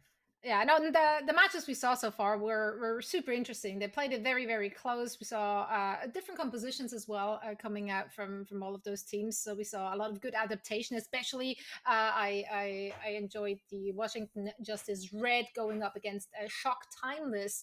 That was quite a game of chess. So if you missed out on that one, you should definitely go back and rewatch it. What was that? What happened to your voice? You're dying. It's hot down here. It's hot down here. We moved. You were like, "Oh, is it snowing?" I'm like, "No, it's pretty toasty where I'm at." But wait, how's that? Isn't New York supposed to be cold? Yes, Did but I I'm get it not wrong? I'm not outside. Like Well, that's strange. Why aren't you? What? You're such a naked guy. I just assumed you're casting outside. Matt never leaves the house, by the way. That's why I said that. Let's take a look at the rosters whilst he's trying to, stay alive. Altiora Artemis is going to be the first one we're going to take a look at, and we have a lot of names already here, which in this cup and actually also prior to this cup have quite made a name for themselves. Of course, the Altiora organization, is it an organization group? Yeah. The conglomeration. They rocked up to this entire Challenger Cup with 5 different teams. I think 3 made it through to the next round, and then 2 actually ended up being here in the final event, which is no, 3 made it through to the final event, which is quite impressive, honestly. So Yeah, it's awesome to see. It kind of reminds me of like a old school esports, right? Where you'd have like a Cloud9 would have like Cloud9 blue, white, Cloud9. They'd have a bunch of different teams ready to go and kind of in it. And awesome to see the org supporting tons of teams and obviously awesome teams. Yeah, and I mean, Artemis, they have a lot of pre-existing synergy there. Quite a bunch of the players for that team. They were one of the core from Umfi Amers, which very recently won the, what was it called? The Empowerment Cup. Exactly. So yeah, we have a lot of great synergy in that game, in that team already. They've been playing with each other before, and that certainly shows on the server when they're rocking up. But let's take a look at the opposition, the Washington Justice Red Squad, which we did get to see playing already a little earlier today, and quite the standout performances there as well. They had an absolute blast on their Roadhog composition, really forcing the Shock Squad to kind of switch off of their comp. So they kind of forced the Roadhog out of the opposition, which was just phenomenal to see. There's so much pick potential in the composition they were playing, and they played it perfectly well. So Yeah, I'm excited to see more of that. Yeah, Roadhog is really strong. Even after, Balance, still really strong on live. Roadhog plus like Kariko cleanse. It's just like a lot of one shots, right? Sojourn's still really strong. What we saw earlier today played phenomenal on the Sojourn. So looking to see a little bit of a repeat performance here in this series. Absolutely. And I think the player I was most impressed with on that Washington squad was actually one of the support players, Emma, because she just seamlessly transitioned from Zenyatta to Kiriko, like Yeah. however was needed, whatever was needed for the team. And when there was too much pressure coming from the Winston from the opposition onto that back line, she just changed it up, went off of that Zenyatta and onto that Kiriko and played it perfectly well. So she did a lot of work with that flexibility for the team, and that was awesome to see. I hope we see more of that, and of course, I hope that the other team did their homework because we might see some different compositions coming out from both of those teams. Yeah, well, I mean, well, we haven't seen Artemis here on the mainstream today. Have in the past. We'll get an idea of kind of what we're looking at in terms of maps here in a bit. But from what we saw with the Justice team, went back and forth down to the wire earlier today. Sometimes those long series take a lot out of you. You have a little bit of a break now coming into this one, but not a huge break, especially compared to a team who played in the same type spot in the bracket, right? And got that 3-0. So the first map we'll actually have here will be Lijiang Tower, one of my absolute favorites, just in Overwatch in general. Why is that? Why is that? What, this map? I mean, Yeah, why is it your why would favorite? this map Tell me all not about be it. one of your, like, out of like, It's I not. think of It's none of Overwatch, mine. when I think of Overwatch, like the iconic maps to me, I don't know, it might be a hot take. Kings Row for sure, Yes. and like Lijiang Tower, I would probably put right behind it, really close. Okay. But that doesn't really explain why it's a favorite, but we take it anyway. Well, it's just, I think the gameplay, like regardless of what meta, has always been awesome on this map. Rush style comps, fighting for the bridge, fighting for the point here as well, boop opportunities.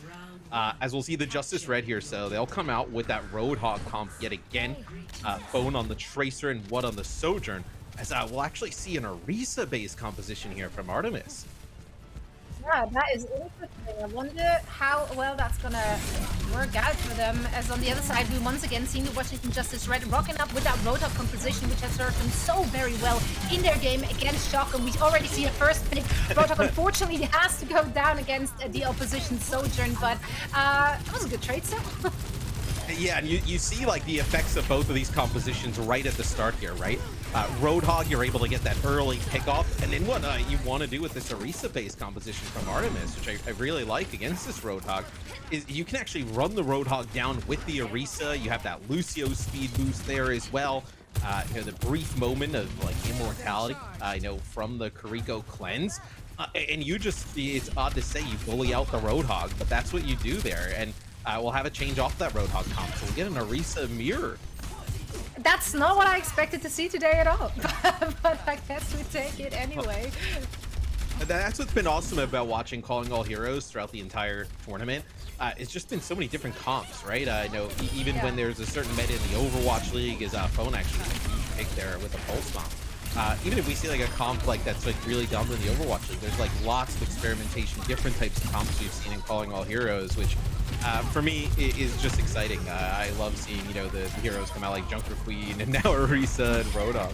It also makes it a lot harder, of course, for the teams to really prepare what they're up against. If everything seems ever so slightly valid or viable to some of those teams, then you can't just prepare for the meta comp and call it a day. Right now, if we're looking at the tank meta, which kind of dictating the meta, we do see predominantly a lot of Zarya, Winston. We have seen quite a bit of Roadhog. Doom definitely has found a niche as well, but not so much Joker Queen anymore. Orisa comes really map dependent. Ooh, that is a huge terror surge. Oh, I was like Marius charging this up for such a long time. It's like that's usually really hard to get like a big terror surge off. So I usually kind of whenever I see my Orisas do that on live, I prepare for them to die. Using everything available. That was massive. I mean, you saw once we got over the POV, like a 500%. Extra damage, terror surge. That is huge as that flips the point. That's the one time you actually get to see the full animation. Animation. There we go. You'll still never seen a full rocket barrage on any broadcast. No, have no idea how it actually ends up. but right back, it's the Justice actually going to get another pulse bomb kill. Last time they had a pulse bomb, a kill on a bum. This time a double kill with the pulse bomb. So just like that, Justice Red able to flip the point back. After it was a fight where like a lot of ultimates were used, you know, by Artemis and Washington Justice Red, you come back for Justice Red and you're able to flip it with that pulse bomb kill. That's massive. Yeah, and I mean, Phone definitely a player they have to keep their eyes on because, quite frankly, Phone went unchecked in their previous game, and that's just absolutely deadly. Phone gets those picks together with S-Death on the Roadhog. Their pick potential was actually insane. AK coming out of the Blossom, unfortunately, didn't really convert that into many a kill. S-Death does go back down. I gotta say though that play there by S-Death was really nice. You know, she was able to actually hit that like you know, spear onto the Reaper while that Death Blossom was coming down, interrupt it. Just not able to stay alive through it as Artemis has flipped the point back. This will be a Kitsune rush here from Emma on Justice Red as they're trying to flip the point back in just a last second effort, which they got 3 players on it, they will. Yeah, just in the nick of time as the Altiora Artemis is sitting comfortably at 99%, and they're gonna have some ults up as well and available for that next fight. They're gonna potentially come in with a double support as well. Double terror surge here. Yeah. So there's one. That's usually how it ends up.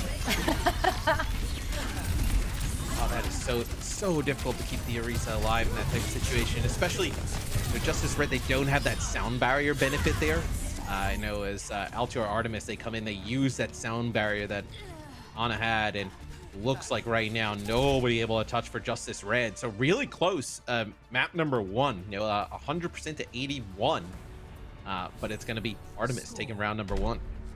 Yeah, that really was just on the back of having that double support ult available together with the Orisa. So yeah, but they played it really close. I do wonder if we're going to see them switching it up here. I see Mary already hovering over to that Roadhog, H-Key over to that Genji. So might see some different compositions. And Emma on that Zenyatta. Zenyatta definitely not really a meta pick right now, but it's been working really well for the Washington Justice. Like they actually played it so well. That was so much extra damage they had. I put it together with that Emma, and of course the Discord orb there, which did so much work for them. Yeah, well, so you can have the Zen in a composition like this, right? You don't need like the large healing output per se to keep the tanks alive, because Roadhog just has, you know, ton of HP, able to keep himself alive. You're not worried about like a bio grenade on the other side, where you can actually just use the Discord to be a little bit more offensive with your supports. And then Lucio's always kind of in the mix for speed, right? Just get the Roadhog around the map. It looks like Altiora Artemis is getting those first few picks and most likely will also be able to capture that point first thing. So they actually have the Genji in the mix. So the Genji's a little bit interesting, where it doesn't have as much like kind of like consistent damage, you know, survivability as like Tracer, but just that burst potential with the Genji is massive, to where you have a lot of damage going out from, whether it be Kariko, Roadhog, Sojourn, that the Genji can quickly go in and try and follow some of that up.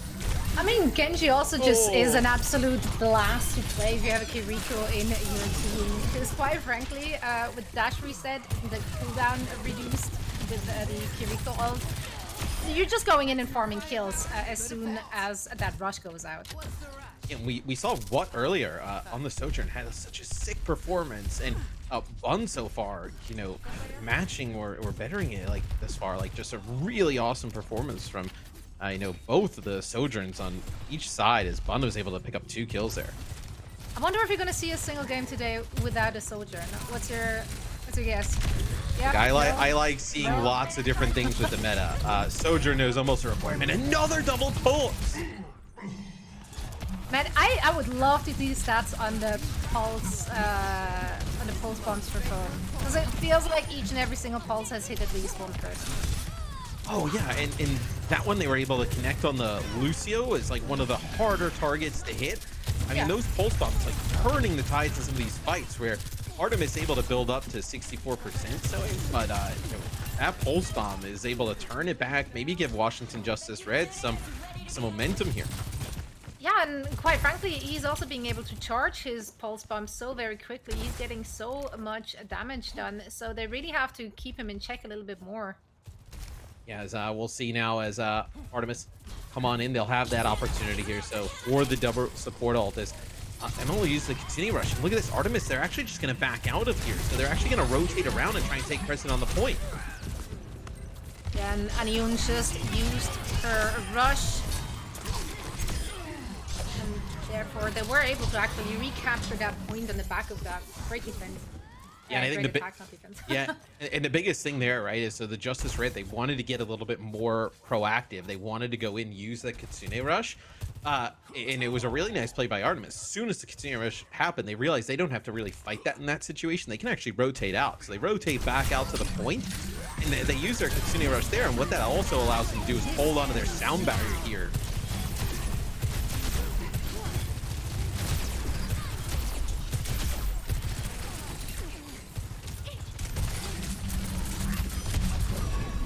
We're gonna have a whole hog here from Esteth on the point. Just don't want to shoot it into the Genji that's deflecting. Always could be a bit of an issue. Is Justice Red, they've actually taken the point back here. So But that was Red in control. yeah, that was a costly take back. Now they really just have that pulse bomb ready and on hand. However, if we're looking at the other side, there's not really any ult coming up anytime soon either, so they might be quite even. In fact, Emma will be having her Kitsune Rush for the next defense, most likely, so that might actually give them an advantage, and they might be able to stay on the point. A phone with a pulse bomb, though. Able to connect with so many. Yeah, so many. This one would be game-changing, though, right? As they're gonna need it now. They lost their support.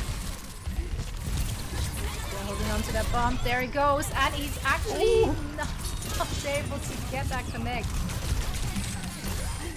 Yeah, but even then, though, so Esteth able to get two. What with another? Justice Red able to battle back after being one player down as Auburn drops early.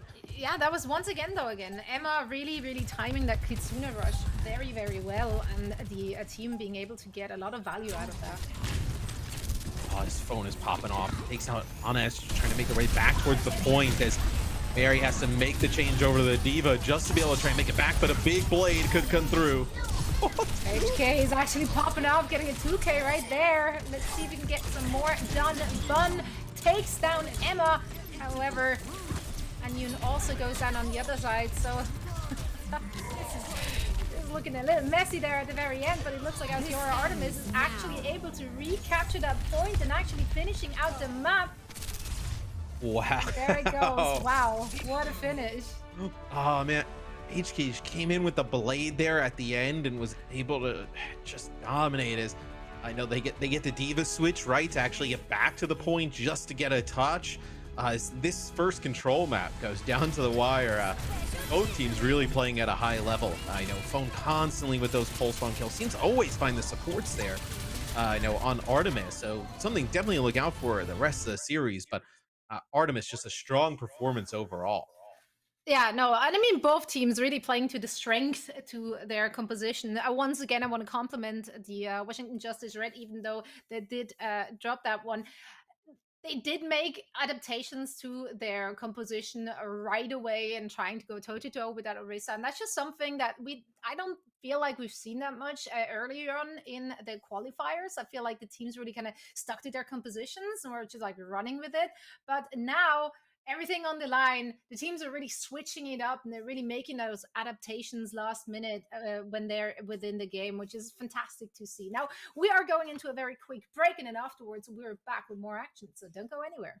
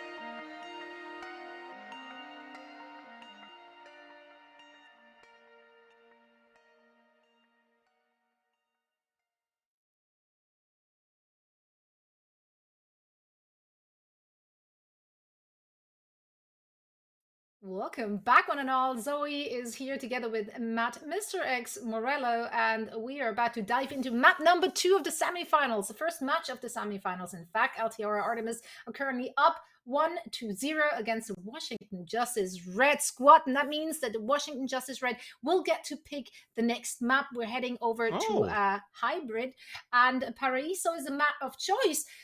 Interesting. Matt, yeah, I feel like during the qualifiers, the map of choice has just been King's Row and King's Row, and then some more King's Row.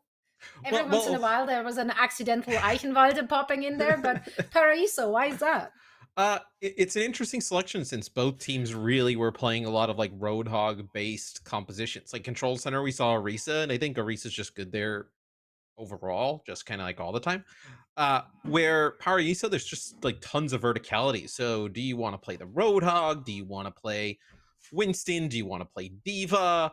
I mean, I could say, would you want to play Wrecking Ball? But like, probably not with like Wrecking Ball right now, just in kind of like current state where you would say he is in the meta.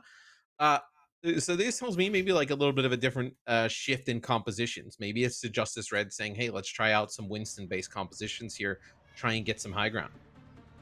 Yeah, definitely something we have not seen from them today in terms of composition, as a kind of running without Roadhog. Orisa actually the first version of a set composition. Now hovering over the Queen. Not entirely sure if that's what we're going to see, but quite frankly, like on Paraiso, I think it's just an interesting map layout, which does favor a lot of different composition depending on the point you're trying to defend or attack. It is, I feel like, going in favor of the defending team at the map most of all. And I don't know if you caught that lower third, but if this goes to game 5, Emma on Justice Red will be late for class. I do wonder what the situation would be for game 4, because that would be how they would win, right? So if you're watching Justice Red, you gotta sweep these next 3. You don't want to go down to the wire yet again. Don't want to be late for class. Let's not make Emma late for class. Right. Well, you'd want to get a win and not make Emma late for class. Exactly. So Justice Red will start out on defense here, and they actually will play the Hog here on D, which for defense, like in this part of the map, you can just kind of think how Paraiso works. Like there is some high ground, but it's really like a lot of point control. So you can kind of like play the corner with the Hog, where HP will go for the Genji yet again. So it'll be like a Genji versus Tracer matchup with Emma going back to the Zen. I really quite like the Genji on this particular map because there is so much verticality and so many different avenues to go in as a Genji. It can be really, really annoying. For the Tracer, you can also be annoying, but you just don't have that verticality in your kit. thing that's so scary about the Genji is just trying to traverse like the large area of the map here by the point is Altior Artemis, they get that first pick early from the Hog, and then the Genji's able to go in towards that high ground because it's so dangerous, right? You're trying to cross that huge open area where the point is with the Zen on the other side, you know, Tracer as well able to put down some damage, Sojourn getting on that high ground. Very difficult to do, but Altior Artemis, they execute that perfectly. They'll take that first checkpoint rather fast. Yeah, that is some good time on the clock for them, while the Washington Justice kind of have to, you know, regroup a little bit and try to defend this next point. We'll see. Altior Artemis, they'll push up here. They'll try and get some space. Get Mary in a position on the Roadhog to maybe just get an early pickoff. And that's what's so scary about these Roadhog-based comps is obviously Roadhog just insane one-shot kill potential, which you get an early pick. It's so difficult for your team to bounce back. As you see there, they actually tried to maybe like bait SF in a little bit, but what able to find a pick over on Ana. So that's huge. Maybe stabilizes here the Justice Red on defense. Yeah, and I mean, this is also where Emma Zen is really coming in handy. If you want to get that Roadhog HP down a little quicker, having that Discord orb onto him to really help your team out there a little bit. Because it's quite a beefy unit, you know? Like, it's really, really hard to, like, commit your resources onto that Roadhog since he's just moved up. Oh, that'll be a Kitsune Rush. Oh, that is so well executed there. From Altior Artemis is so the Kitsune Rush comes from the side here, so right by the payload. You can kind of see the trail end of it. Like Mary comes through the alleyway with the Roadhog and uses the whole hog from that angle. Like you would almost expect it to just like follow up straight through the Kitsune Rush, get the max amount. But I think they were caught off guard a little bit, Justice Red, by the hog just flying out of the alley. Yeah, I mean, when there's a Kitsune Rush on the map coming towards you, like, all you want to do is, like, back away as quickly as you can. You don't want to fight into them.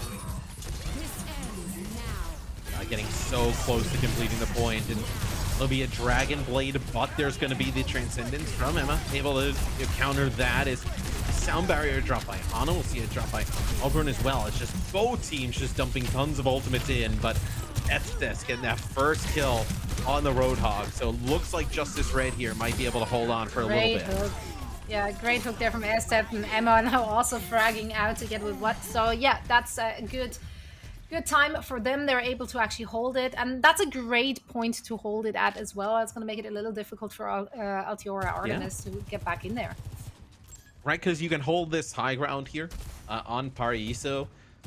Talked a little bit earlier about how good in on the Sojourn, able to land some of these shots. The Tracer can cause a lot of like difficulties here, you know, just lurking around some of these like corners and alleyways. So definitely a possibility that Justice Red able to make a stand here. Yeah, this is where they have to make a stand, but let's see if they actually get it done. We do see the Rotor coming on through the main street. Unfortunately, didn't quite want to go down. What is coming in clutch there in the Rotor battle, actually helping to push Mary into the fray. You can see though the Soldier's able to just like trade off a kill each. And we'll get another one as they're going to use the Kitsune Rush here, Altior Artemis. They want to maybe just kind of scare Justice Red back and walk this one on in. As it looks like it's like a 2v2 scenario. Phone will get on the cart. Yeah, and I mean, that's how it works, right? You don't want to fight into a Kitsune Rush, so they force off the point, and now that means there's a lot of push, and it's not much left to actually ride this payload home for them, and it looks like they have the manpower on the point as the opposition is going down. Washington Justice is not able to defeat the defenders much longer, and there's the point. Yeah, that is Mary coming back on the Doomfist right over the top, but really nice shots. Bun was able to land, I think, like 2 during that fight, and Aniyun able to connect, use the Kitsune Rush, and then obviously able to put down some damage. Really, it was like a 2v3 scenario where they were down in players, Altior Artemis, and had everybody rush back trying to help, get the cart across the line as they'll try and take some high ground here. Now we're going to see some Sigma play, and Sigma up on the high ground could be really difficult to dislodge, right? Has that shield, just really good consistent damage, forcing that Roadhog back. Yeah, that can be extremely annoying. However, for the next round of defending this point, Washington Justice Red is coming in with a lot of ults they banked up during that last fight. So they might actually be able to hold out for a little longer. It's 2 minutes and 15 on the clock. Yeah, but you're for Justice Red, you're going to be able to have another fight here, though, right? You have Whole sure. Hog, you have double support ultimates coming out of the spawn, so definitely a possibility of getting a hold here. You see Emma just poking out there. Behind S-Death, you're going to have to get the Hog on the point. Oh, really nice interrupt there with the Accretion. Is going to force the Whole Hog out early. Yeah, not in the best position there to actually whole hog. However, he does go down right afterwards as well, and that might be it. Emma's popping that Transcendence, trying to keep her team alive. Let's see if they can actually get it done. You still have this Blade. You're just waiting for some of these support ults to come back. Then HK going to go with the Blade. Emma trying to defend herself, but because the deflect right there is Esther will come back on the Winston, but just waiting, so patient with that Dragon Blade until the support ults are gone, and then popping it. It'll be Altior Artemis. 1 minute 23 on the clock into full map completion. That is quite a lot of time if we consider that it is on Paris, so it is. So it's such a defense forward map. How do you even say that in English? You know, like it does favor the defending team. So being able to finish and with time that's big. Yeah, and it's I don't know how much you've played like Shambali, the new map on Escort, but like it's very similar, and like it feels very long, right? And I think like as you're winding through kind of the streets from the first to the second point, it can just take a long time, and there's a lot of high ground control for the defense. So Altior, they navigated that pretty flawlessly, right? You know, they needed a big clutch at the end, but you know, even at I know Overwatch League, what we've seen in the past, like that's how a lot of teams kind of get that one over the line. Is Justice Red now on offense, they'll have a really clear idea of what they need to do. So, right, I think you're going to have to set a pretty good time here on point A. And then if you're going to play the Roadhog, we don't know yet, but you know, maybe try and fish for one of those early picks there. You know, going from A to B to make up a ton of that time. Oh, you see, they've got to the spawn and they've when the Justice is over. That's funny.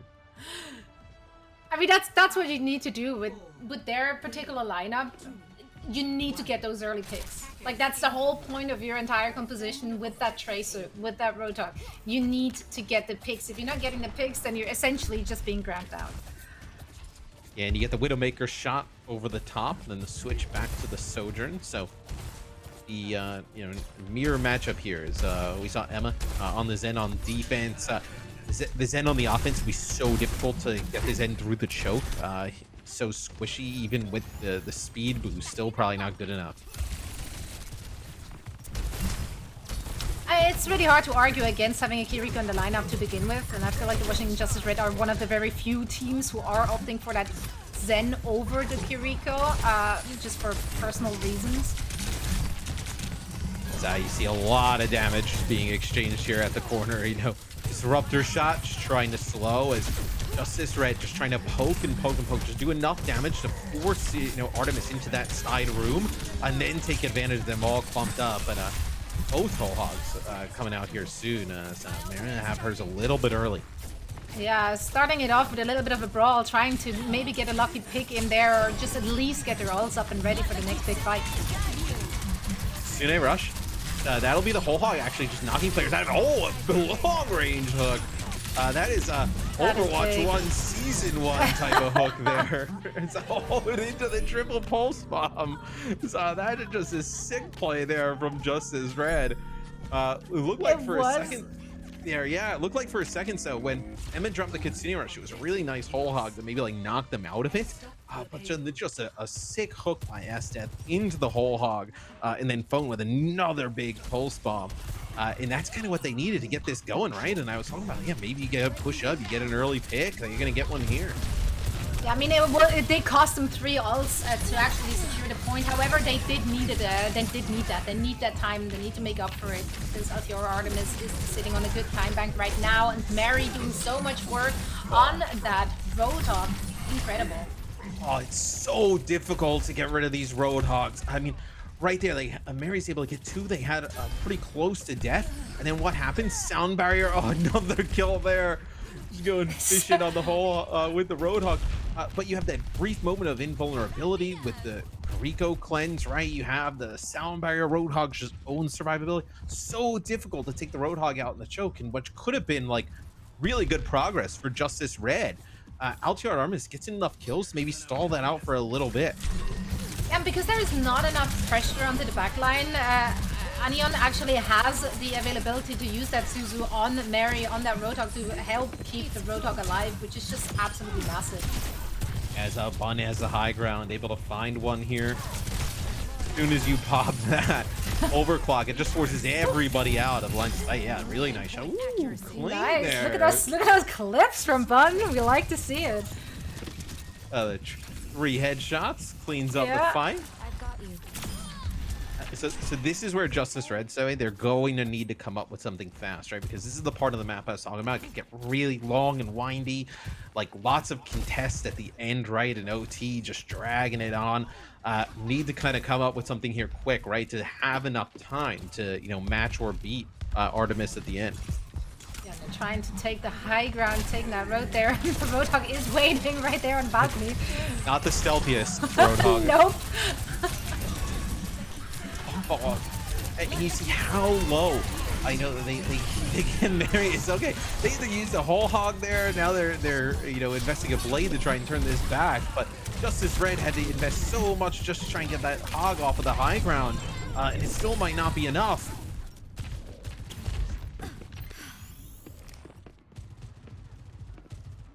Phone actually gets a pulse bomb there, but a little too late. He gets a sneaky push there, but let's just hope makes it out alive. There we go. Off he goes. Yeah, not fast enough to get back as the rest of the team to make something out of it, but overclock here available for what? Gets one player weak on high ground. He can't really push that on the Genji. Gets another player. Oh, nice shots here.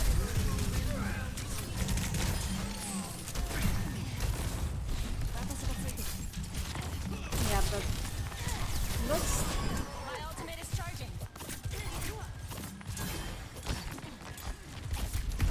Looks like Justice Red, even with those kills, not able to make it around this corner just yet. As this will be another Sigma swap. So going Sigma here against the Hog, later in the rounds, right, where Artemis ran it on their offensive side, trying to push it up to that high ground, and then now here at the end on defense, it's going to be difficult to dislodge the Sigma, right? You got to push into the shield, the hook not as effective, in the interrupt to block any of just kind of the healing that the Roadhog trying to provide for himself. Yeah, now once again on the back of Emma's Kitsuna rush, the Washington Justice Red is trying to get in and get those kills. However, ESZ goes out very early into that fight, and that might actually have ended that fight right when it started.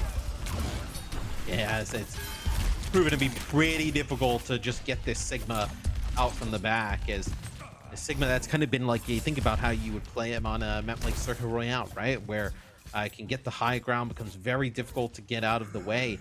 Interesting that the Justice Red, they'll actually go towards a Mei. So you can kind of like wall the Sigma off, potentially, like force him to bring his shield down, like redeploy the shield, maybe get the Hog into a better position here.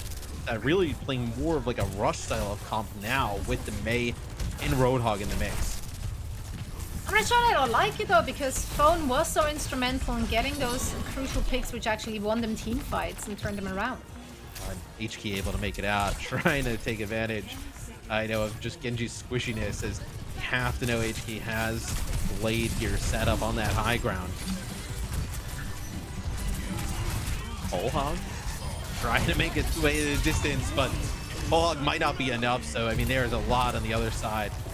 Be a gravitic flux here. So right now everyone pops everything. Yeah, every ultimate comes out here. Altior Artemis that are able to hold here before that second checkpoint. Large reason why is like they were able to win a bunch of fights there where they didn't really have to use a ton. Able to bank all those ultimates to use here at the end. Yeah, this was definitely a great map for Altior Artemis. They really understood how to play their team composition on this very map, and they did it phenomenally so. And that does mean that Washington Justice Red are now on the verge of dropping into the lower bracket. But yeah, I mean, there's always space to make a great comeback here. I'm very interested to see if this is going to happen, because those two teams did face off against each other already during the qualifiers.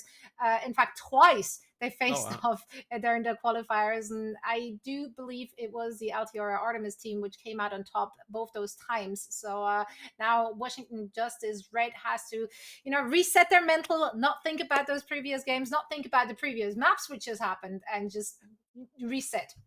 Yeah, Emma's got to figure out how to be a little bit late to school tomorrow if you're going to run this one Sorry, back, because Emma. we're way yeah it's got to go 5 if the Justice are going to take this one. Where I think right now, if you're Washington Justice Red, just got to regain a little bit, right? You've been so close in both of these maps, right? First map went down to the wire, second map as well. It's just a difficult point to get through. Kind of take this little player break, regain, and then come back strong for the second half of the series. Yeah. What do you want to see? Do you think they have to really switch up a composition, or do you think they can just I don't run think with what they had so. before? I think they've been really close in the maps that we've seen thus far. So I think you kind of keep going with this. A play here or there, right? Really kind of decides. I know this second map and even our first map. So wouldn't really change anything up if I'm Justice Red. I think just tighten up some of those plays and you can come out on top. Well, there you have it. I'd have you coach my team, Matt. Yeah, I mean, once upon a time, I was a coach.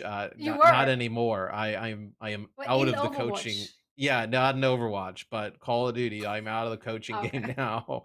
Uh, but I think right now we're going to give our players a little bit of a break here, going into map number 3. Stay tuned. We'll have it coming up though right after this.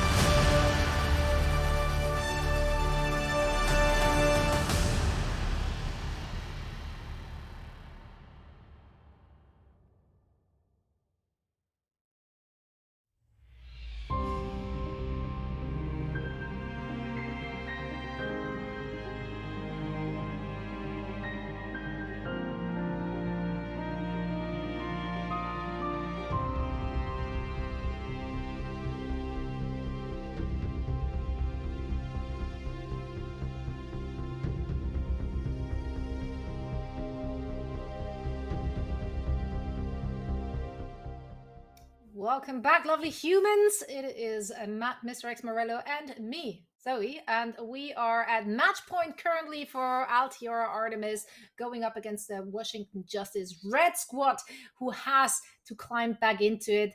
We do want Emma to miss school. Yeah. Really, Or that's be what this late. is all about. Or be late. I still go. Still go. Just be I late. mean, I don't want to, like how I did it back when I went to school, which is a long time ago. If I was late, I was so embarrassed about being late that I just never showed up. I'd rather not show up than be late. That's where I'm at. That's not good advice. Don't No, probably take that not. advice at all. Don't forget that I said that. Anyway, let's talk about maps. Escort It's is coming taken up Zoe next. 30 years to finish school. I'm still going to school. All those late days. All those late days, they do accumulate. Route 66, to change the topic, is the map of choice for the Washington Justice Red Squad. And yeah, Escort, I think today we've seen a lot of Circuit Royale, seen some Dorado, but now we're taking it to Route 66. How do we like that map? It's one of the OGs, right? I know one of the You're all original, about those OGs. Overwatch 1 maps. I think this provides like an opportunity to kind of like slow the game down a little bit more, right? You can, if you're Justice Red, and we'll see kind of like who starts on D first. It looks like Justice Red potentially here first, but you can play the corner, you can play from Big Earls and kind of rely on Sojourn. Tracer really good here, right? Tracer able to like kind of dart around some of the train cars there at the start, cause some problems. So a bunch of different variations that Justice can do. Maybe not in terms of composition, right? Maybe you want to keep the same comp, but just in terms of where you can position and play, right? Yeah, absolutely. Now, Bun is hovering over that far, and I want it, Matt. I want it. So I'm not gonna get it, but I want it. yeah, I mean, look, I think one of the issues with Farah right now is Sojourn. Sojourn for one. Yes, that's a very good point. You also have to dedicate to players, right? Because you effectively need a Mercy, right? So I know by playing the Farah, you essentially need another character as well just to make it work. Where Bun comes out, takes a shot on the Widow. Altiora Artemis, they've looked fantastic on this composition. You still continue to run it, right? And the Genji can be tough to make work here, but I know HK constantly, right? It may not be like the final blows, kind of like compared to like the Tracer, right?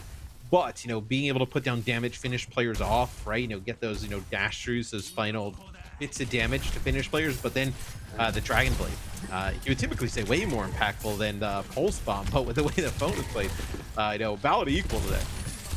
Yeah, I mean, Phone has been popping up left and right like all day long already. Even if the team is currently on the back foot, Phone has definitely put in the work, hitting such a good pulse bomb accuracy and really getting just so much out of it. Yeah, as it looks like Justice Red here at the start, potentially gonna get a hold as finishes off on you at the end. So nice hold here from Justice Red, and this is what I was talking about. Like you can play this bridge, you can play corner, right? It might be a little bit harder. Remember how we were talking on Parisa, where like the Genji closing that gap on point A? Like this is also like you just see the amount of distance the Genji has to cross with so many threats, right? The Roadhog, the Sojourn on the other side. This could be a very difficult point to play the Genji on. Yeah, you're very exposed there, and SDev getting that Genji off the field right away. So, as we said, very scary to be a Genji out there. Yeah, it's trying to go for another hook there. Not able to get it. Okay, so you get the Tracer. It's going to be where the offensive spawn advantage comes up clutch, right? For Altiora Artemis is, oh yeah, they're actually going to get SDev off to the side as well. So this could be good for Altiora Artemis, is they're going to be able to push this one around the corner. Maybe another opportunity to contest here. If you are Justice Red, then you have to consider it, right? Phone will get on the point, stop it for a second. That was a bad stacker though. Like the fact that they got Emma there right at the very end of it, that can actually break it for them. Let's see. It looks like they want to get a speed boost here. Maybe get out and try and contest this. That'll be the Kitsune Rush used there by Emma. Trying to hold this one again for the Justice Red. And Mary getting a lot of value out of that whole hog. Yeah, so I was gonna say, with Overwatch 2, right? That change that comes in for Roadhog, where you actually like, the first time. Okay, this is super embarrassing. I can't wait. The first time I had used Whole Hog, I completely blanked on the fact that you have to like mouse one to get Whole Hog to work. So I just kind of stood there and I was like, You're like, yo, what should I is going report on? a bug? Like Whole Hog's done. Like I literally just did Whole Hog and nothing happened. But you see why it's like so strong, right? As you're able to start the Whole Hog, Mary was, and then get a hook, and then start the Whole Hog again. And you can like use it to take a breather. So Whole Hog doesn't just lock you into that animation anymore. It's way stronger. Absolutely. And we're seeing that mechanic being used to a great extent from both of those teams. Now, Washington Justice Red is still doing a good job at defending right now.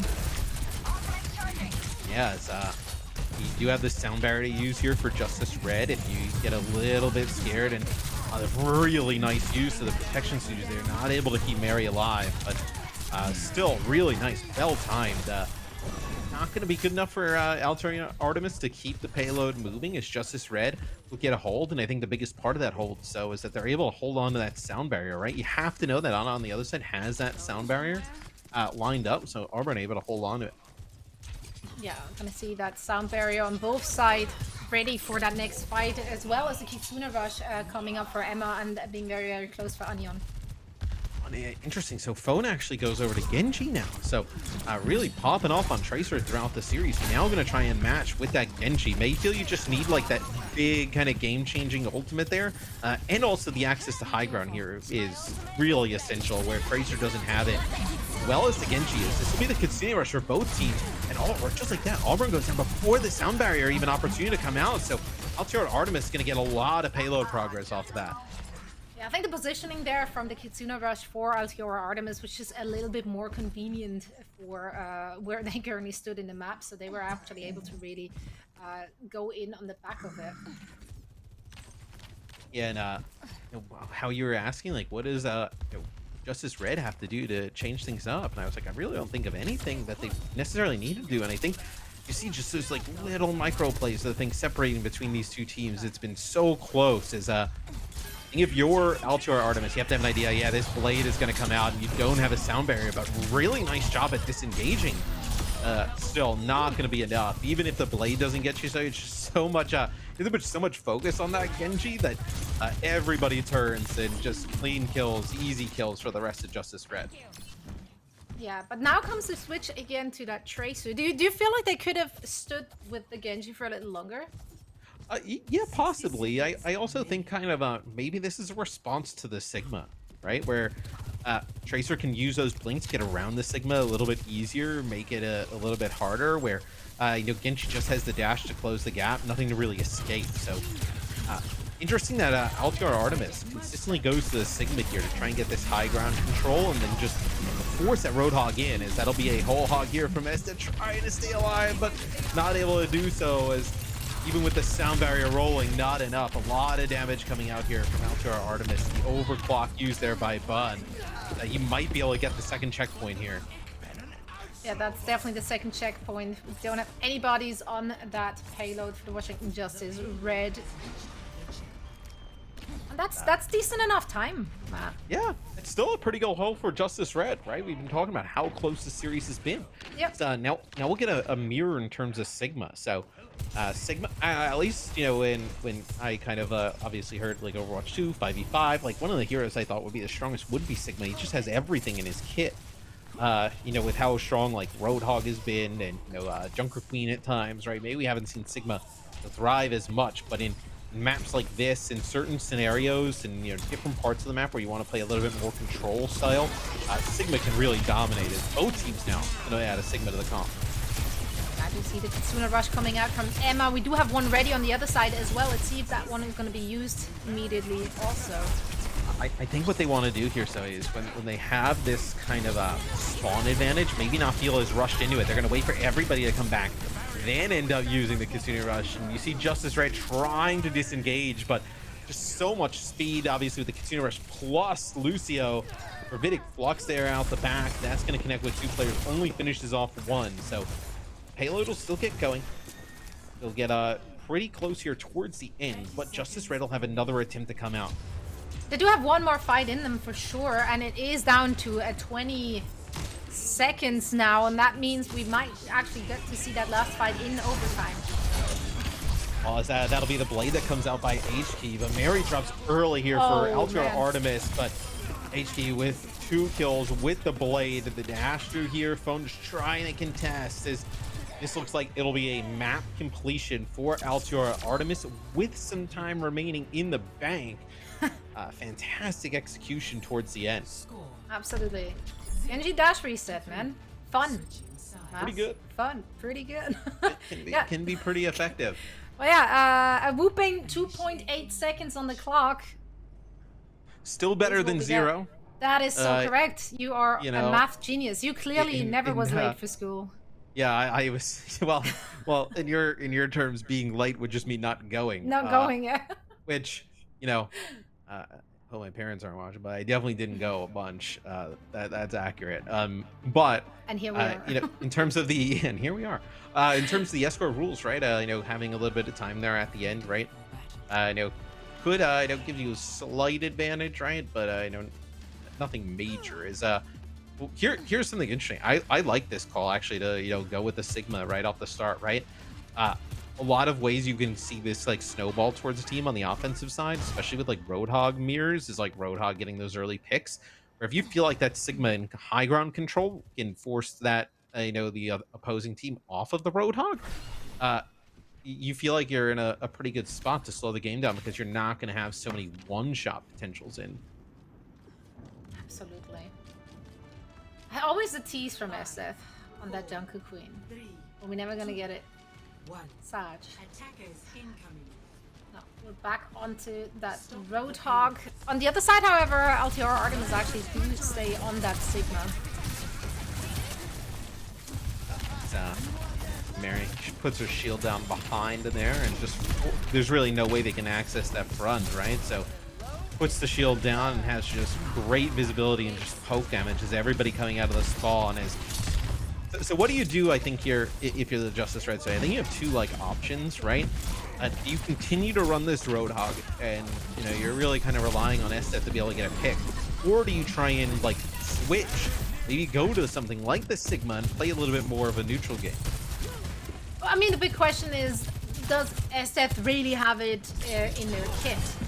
We did see SF on that Sigma for a very short period of time, but not long enough to really judge it if that is within the wheelhouse and what the comfort level is on it.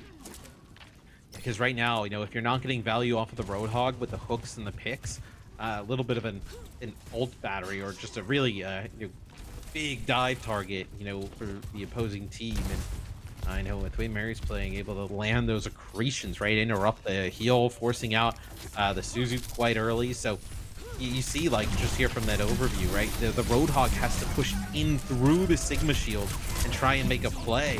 Yeah, it's so hard. Just able to stay on the map. I thought they were not very off the side, but not enough. Big rabbinic flux here is Altior Artemis with a fantastic front, train car hold, and here's the switch. So gonna go over to Winston. All right. Winton it is. That's definitely a composition we've seen a lot of in the past.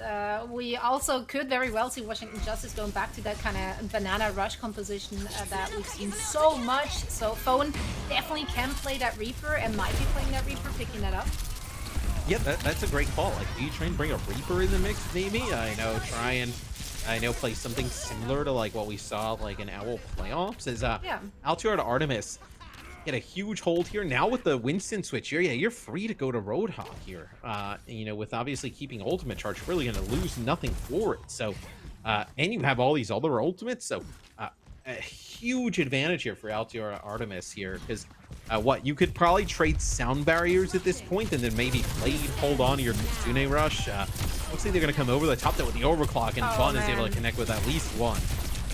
Yeah, and that's a crucial one too, because Watt would have had his overclock as well ready, and that would have been so very crucial to win that rail battle. Yeah, it's no overclock from Watt able to be returned. Is HEO trying to use the deflect? Maybe you can take advantage of this. Oh, that hook is so difficult to hit. Like through like 3 or 4 players able to just snipe Emma with that Roadhog hook. Is sound barrier having to be used here for Altior Artemis just to keep Mary and the rest of the team alive as they're trying to try it back. As there are a few players on the card here for Justice Red. So, if you are the Washington Justice Red, what do you identify as a big threat here? Like, what do you need to do? Oh, I mean, this blade coming through is obviously a huge issue potentially, but she gets a little bit low and you walk back in the fight, so you don't want to push it. So I think the biggest thing for Washington Justice Red, so you have this Primal Rage. You're going to get very close now to the Kitsune Rush. I was going to say win this before the Roadhog back in the action, but they may just end up giving this up. Yeah, as looks like they're going to walk out onto the point, but not going to be able to live for long. So you were really worried about the Roadhog if you're able to like kind of get back together and make a final push. But what going big there at the end, able to connect with a few headshots, push Justice Red over the line and keep them in the series. Yeah, we now see Watt as well as FF setting up on high ground, waiting for Altiora Artemis players to come out of that little door on the side. I love I was laughing. There was a screenshot where somebody said, I want Emma to win, but I also don't want her to be late to class. Maybe they can figure out a way to play map 5 from class. I don't know. Exactly. That's the ideal scenario. Yeah, it's LTR Artemis. They push up, they take control here. Justice Red, though, not really in an emergency scenario just yet, right? A minute and 40 plus in the clock. You got 4 out of 5 ultimates. A lot to work with here, you know, an advantage in terms of ultimates in a large way.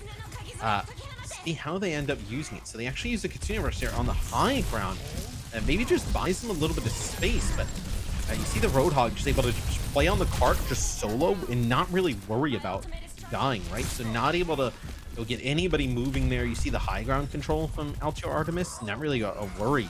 Oh, another hook there as that hook sets up HK to get a dash through.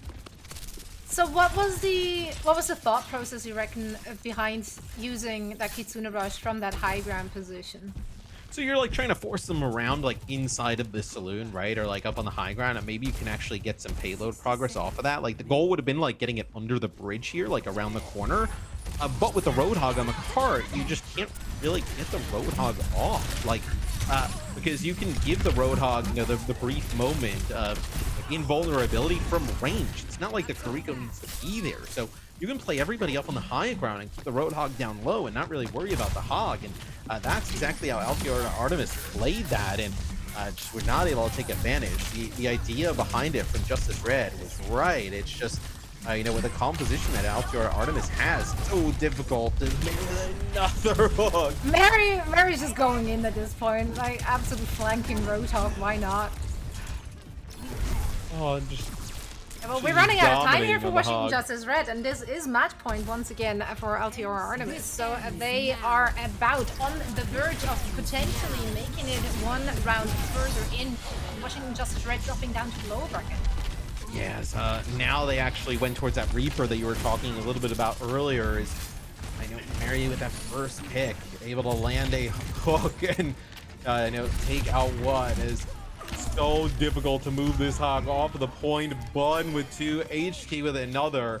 So clean. Altior Artemis, they'll take this series 3-0. But Justice Red, so he still put up a really good fight. I mean, map 1 and map 2 went down to the wire. Yeah, I mean, could have gone either way. You know, just a few plays here or there. But Altior Artemis just seemed to always have the right answer at the right time. Yeah, no, they definitely put in so much work. So once again, defeating the Washington Justice Red. I mean, at this point, it's going to be a grudge match. If they face off against each other again, there's going to be some feelings involved, I'm sure. Yeah, where you know, obviously a tough loss for Justice Red. Emma will be able to make class. That's the upside. That's the I mean, bright spot. yeah, somewhat of an upside, but you know, still, right? I think Altior Artemis, they played fantastic. You know, being able to utilize that Roadhog to, you know, really perfection. HK as well mentioned it, like with her on the Genji, like the Genji's a really tough pick to make work, right? You know, especially, you know, with just the deflect and the dash against Roadhog based compositions, and was able to constantly, you know, where Phone was on the other side playing really well on Tracer, come out with big Dragon Blade. So, you know, really just overall well rounded play from Altior Artemis.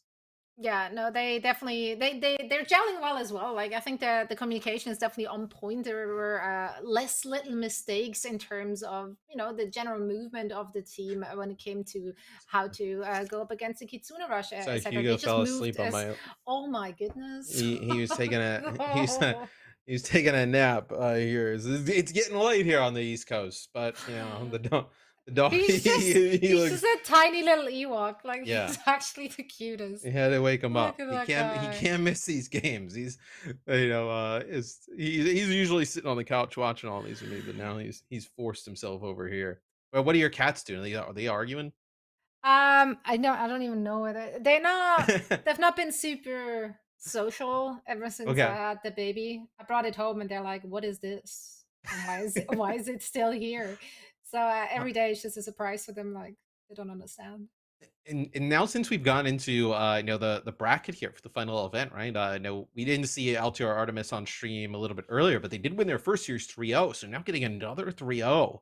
Yeah, didn't Moving drop a on. single map so far in the upper bracket, which is huge. And I Yeah. mean, they were considered, like, if you're just looking at their overall team, they were considered amongst one of the favorites. It was a little hard to really gauge during the qualifiers because a lot of the teams also had like some switcheroos in terms of Yeah. players. So some qualified with one team, but then ended up on another team here in the final event. So it was very hard to do research.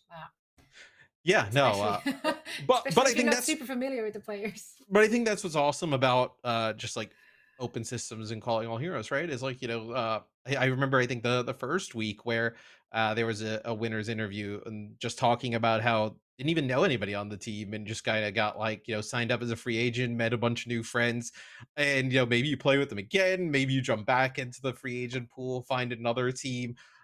Just awesome to get involved in anyway. And now you start to see some of these teams I know forming at the highest level of play, right? With Overwatch League teams coming in and supporting, and some teams already, right? I know already just kind of in the scene with GM top 500 level talent. It's awesome to see. All right, and I think we do have an interview ready in just a little bit. I'm not entirely sure if we go to a break first. No, we're not taking a break. We're live right now, and Anna is joining us for a quick chat. Anna, how are you doing? Hello. Gasping for air. My heart is beating really fast.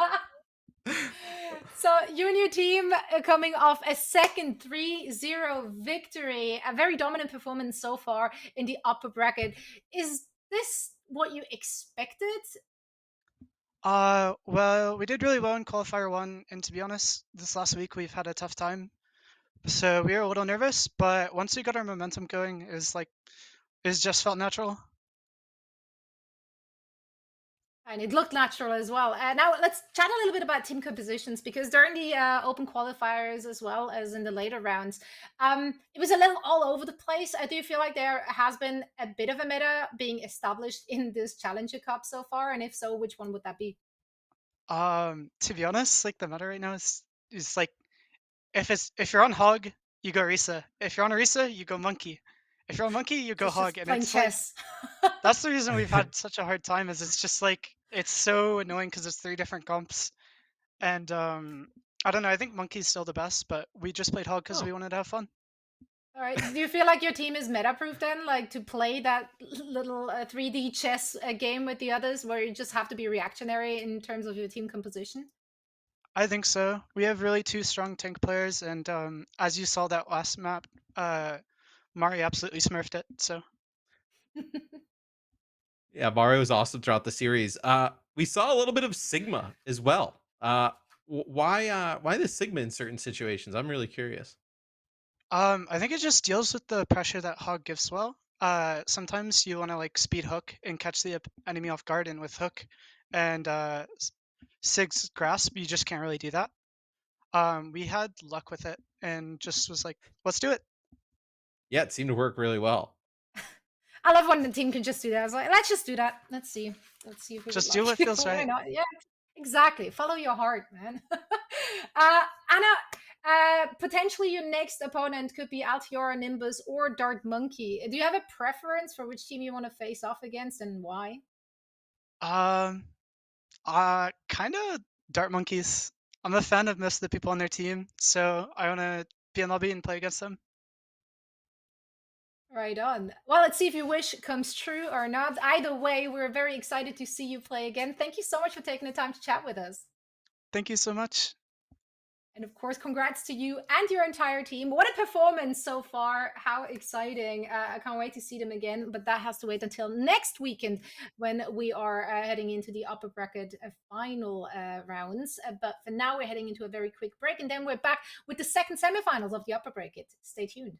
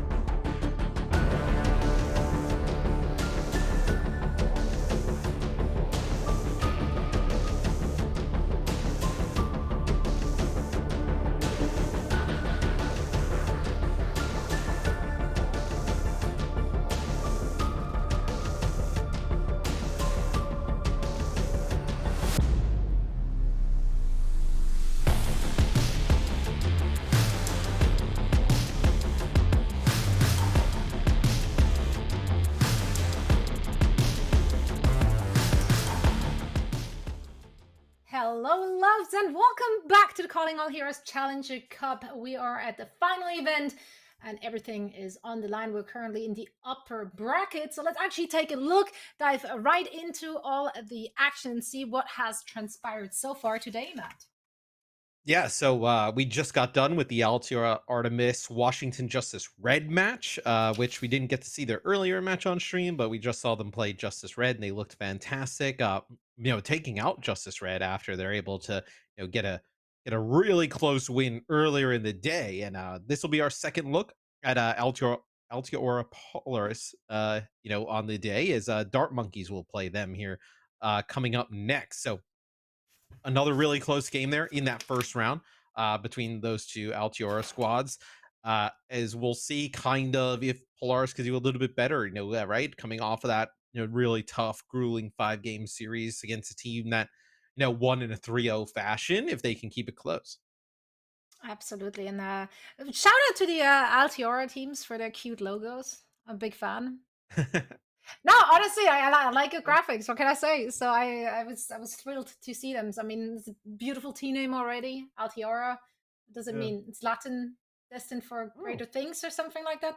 You wouldn't know, not Mr. X. I don't assume you took Latin in school. You don't look like the Latin type to me. No, I can say I did. I didn't. I didn't Right. take that in school. I'm not even sure if that was even an option to It do. might not have been. Either way, it was for us. So yeah, our next match, Altiora Nimbus. Nimbus is a cloud or a halo, also Latin. So I'm there you learning a have it. lot. Yeah, no, I make this educational now. I gotta put that Latin to use because I literally never use it. So what was the point of me learning any, right? Right. So we'll see. Like I mentioned earlier, Nimbus, we saw them on the stream a little bit earlier today. A bit of a break, right?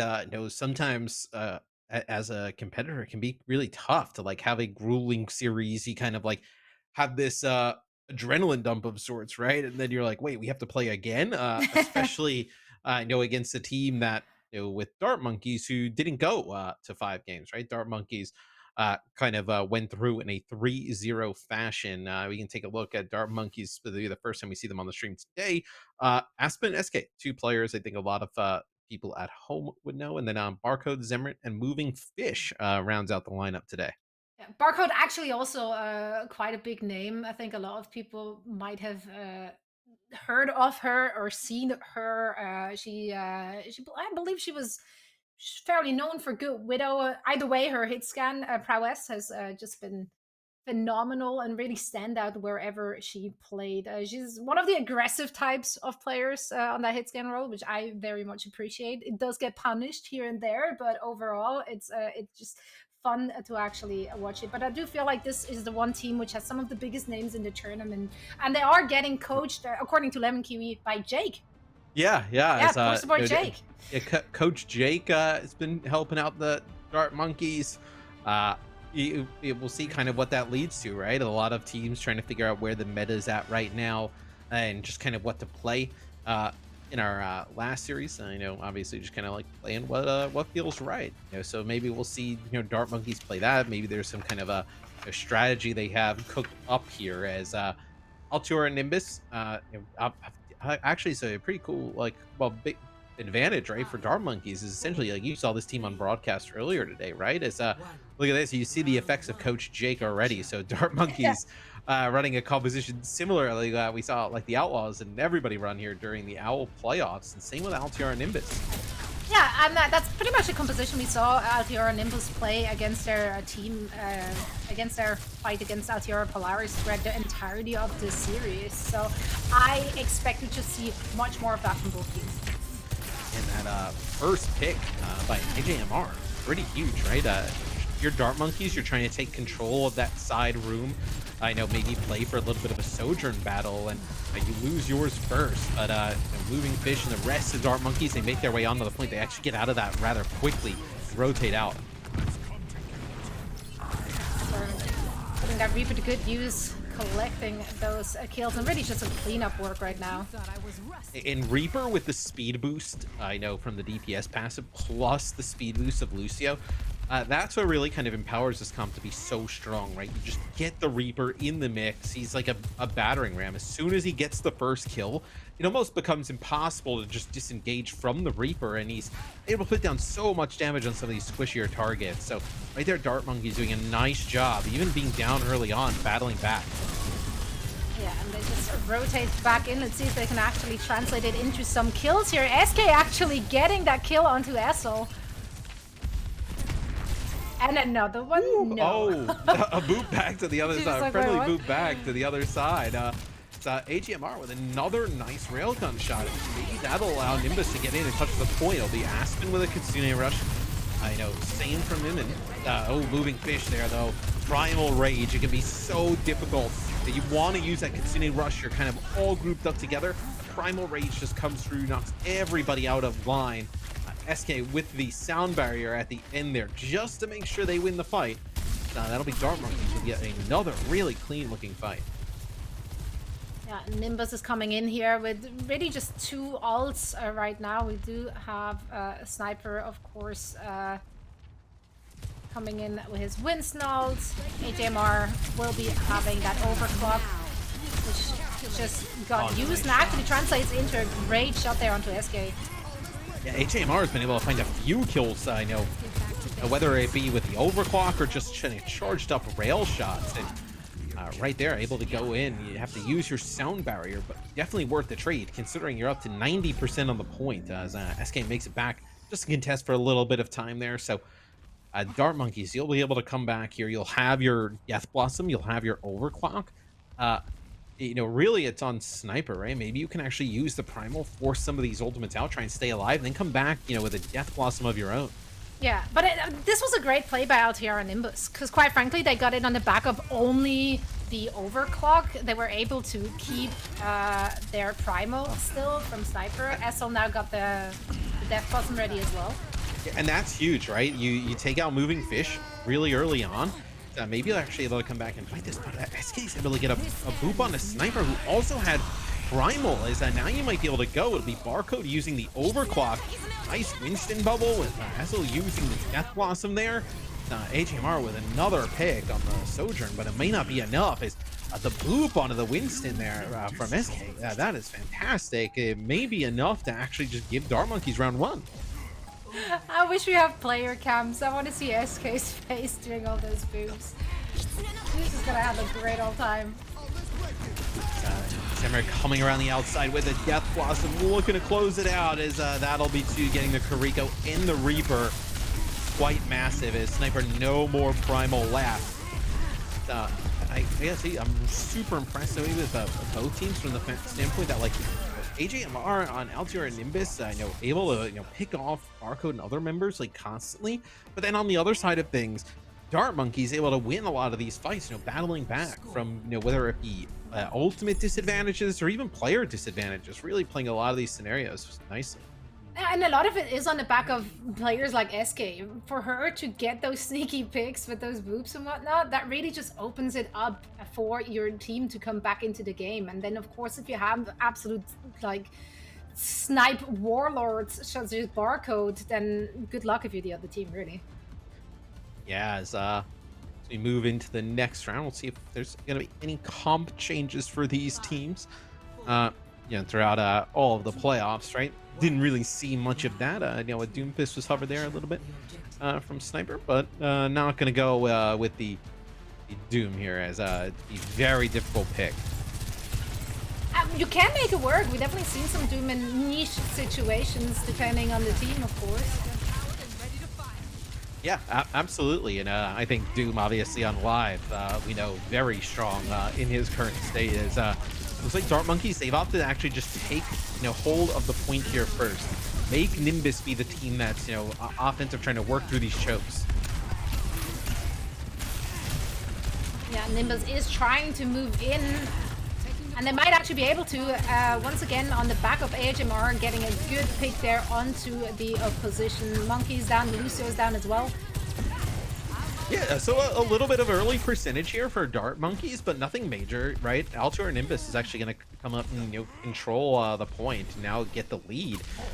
They were in a really difficult position, right? Dart Monkeys able to get control of the point first, but Nimbus able to kind of navigate that, moving through just those 2 tight corridors to be able to flip the point. And Miman has a Tsune rush here, so potentially could use this, catch Dart Monkeys off guard. As Aspen and Co may not know that ultimate's available already for Nimbus. Yeah, and there it goes already. Here's a Kitsune Rush. Let's see if that actually helps them defend. And it looks like that will do just that. As we do see the Dark Monkeys, they have to disengage and move away. Yes, really nice plays here by Nimbus, just using that Kitsune Rush to end up winning that fight. So you're gonna be a little bit behind here, Zoe, obviously using the support ultimate in this next fight. But yeah, if you see Dark Monkeys, let's say, use that Kitsune Rush, look for Sniper to use that Primal. And then if you can force SK to use the sound barrier, that's kind of considered a little bit of a win. So that's Aspen's Kitsune Rush. You're not even going to be able to kind of answer it as, oh, that's a huge pick as Karopi was going up with the sound barrier. Nice shots there from Barcode, able to shut that down.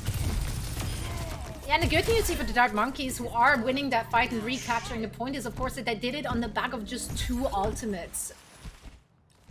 Oh, that railgun shot, able, you know, the Lucio just poking around the corner, just beautiful shot there from Barcode, able to hit that. And it's especially difficult with so much actually happening, right? You have so many players in front of you. Kitsune Rush is going off. That also allows Dark Monkeys to hold on to their sound barrier here, so they're primed to make a comeback. Yeah, and sound barrier is being used as we speak, just about that.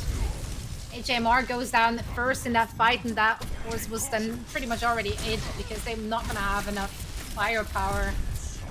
And this is where Dark Monkeys has looked really good in this series, Zoe, when they can actually be the team that kind of starts the fight and kicks things off, right? Yeah. Where Altior and Nimbus, they've kind of been, you know, successful in the opportunities where, you know, Dark Monkeys playing a little bit passive, and they're able to actually kind of dictate the terms of the fight. As you see Moving Fish jump in, put a nice bubble down for Zemrit to get the Death Blossom off. It doesn't result in a kill of the Death Blossom, but still you're able to take out AGMR. So that'll force Nimbus back again, as Dark Monkeys getting very close to taking the lead.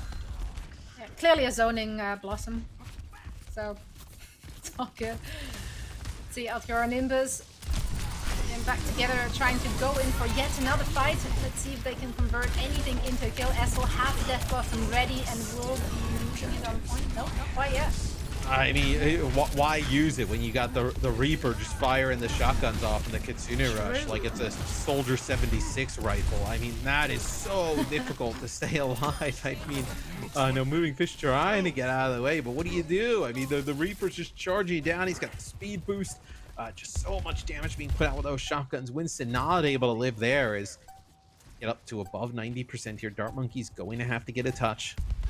This is a close map so far. It's quite a back and forth so far for both of those teams.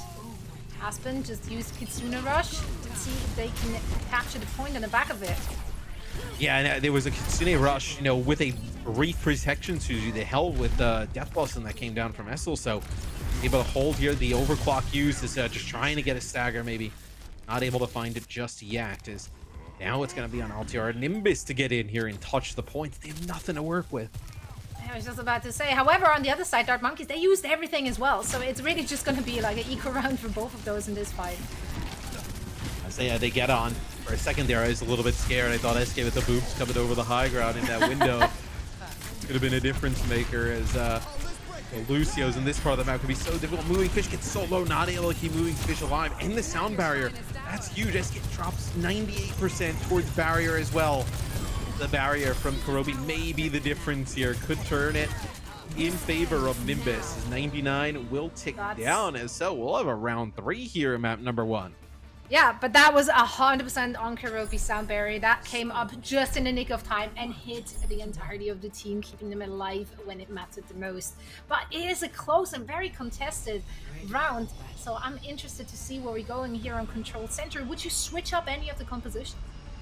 I think you roll with this. I think both of these teams are executing this type of competition. Like, this comp can be really difficult to execute just because of how fast it is, and with just so much burst damage coming down from the Reaper. Both of these teams, though, been playing phenomenal. I don't think you move off this. I think, like, if you can play this just about everywhere, I feel like this is the comp you would love to stay with. Yeah, I mean, why change a working system, right? As long as it works, don't need to switch it up. Yeah, as both teams look like they're going to try and go for a little bit of that, you know, high ground plateau control here. As it'll be Dark Monkeys forcing Nimbus back down towards the point, but gonna see from Nimbus' POV, they could actually get a little bit of a crossfire, but maybe not now as Barcode takes out Karopi. Alright, that puts out Fiora and Nimbus, of course, right on the back foot as they have to disengage, at least for a little bit. Aspen getting that kill onto HMR. Oh, and double here is Aspen on the Kariko getting quite aggressive. Is it's interesting right now. Like Kariko with like Roadhog is played like way more in just kind of a healing type of centric way, where a lot of people thought that Kariko coming in would be used pretty offensively. Where I mean, in my ranked games, she is being used very offensively, but that's also way also below true. level. I think in a comp like this, though, as Barcode with another really nice shot, you do play Kariko a little bit more aggressively, right? You think of like the plays that we just saw from Aspen, able to push up, connect with two. You think of like Teru from the Overwatch League playoffs, playing really flanky, aggressive style of play. So those headshots with Kariko are so devastating. Yeah, it can be. I mean, unless it's being punished. But if the other team is not actually punishing it, then go for it. Have at it. And clearly Aspen is just lighting up the kill feed right now as she's dragging out on her Kariko. Beautiful. You could kind of see how that was set up, and it's a really nice idea from Altior Nimbus, right? You don't want to push through this central choke. You want to try and like wrap around. They don't have really the speed to close that gap, and moving Fish gets a little bit close up, and then Aspen uses the TP with the Kitsune Rush right away, and they follow it up. As I tell you what, so it's going to be difficult though. Like you're going to have a lot of maps obviously that have pretty strong chokes, you know, throughout this series and just in Overwatch in general.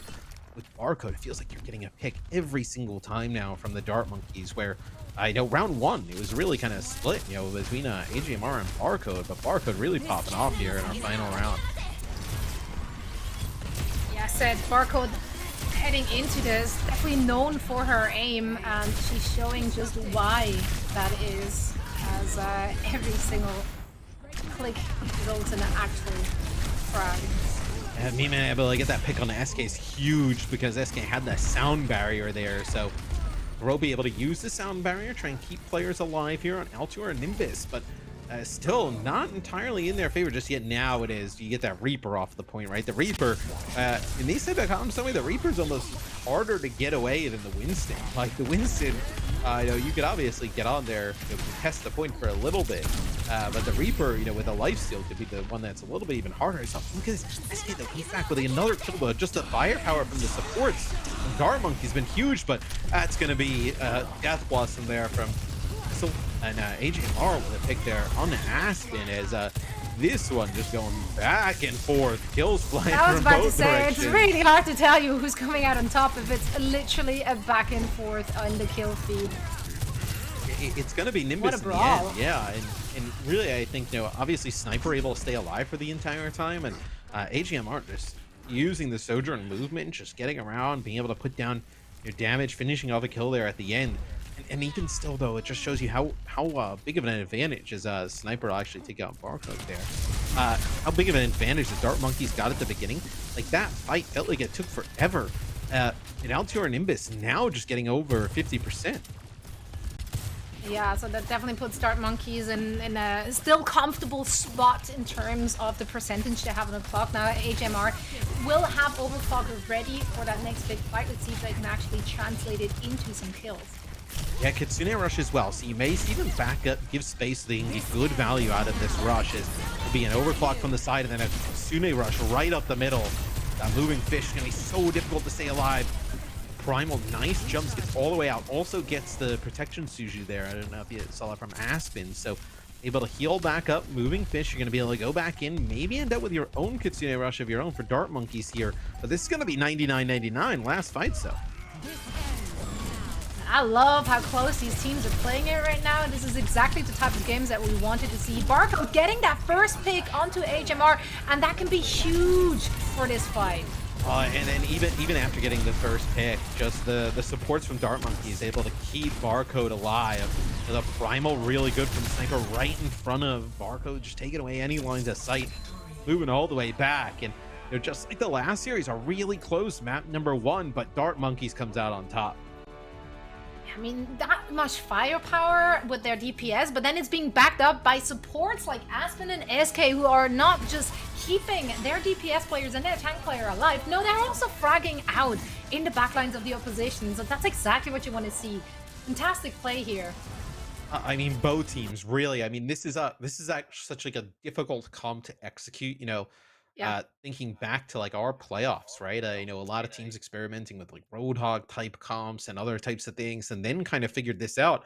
But really, it was like the Dallas Fuels who were able to execute it at a high level, and I think, and both of these teams playing what's a really difficult comp at a high level in this series. So excited to see it keep going. Yeah, I can't wait to see more of that. We are heading into a hybrid map next. The loser gets to pick, so Nimbus gets to pick. If you were Altiora Nimbus, where would you take it? Hmm. In hybrid, I mean, so if you're gonna keep playing these comps, uh, I think it's just actually like personal preference. Like, I think it's been proven that this comp can really kind of work on just about any type of map, in the pool or just in Overwatch. Uh, where if you kind of look, I would say probably the weakest this comp would potentially be like Eichenwald or maybe King's Row because of just how close that Streets phase is in point two. Paraiso, we saw teams play a ton of that, where I think that could be a pretty strong map. But I don't believe there's like one certain map that this comp dominates over another. I think this comp can be used at any time, any map. So I think it's really just down to team preference.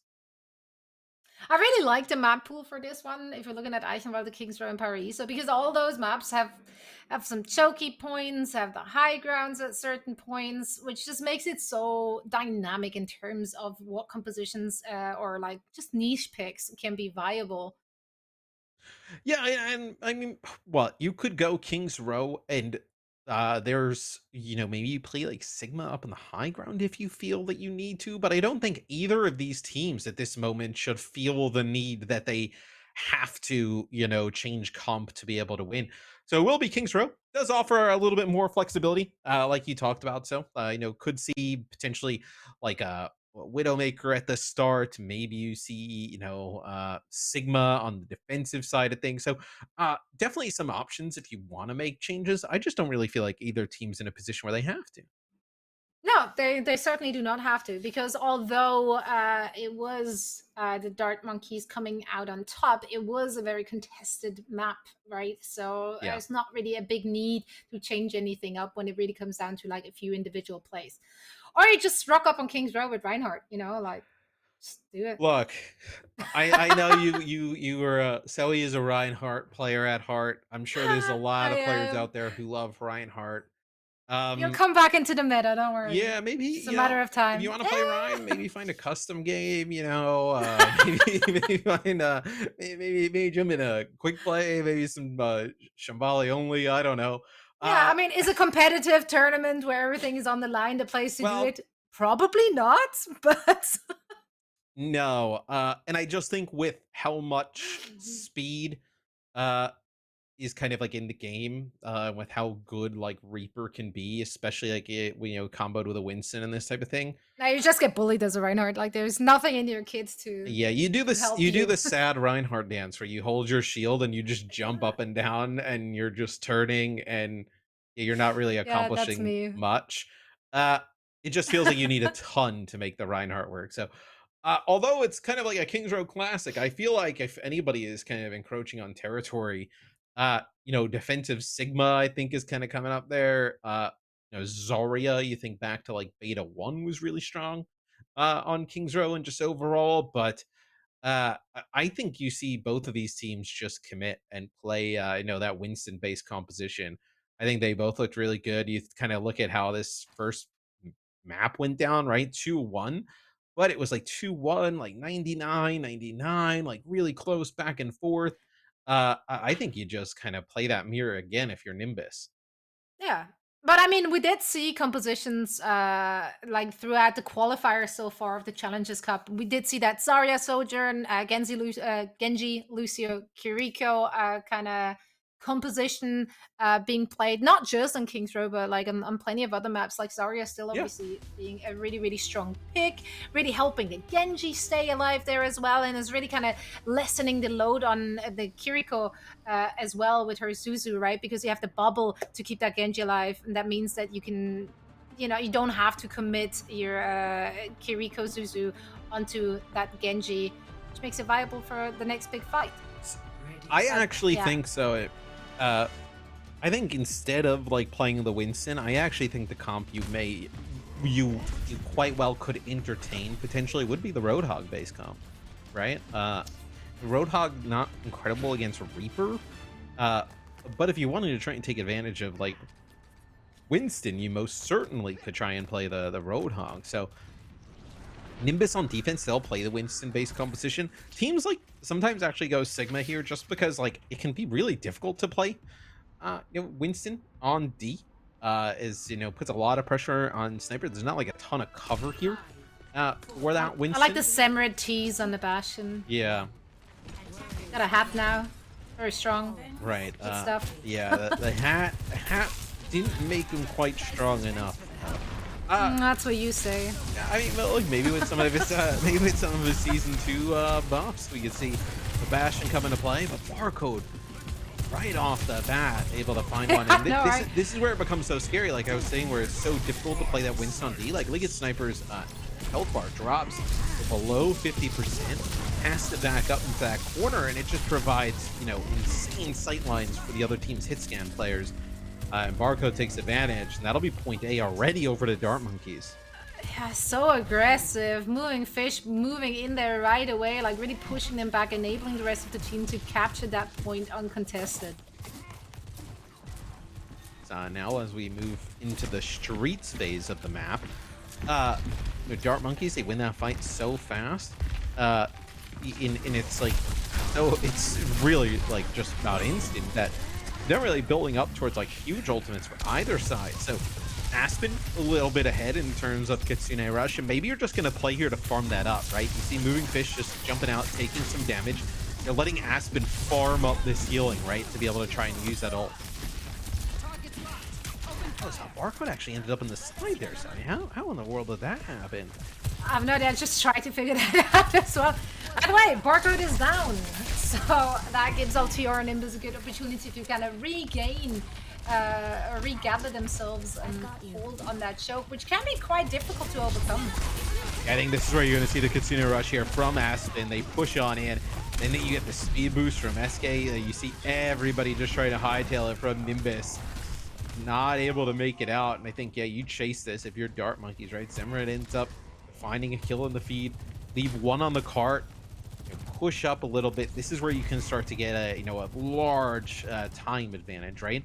AJMR does have the overclock coming back, so maybe able to get some high ground here, but see Barcode farms up one of those railgun shots here as Sniper comes in, takes a big rail shot. May be forced to use Primal. Yeah, and Mima now actually using that Kitsune Rush, trying to defend it. Great shots here from the Sojourn. AJMR has hit some really nice shots. Think back to like Lijiang Tower, right at the start. They've been able to connect, at key times for Altior and Nimbus. And I think also a big thing was that they didn't have to end up using Sniper's Primal. Tons of damage, right? Barcode had farmed up, that railgun shot, connected with a shot on the Sniper, but trusted the supports enough to just not pop Primal. So difficult. Yeah, not able to make it out. They're also going to have a sound barrier here for Dart Monkeys to try and get this one to a second checkpoint. Yeah, and all the while as they're fighting, the payload is actually just moving. Whilst, of course, we do see the Monkey just creating a lot of space on that front line. Yeah, and this is what you want to do, right? You want to get that Sojourn in an advantage where you can peek off of the spawn and be able to land some of these shots. Absolutely, and it looks like they're just about to hit that second checkpoint pretty much uncontested. There's nothing that LTR and Nimbus can really throw their way. They will have sound barrier ready, as well as the Death Blossom from Essel. But on the other side, of course, Aspen once more will have that Kitsune Rush available as well for a good timed attack. And I was going to say, I wonder if they have an idea. It'll be a sound barrier here in response for Nimbus. So they feel that they absolutely must need this fight. Beautiful protection suit there from Aspen, keeps Semrid alive, and then the Kitsune Rush. I mean, that is such an insane play there from Aspen and Semrid. Semrid uses the Death Blossom, then able to stay alive with the Wraith form. TP from Aspen with the protection Suzu, then the Kitsune rush. I think it just caught Nimbus off guard a little bit. So, but that is such a massive play. It gets them around that first and second corner. Yeah, I don't think Nimbus expected them to commit that heavily into the fight, but that got them so much push. Now we do see HMR using that overclock. Let's see if it will translate into some kills. Excellent sniper are fragging out, so now Aspen is down, of course, that could be crucial. SK falling as well, so that should be the fight for Altera Nimbus as they can try and stabilize. Yeah, they absolutely needed that. So now maybe you can actually get set up on the high ground, maybe get like a Death Blossom coming on down.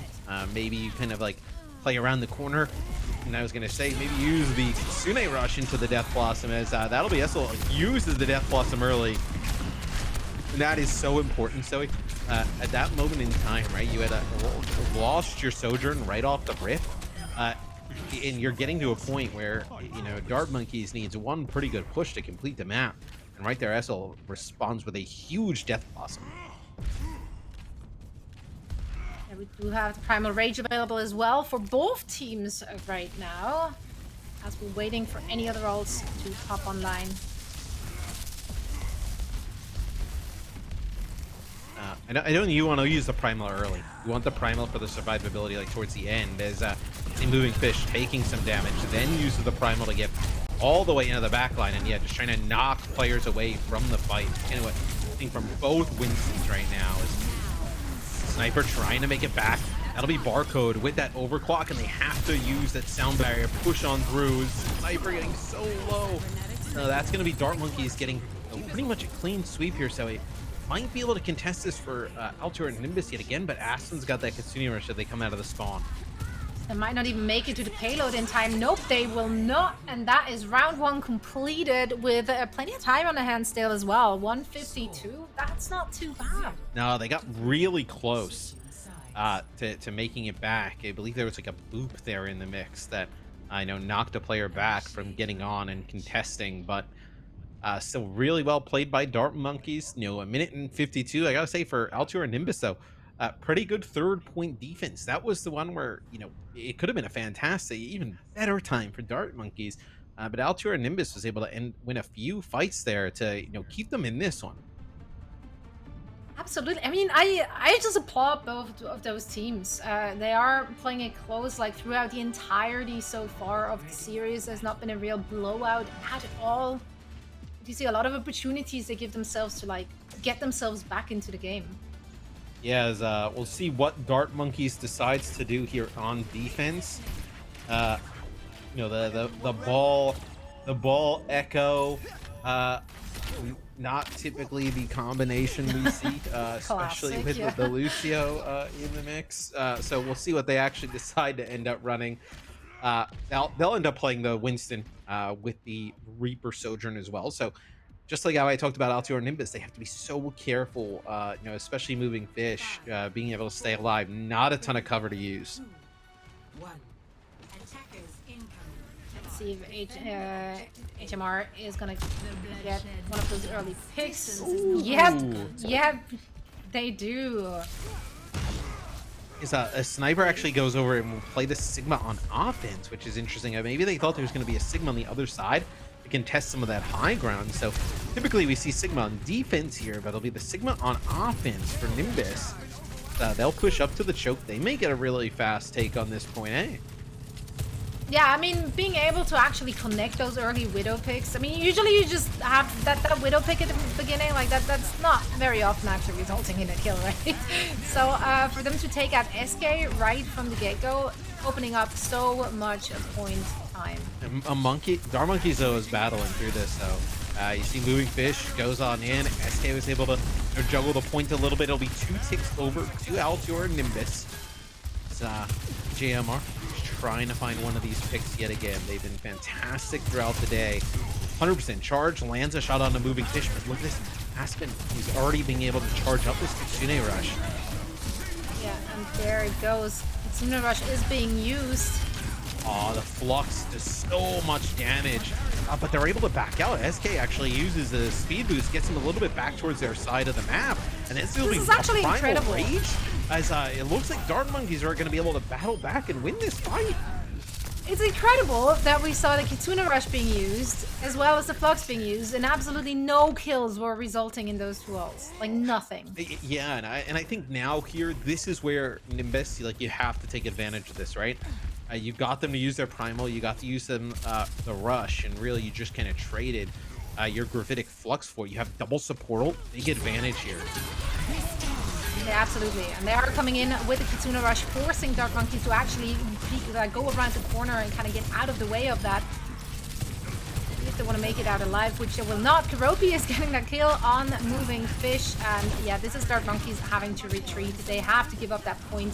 Now finally, Altiora Nimbus will be able to finish up that capture with a little less time they initially thought they would get after that first really good push onto it. Yeah, and even though Altior Nimbus, they ended up layering the support ults there, they're almost forced to, right? Because the Kitsune Rush comes down, and then the Dart Monkeys, they respond with their own Lucio sound barrier.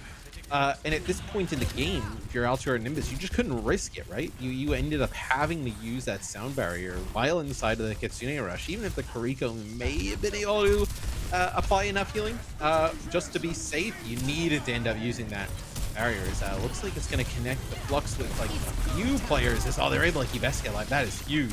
And they're all so low. The fact that no one went down there just yet is actually incredible. Gimar trying to follow up, getting those kills, going in aggressively. This Sigma's working out. So we've seen the Sigma It really is. a few times today be pretty effective. And right there, you know, they try and play the corner. The Dart Monkeys, it's a perfect time to use the Gravitic Flux. There's no you think about, you know, with Sigma's Gravitic Flux, right? Like one of the biggest things was, you know, do you have a Sigma on the other side to interrupt it, or a Roadhog to, you know, hook out of it? There's nothing for the Dart Monkeys to be able to interrupt that, right? So what happens? Like, they take a ton of damage. They have to use the Protection Suzu once they land to try and heal everybody up. Pretty big ultimate. Good usage of it from Sniper thus far. As Aspen will use the Kitsune Rush, and they'll push on through. It'll be Barcode who gets one, gets two. And now we'll see how Altior Nimbus goes about breaking this once Dart Monkeys is set up again.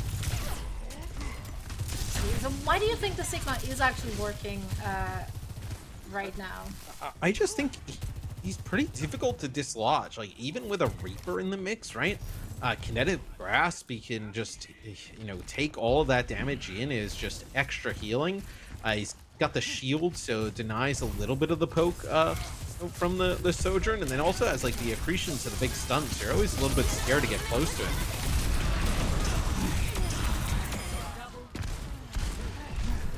Your Nimbus will come out on top of that fight, and they should now actually be able to convert that into getting that second point secured.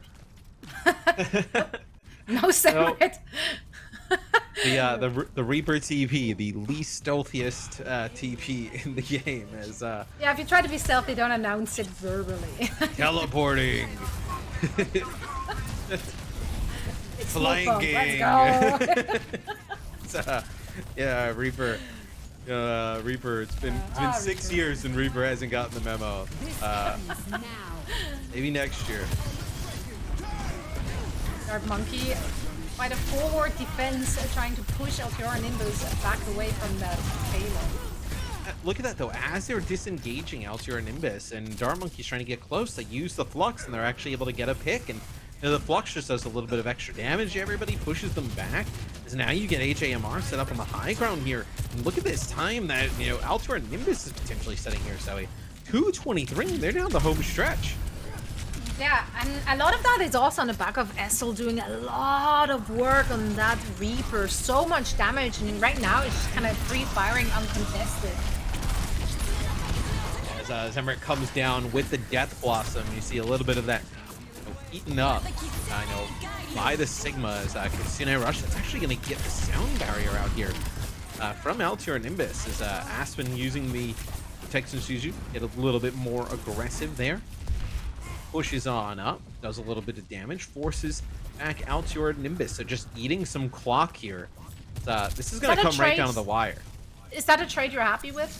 I would say so. Getting the rush out for a sound barrier? Yeah. If you're Dart Monkeys, I mean, you're coming up on having the overclock here. You believe you can probably farm up a Primal Rage, right? Moving Fish very close, so you feel like you can maybe take advantage of this. I don't think that Flux got anybody. Nope, that was a 0-person Flux. Oh, here we go. No. Zemric coming out of the spawn. The Capitan. Bastion here trying to make a play. Oh, they get the Reaper. Bastion does enough damage, but also Barcode from behind. The last thing they probably expected was to see a Bastion coming out of that spawn. Even though it is a Samurai's, I guess, signature hero, it's at least the one she wanted to have as her profile pick. So, yeah, we take it. We take the Bastion. Yeah. Little did we know that that's what we're gonna see, and now they're behind on time after they did so well on their initial attack. Now we see, of course, the disrupting shot coming in, slowing them down yet again just a little bit. Yeah, this Death Blossom from SL needs to be big, but moving Fish with Primal. SK as well with the sound barrier. Reaper lets everybody know he's on the way.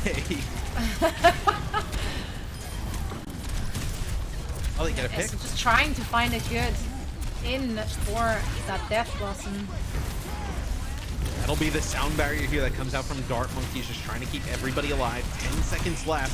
The Bastion just kind of poking at range, but is it enough? And oh, they actually don't have anybody on the card at the time. So the card just basically goes right over the line there at the end. Is see how much time they're gonna earn for this. So it'll be 1 minute here for Altior Nimbus to 2:44 here for Dart Monkeys. Yeah, it was SL as well, just using the Death Blossom right by the card. So like there was not really any way for the Dart Monkeys to like get onto point without just dying. We almost got really close though as well to a scenario where if Dart Monkeys were able to contest a little bit longer, you would have had a Zemrit with the Bastion ultimate to just drop the bombs on top of the payload, which would have been wild to see. Yeah.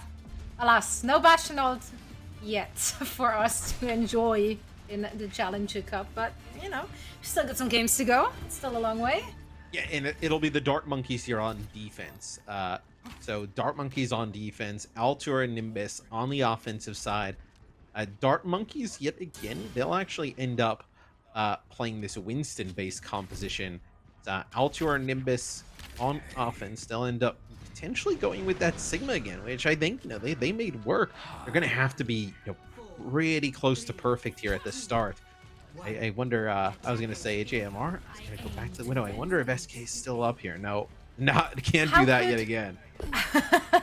Let's try though. How could the opposition abuse the Sigma pick though? What vulnerability is that giving that team? So Sigma's not really fast, right? I know it doesn't have a ton of mobility, so maybe you try and just take advantage, right? Once Grasp is down and the shield, not a lot he can do. Is it'll be Dart Monkeys pushing up here. You're just playing at the choke, right? You just want to force some of his cooldowns down, right?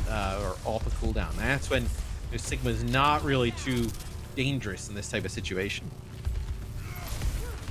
Dart Monkeys retreating to the hotel. Moving Fish has to back up again, and that is a lot of capture time for Altior Nimbus. Yeah, that'll be Altior Nimbus taking out 2 players here on offense. Looks like they're going to be able to take point A. I mean, that is massive. Anything after this is just bonus for them, right?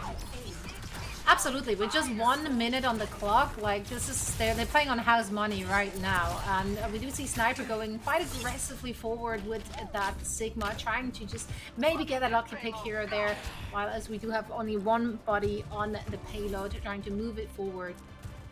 Yeah, so Dart Monkeys don't really have anything to work with at the moment, getting very close here towards that Kitsune rush. They're gonna have to dodge this Gravitic Flux though. That'll be the rush here from Aspen and Co, and that'll be the Gravitic Flux. It looks like it connects with a few players. Looks like Aspen though, the only one that falls though.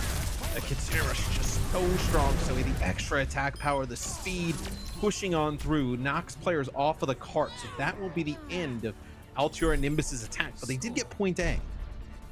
Yeah, did they get 8 and then a tiny little bit on top of that? This is definitely still within the realm of winnability.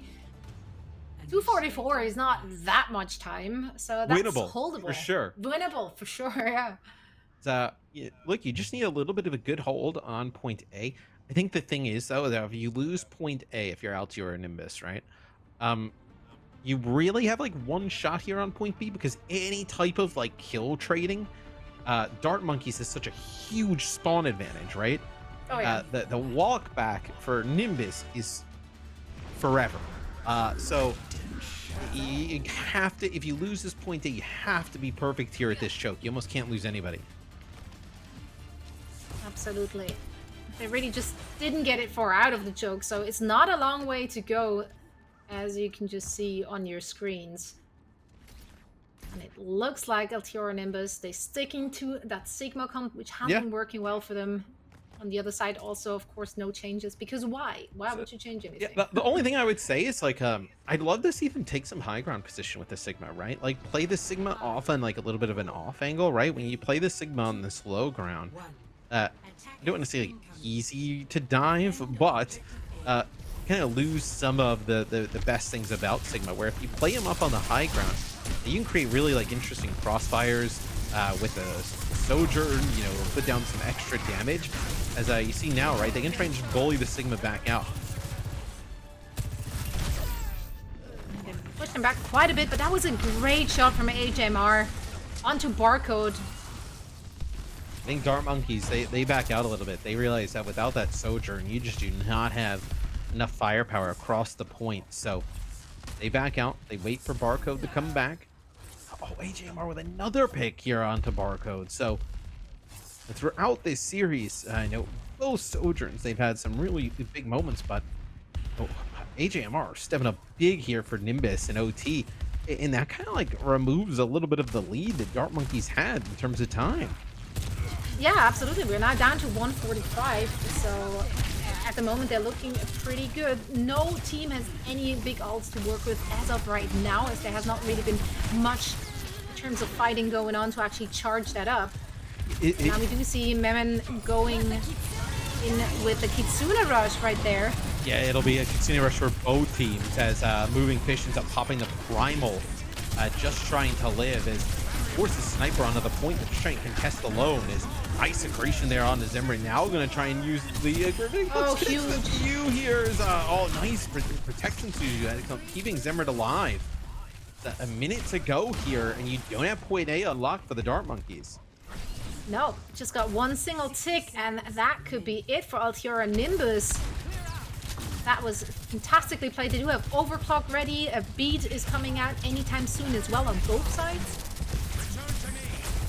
The Moving Fish Roadhog switching over to the Roadhog, yeah. Yeah, Roadhog coming out here for the Dart Monkeys. Trying to take advantage, maybe around that shield or getting an early pick. The second sound barrier, though, comes in from Altior and Nimbus. Karopi ends up using the sound barrier a little bit later, and that could be the difference here. Essel getting that kill onto Zamorit, taking out that firepower for the Dart Monkeys, and even though they do have a spawn advantage, that does shave off, once again, a little bit more time off of their clock. As Barcode ends up getting a pick, overclock available. Needs to go massive here. She's look at the Zamorit from behind. Oh, beautiful protection suit, but not able to keep everybody alive for a very long time. Is right here at the end, Dart Monkeys, they'll get control of the point.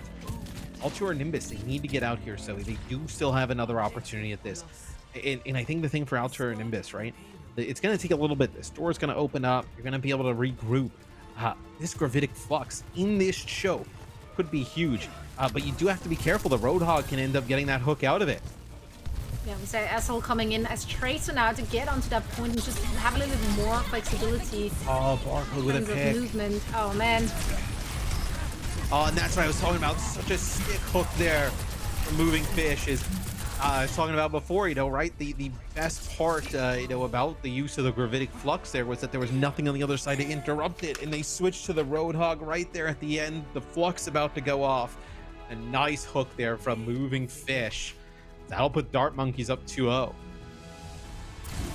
Yeah, how great that match was, Stone. They played it so very close. This could have gone down either way, honestly. I think that was just like a matter of the last two team fights for Nimbus to drop this one against the Dart Monkeys. We saw fantastic plays on both sides. So that was a lot of entertainment, Matt. Yeah, in this series, although Toyota Dart Monkeys like it really could go either way. I mean, with these two series we've had here in the second half of the day, I mean, even the first half, right, we're so close, 3-2, 3-2. This series, I mean, what? It comes down to the final control points, like almost 99-99, OT here in Kings Row.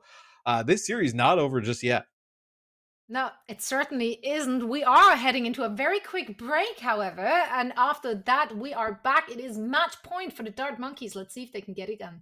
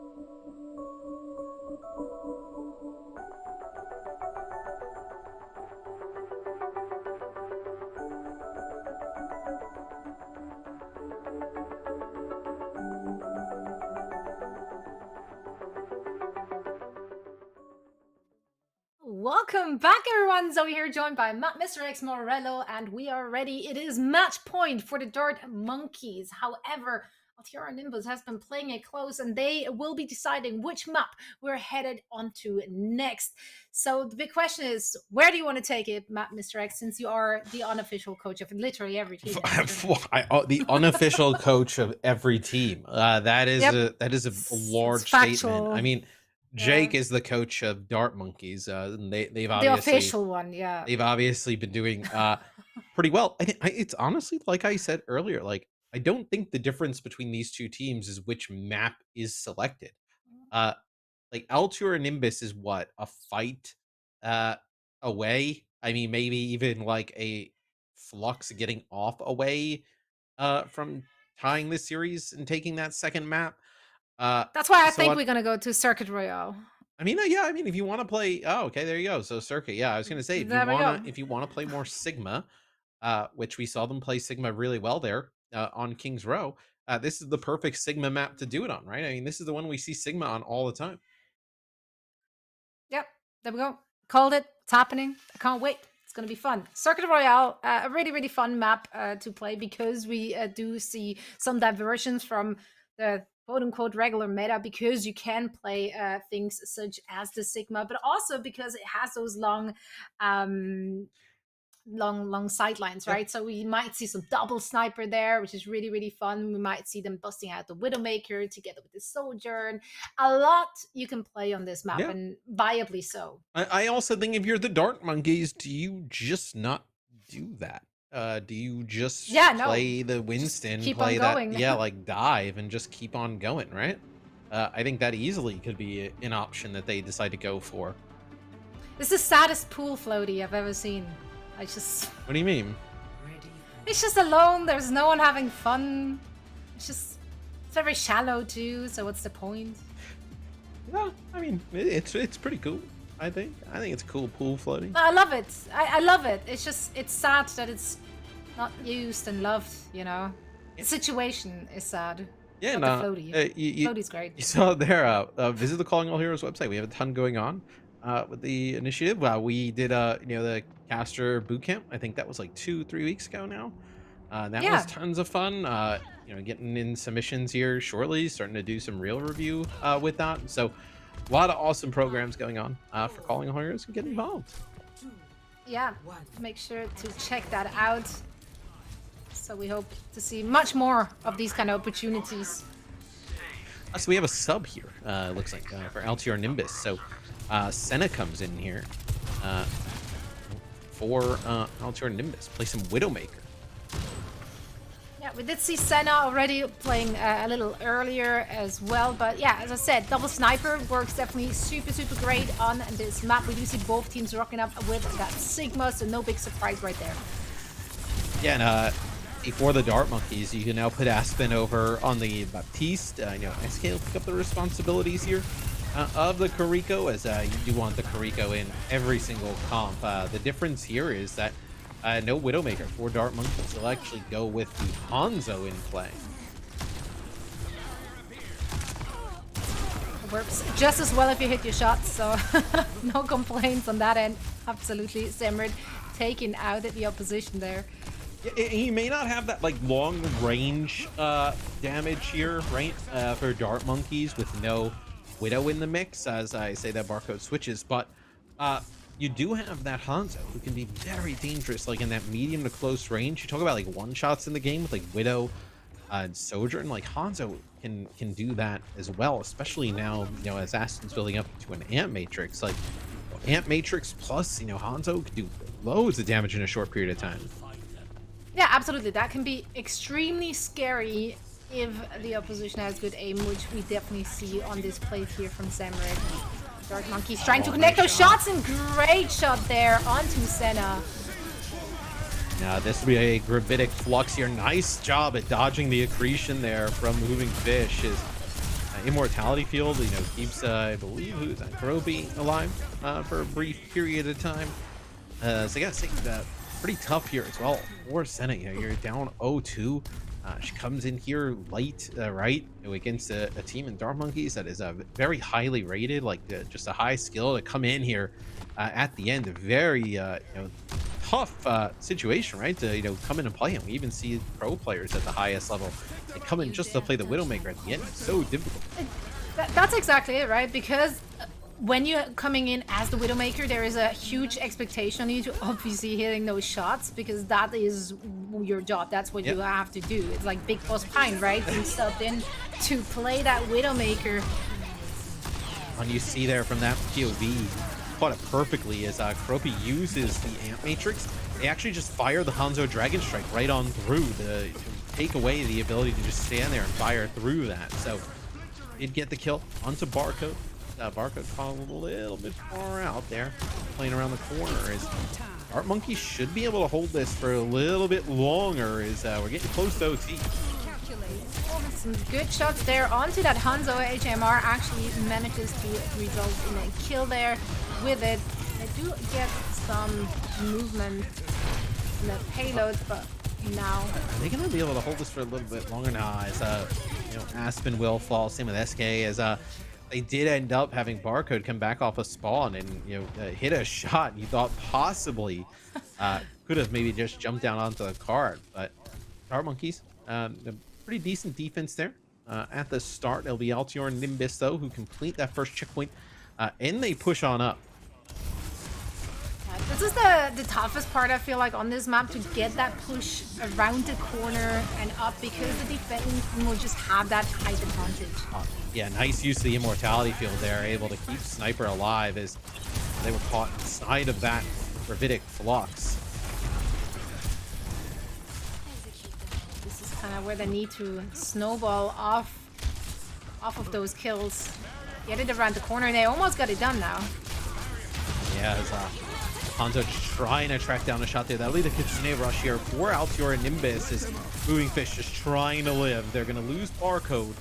He may be able to come out here and have one more defensive stand as Zemret from the off angle actually takes out HAMR. So now you're going to use the Kitsune rush and push right on out. Yeah, SK coming around the corner, and they manage to push them right back down. And this is where it gets really, really tricky on the attacking side. Oh yeah. And this could be really difficult. Oh, look at this. They actually catch Aspen in the flux, and like it's interesting. They thought maybe catch Aspen like moving up a little bit forward, but with that flux ends up she gets right back up on the high ground and has that immortality field to live through that. So Karopi will use an Amp Matrix here, so more ultimates being used by Altior and Nimbus as I see AJMR backs up on through it. Now it's going to be the flux here from Moving Fish. Oh, not able to get it off. Takes loads of damage trying to get up in the sky. This should be that second checkpoint for Altior and Nimbus. Absolutely, and HMR is keeping the aggression going, really pushing in and making sure that no one is getting anywhere near to that payload. Now I'm dying because of water. Thanks, Matt. Moving Fish takes some damage. Pushes on up, gets a large chunk of it back now with Aspen and SK behind, able to help. So Dark Monkeys make a change here. They're not going to run the Widowmaker at this end of point of the map. They're actually just going to go to the Sojourn. So I like the switch here for Dark Monkeys. I think in this kind of close quarter, I think the Sojourn just gets a lot more consistent result. Nice Widow shot there though from Senna. Well, take out Aspen here, just playing a little bit further out in the fight, just trying to take an angle. And there's plenty of angles to take really on that third point. It'll be a Kitsune rush here from Mimi. Just trying to push on forward here. Just give Altior and Nimbus a little bit more space. Aspen's going to use the Amp Matrix here, use it for a little bit of healing and damage, just trying to keep moving Fish up. HAMR though, able to pick up a few players here on the Sojourn. So this will be a Kitsune rush from SK, as I think you're just kind of throwing bodies here at the point if you're the Dark Monkeys. It's going to be Altior and Nimbus getting very close to completing the map. It'll be Zemret coming out on Tracer. They'll get a touch. SK coming over. That's Aspen on Mauricio actually coming over the top. Yeah, they're trying to stall this for as long as possible.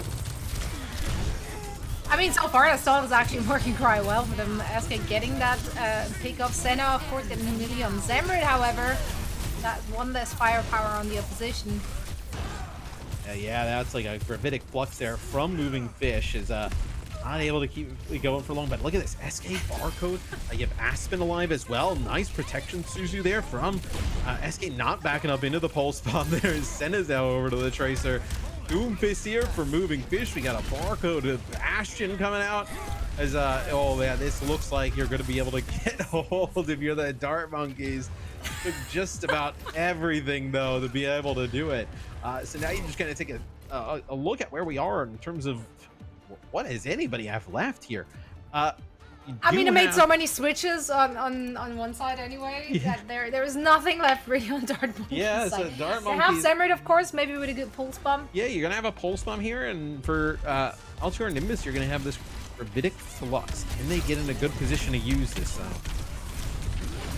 That's what we're gonna find out in just a second, as we are in overtime right now. So let's see, the flux is being used. Can we actually get some Doomfist being picked up?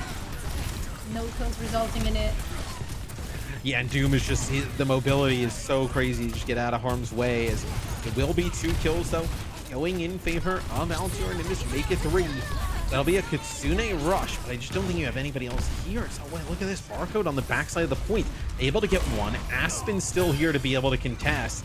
Oh, that was Deadeye coming through. Aspen gets the sound barrier though. This is so huge. So This is incredible. The fact that this fight has been going on for actually ever and then some, and it's still going. But how much longer can they actually stall it? Eventually, they have to run out of bodies on that point. somebody's got to keep contesting there for the Dart Monkeys. Yeah, Aspen just comes in. He gets a little bit of healing. Sniper on Altair and Nimbus actually goes over to the Wrecking Ball, so we should have a Wrecking Ball sighting coming in here rather quickly. Oh, that'll be the nade there, comes out from barcode, but it'll be the protection Suzu there. Man, that is a long fight as Dart Monkeys, they battle. They come out on top at the end. They do need a map completion though. Absolutely. However, to get this close to map completion ain't no small feat on this particular map. It is hard enough to actually be on the attacking side. So, yeah, still everything out on the table for both of those teams. Yeah, and we'll see kind of what Dark Monkeys decides to do on offense, right? They were not running the Widow at the start. They made the switch to the Widow, about halfway through, I would say. Barcode, it's coming off on the Sojourn at the Do you think we're start. gonna see Hanzo again from Semrid? I think there's a better chance the Hanzo is effective on offense rather than defense. I think just the shield pressure and being able to just push back Altior and Nimbus consistently. I think that's probably a little bit more impactful as looks like Senna just dropped out here real quick. So we'll get Senna back in the game and get this one started. But yeah, like I was talking about, I think that the Hanzo can be a little bit more effective on offense. I think pushing the shield back, breaking the shield, making sure your team has that shield advantage should be pretty big. So sounds like Senna just needs to restart and then we'll get right back in the game. Exactly. But man, like these two teams, they're playing it so close. Like really, if you're just tuning in right now, don't let the result fool you. It might be 2-0, but those were hard fought, really close 2-0 games, right? So everything is still absolutely possible for both of those teams. They came this far. Let's see which team can take it further. And you see how far Altior and Nimbus pushed it at the end. You are going to need like a full clean team wipe to be able to make that happen. If you are the Dart Monkeys, you kind of have staring down the barrel of that, right? Is you're not going to be able to just get like a pick or two and be able to, take that final point. You're going to need to just take out everybody at one time because the defensive advantage in the stall is so good. Sorry, my cat I was is gonna say, zooming out in the back. oh, dude, cat like kind of going crazy back there. Yeah, Nori has found something to obsess about. Yeah, So he's probably gonna break things in the background in just a little bit. However, it doesn't matter because I'm yeah, distracted. Hugo's acquired a new trick here since we moved. Where we have a couch, there's a spot behind the couch. So what he does is he drops his toys down there where he knows he can't get them, and then just screams at us. to Sounds about Hugo, yeah. yeah, we really a find smart this little new man. trick awesome. We get sent it back in game. We get right back to it. Dart Monkeys will run the Hanzo here on offense. I like this decision. I think the Hanzo is a little more impactful here than on D. Is yeah, look at that. SK's got a long range headshot there onto Kariko, you know, onto the Sojourn. So this is where you see Zemrit can like get high ground. I know, obviously, gain some insight there with the Sonic Arrow. But I think more importantly, right, you just can't keep the shield alive long enough if you're Sniper in Altior and Nimbus. Yeah, that's gonna be really, really tough. There's so much damage output coming out from the Dark Monkeys right there. So, Like, look at this here, have to this be situation. Like, how do you keep the shield up, right? You have all that damage from I mean, you Hanzo don't. coming out. It's so That's difficult to keep basically it it. alive. yeah, it's essentially a wasted shield if you put it in front of a Hanzo.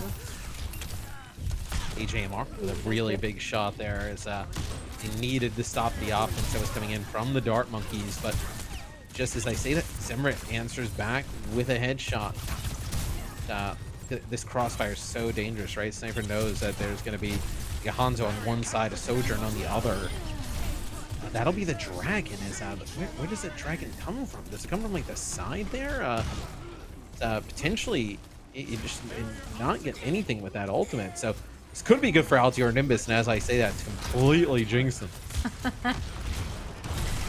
That's how it works though. Last time we casted together, I just, every time I said something, the opposite came true. I was like, oh, this is the caster curse I heard so much about. Oh, yeah, it definitely is. It's a real thing. Altior Nimbus needs to use some ultimates there to stay in this, though. They ended up having to use their Amp Matrix. You don't have a Kitsune Rush. As you use Senna's Infrasight here just to buy some time. Just need to buy some time, you know, wait it out, you know, get everybody back at full strength. Because Dart Monkeys, they may just jump around this corner. They'll have that, Kitsune Rush rather fast. Maybe you actually even see Moving Fish get off the Graphitic Flux. Now we'll see them attack once that Infrasight is off. Yeah. But they also will be getting that overclock anytime soon, so that can be a lot of firepower coming the way. The lamp goes down. And Sniper dies right after. So much damage onto the Sigma. It's a nice shot here from Barcode at the end, but Sniper takes so much damage at the start, right? With that extra damage from the Hanzo we're talking about. Backs up into the corner, and then, like, there's really nothing you can do. Is yeah, look at this, Altior Nimbus. They're not going to go and play that Widowmaker anymore, and not going to go like double sniper, like a traditional double sniper like Hanzo Widow. They're actually just going to bring in a Hanzo to play with the Sojourn. They find that, hey, this is pretty effective on the other end. Let's turn the tides. Yeah, we will have the Dragon Strike ready in just a little bit. That's about the only ult that we'll have as they're pushing up that street. Pretty good progress though here, right? We talk about how difficult Circuit is. To be able to just kind of get around that corner is massive.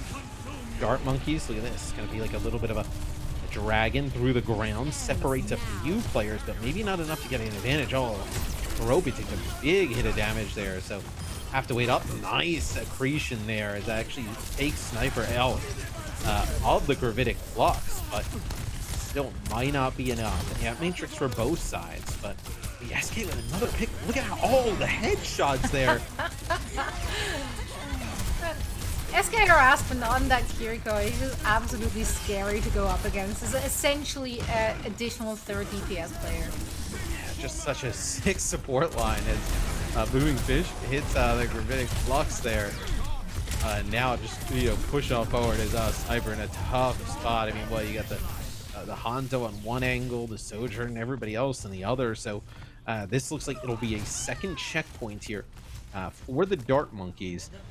They're running a good time. Yeah. 344 is pretty significant here. So we'll see. I think the big thing, you see how far up Moving Fish is. You want to just try and allow your team to get space to get around that corner. I mean, Altior and Nimbus, they don't want to give them any extra push right now, so they have to play close to be able to take as many more fights as they can possibly take and shave time off of that clock. That's crucial right now. Dragon coming on in. You have a good idea of where that's coming from. I think they actually spotted the Hanzo before that, so See this? Oh, they lose their own Hanzo. Now it's going to be the overclock here from Barcode, and that Shield of the Sigma not going to do anything there, as they'll combo this with a Kitsune Rush. With a little bit of extra time here, Zoe, they can use that Kitsune Rush here and like not feel like they're not going to have it for the end. Like there's a good chance they get it back, right? As Senate goes over to the Widow. This is the tough part, getting out of this area of the map. Dart Monkeys potentially with like a Gravitic Flux plus Dragon Strike combo here. Amp Matrix as well, potentially, right? You can use this Amp Matrix up on the high ground. So a few win conditions here for the Dart Monkeys. Absolutely, but on the opposition, we almost have both support all being ready as well, and that can be really, really tough to go up against. And now everything is Barcode gets a directed pick. at Dark Monkey. Barcode gets a pick, and you end up using the Gravitic Flux in the corner where they don't have the Immortality field. Looks like just Kurobi just trying to live for a little bit longer. Yeah, Neiman there as well, as this is where it's going to be difficult. Barcode up on that high ground. Just needs to land some of these shots. Kurobi's so low, doing a nice job hiding around that pillar. And kills coming in here for Altior and Nimbus. So just in the same... Sniper showing up big times on that Yeah. Sigma Dark Monkey. That was an expensive fight. They did use every win condition they had heading into that, and that means that for this next fight, they most likely are not going to have that much available. Whereas on the other side, AJMR at least has got his overclock. Yeah, so we'll see.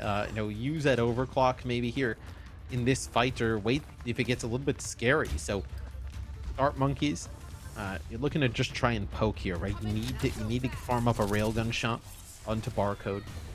You need to get Zemrit with the Hanzo, maybe find an angle, able to get just a kill here is all. Yeah, that almost results in one. There's that overclock you were talking about. AJMR turns the corner.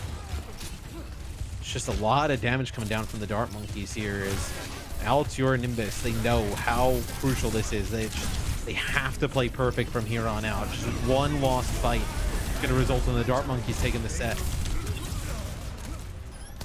See Sniper using his flux. It looks like another good hold from the side of Altiora Nimbus, and now we're getting into closer to last fight territory here, really. Dart Monkeys, they do have to make this work. However, this time around, they are coming in with 3 ults. Yeah, a little bit of an ultimate advantage here for the Dart Monkeys is Zemrit gonna go over to Genji here. So overclock, you have that available. You're gonna end up with an Amp Matrix most likely, and then SK also with a Kitsune Rush. Also most likely ends up with a Gravitic Flux. So Dart Monkey's gonna have just almost everything to work with here. Is that'll be the overclock used early. That is overclock Kitsune Rush and Gravitic Flux. You gotta get some kills out of this. They do. Yeah, this is exactly what they needed, and that is it for them. There is no way we're gonna see anyone from Altiora Nimbus coming back onto that point, as that is a team kill, and that means that they are able to finish out this map. Whereas the opposition did not manage to actually finish their match, and that was the match point for the Dart Monkeys. But how close they played it. That was such a close victory. Down to the wire. And I gotta say, like, for Nimbus, they kind of put themselves in a great spot to potentially win that one. Dart Monkeys just knew how much time they had in general, and were just so patient with, basically at the end saying, look, we know we need a team kill. We just need to just stack ults. Just hold on. Maybe we lose a fight or two. We're going to have to win this in OT with this large ultimate bank. And this really just goes to show that that team has great communication, and I feel like almost like I can sense the energy of Jake in there, the patience, the that takes a lot of practice to like hold back for that long, not overcommit into fights, especially when it might be the last fight. So for them to show restraint when it really mattered, really, really big plays. Yeah, just a really good game sense from everybody on Yeah. Dart Monkeys. Really everybody on both teams, but the Dart Monkeys having a clear idea that they needed to hold on to ultimates, couldn't get into a scenario where they have to trade these back and forth type of ultimate fights.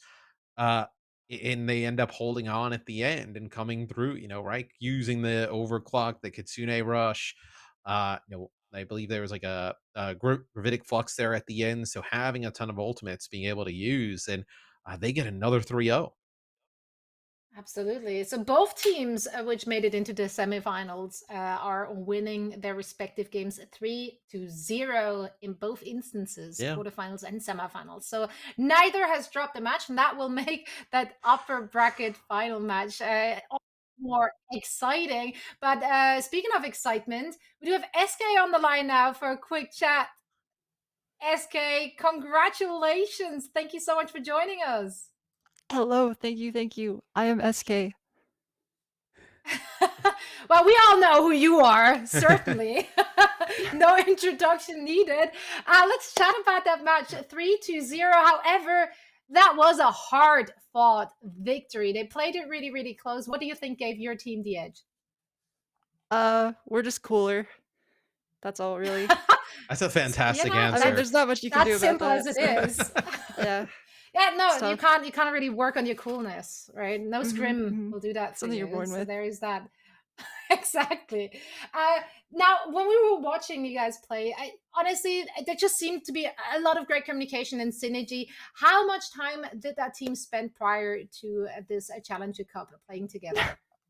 Okay, so the qualifier tournament was our first time playing together, and then since the qualifier tournament, we did one scrim that was 2 hours long. Oh, We didn't warm up so today. Our it, Uh, matches are warm-ups. perfect. So it really just Yeah. came down to you just being cooler, and that somehow works. Yeah. Something like uh, that. I love that. Coach Jake is gonna have everybody scrimming a lot now after that. Oh, yeah. Oh, yeah. So were you at all nervous given that there was such little scrim time? No, honestly, I think we all came in with just extreme confidence, knowing we're better than everyone. I wasn't nervous at all. I didn't shake at all today. We were just vibing out. Dart Monkey Gaming. That's good, just vibing. Hell Love yeah. that. We really Oh, have I nothing to lose, right? Because we didn't put any time into it. there you go. Very true, actually. uh, how with you on the Kariko there at the end, just putting down tons of damage. Is that how you're finding playing Kariko in that type of like more aggressive type of role? Oh, yes, I love playing her very aggressive. It doesn't work most of the time, but it worked there, and that was great. Hey, I was really if it nervous works to play 50% of Kiriko, the time, you're actually. fine. Yeah, Exactly. pretty much. Yeah, no, you and Aspen both on that Kiriko, you're both just fragging out. So that was an absolute blast to Yeah. see that. Yeah, so that means you guys made it to the upper bracket final where you will be meeting Altiora Artemis. Is that the team you faced off against? Are you at all worried or just still cool as a cucumber? We definitely know how good they are. We're going in with respect, but we're not scared. I can tell you that much. That's good. Respect, but not scared. That's exactly the attitude you need. Well, SK, I'll let you go celebrate. Thank you so much for taking the time to chat with us, and we can't wait to see you on the server again. Thank you. Have a great night. You too. You too. So There you hear it. You know, it's just cooler. I like that Sometimes that's just strat. where Just be I cooler. love that. Let's take a look at the bracket to see how we got to where we are as we just concluded the last match of the day. These were the upper bracket semifinals. Altiora Artemis beat the Washington Justice Red 3-0. And on the other side, Altiora Nimbus and Dart Monkeys faced off against each other. And that also resulted in a 3-0. But as we said time and time again throughout the series, it was a very close match. Now, in the winners' final, we're going to see Altiora Artemis and Dart Monkeys battle it out. Neither team has lost a single map so far, and the other teams will be seen again in the lower bracket, which is going to be very stacked as well. Yeah, I think well, no, I'm excited for that winter final. I think it's going to be a tremendous match, but I'm also excited to see how Washington Justice Red and Altior Nimbus like go through the losers bracket. Right, they were really strong teams today that just couldn't win some of those key and crucial fights and end up losing those series. But I think going back watching some of the footage and then coming back next weekend could put up another really strong performance and make a run. Yeah, and I mean there was a lot of footage, right? Because the Shock Timeless versus Washington Justice game that went all the way to map number 5. There's plenty of tape to review. Same on the other side, Altiora Nimbus and Altiora Polaris. They also played it 3-2. So for that side, there is also plenty of things to do some homework off of. Kaiju Corp, we didn't see them today, not on the stream, so I'm not entirely sure what went down in that match, but they will be facing off against the Shock Timeless. On the other side, Shiki and Define will go up against Altiora Polaris. Lots of great games still to come. So let's take a look at the schedule so you know exactly when to tune in for what, as we're starting things again at the same time next weekend on Saturday, 1 p.m. PST. Altiora Polaris will face off against Shiki Defined. Then afterwards, we're going to see Keiju Corp. What does the BLNT stand for? The what? BLNT. Keiju Corp. I don't I don't know. know. I'm not a native Well, speaker, so I thought that maybe that's a common English word, which I don't seem to know. no, no, Bioluminescence. bioluminescence, glowing stuff. Yeah, that's kind of what we're hearing. So I'm gonna go with that. They're just glowing. Sure. So Just glowing. also for this, the 17th and 18th, there will be drops on the Owl YouTube channel on the 18th, which will be awesome. I know for that final day of Calling All Heroes. So excited to see these matches and then just kind of everything culminate there on the 18th. Absolutely. And also make sure to check out callingallheroes.gg for all information regarding this initiative. It's a fantastic program done and participated by a lot of fantastic people. So make sure to check it out, join the Discord, join in on the fun and all the love. And we can't wait to see more competition heading towards all of our faces next weekend. Matt, it's been an absolute pleasure casting with you. Thanks for Always an carrying awesome me. time. So And yeah, we're going to see you again next week. And thank you all so much for joining. And good night for now.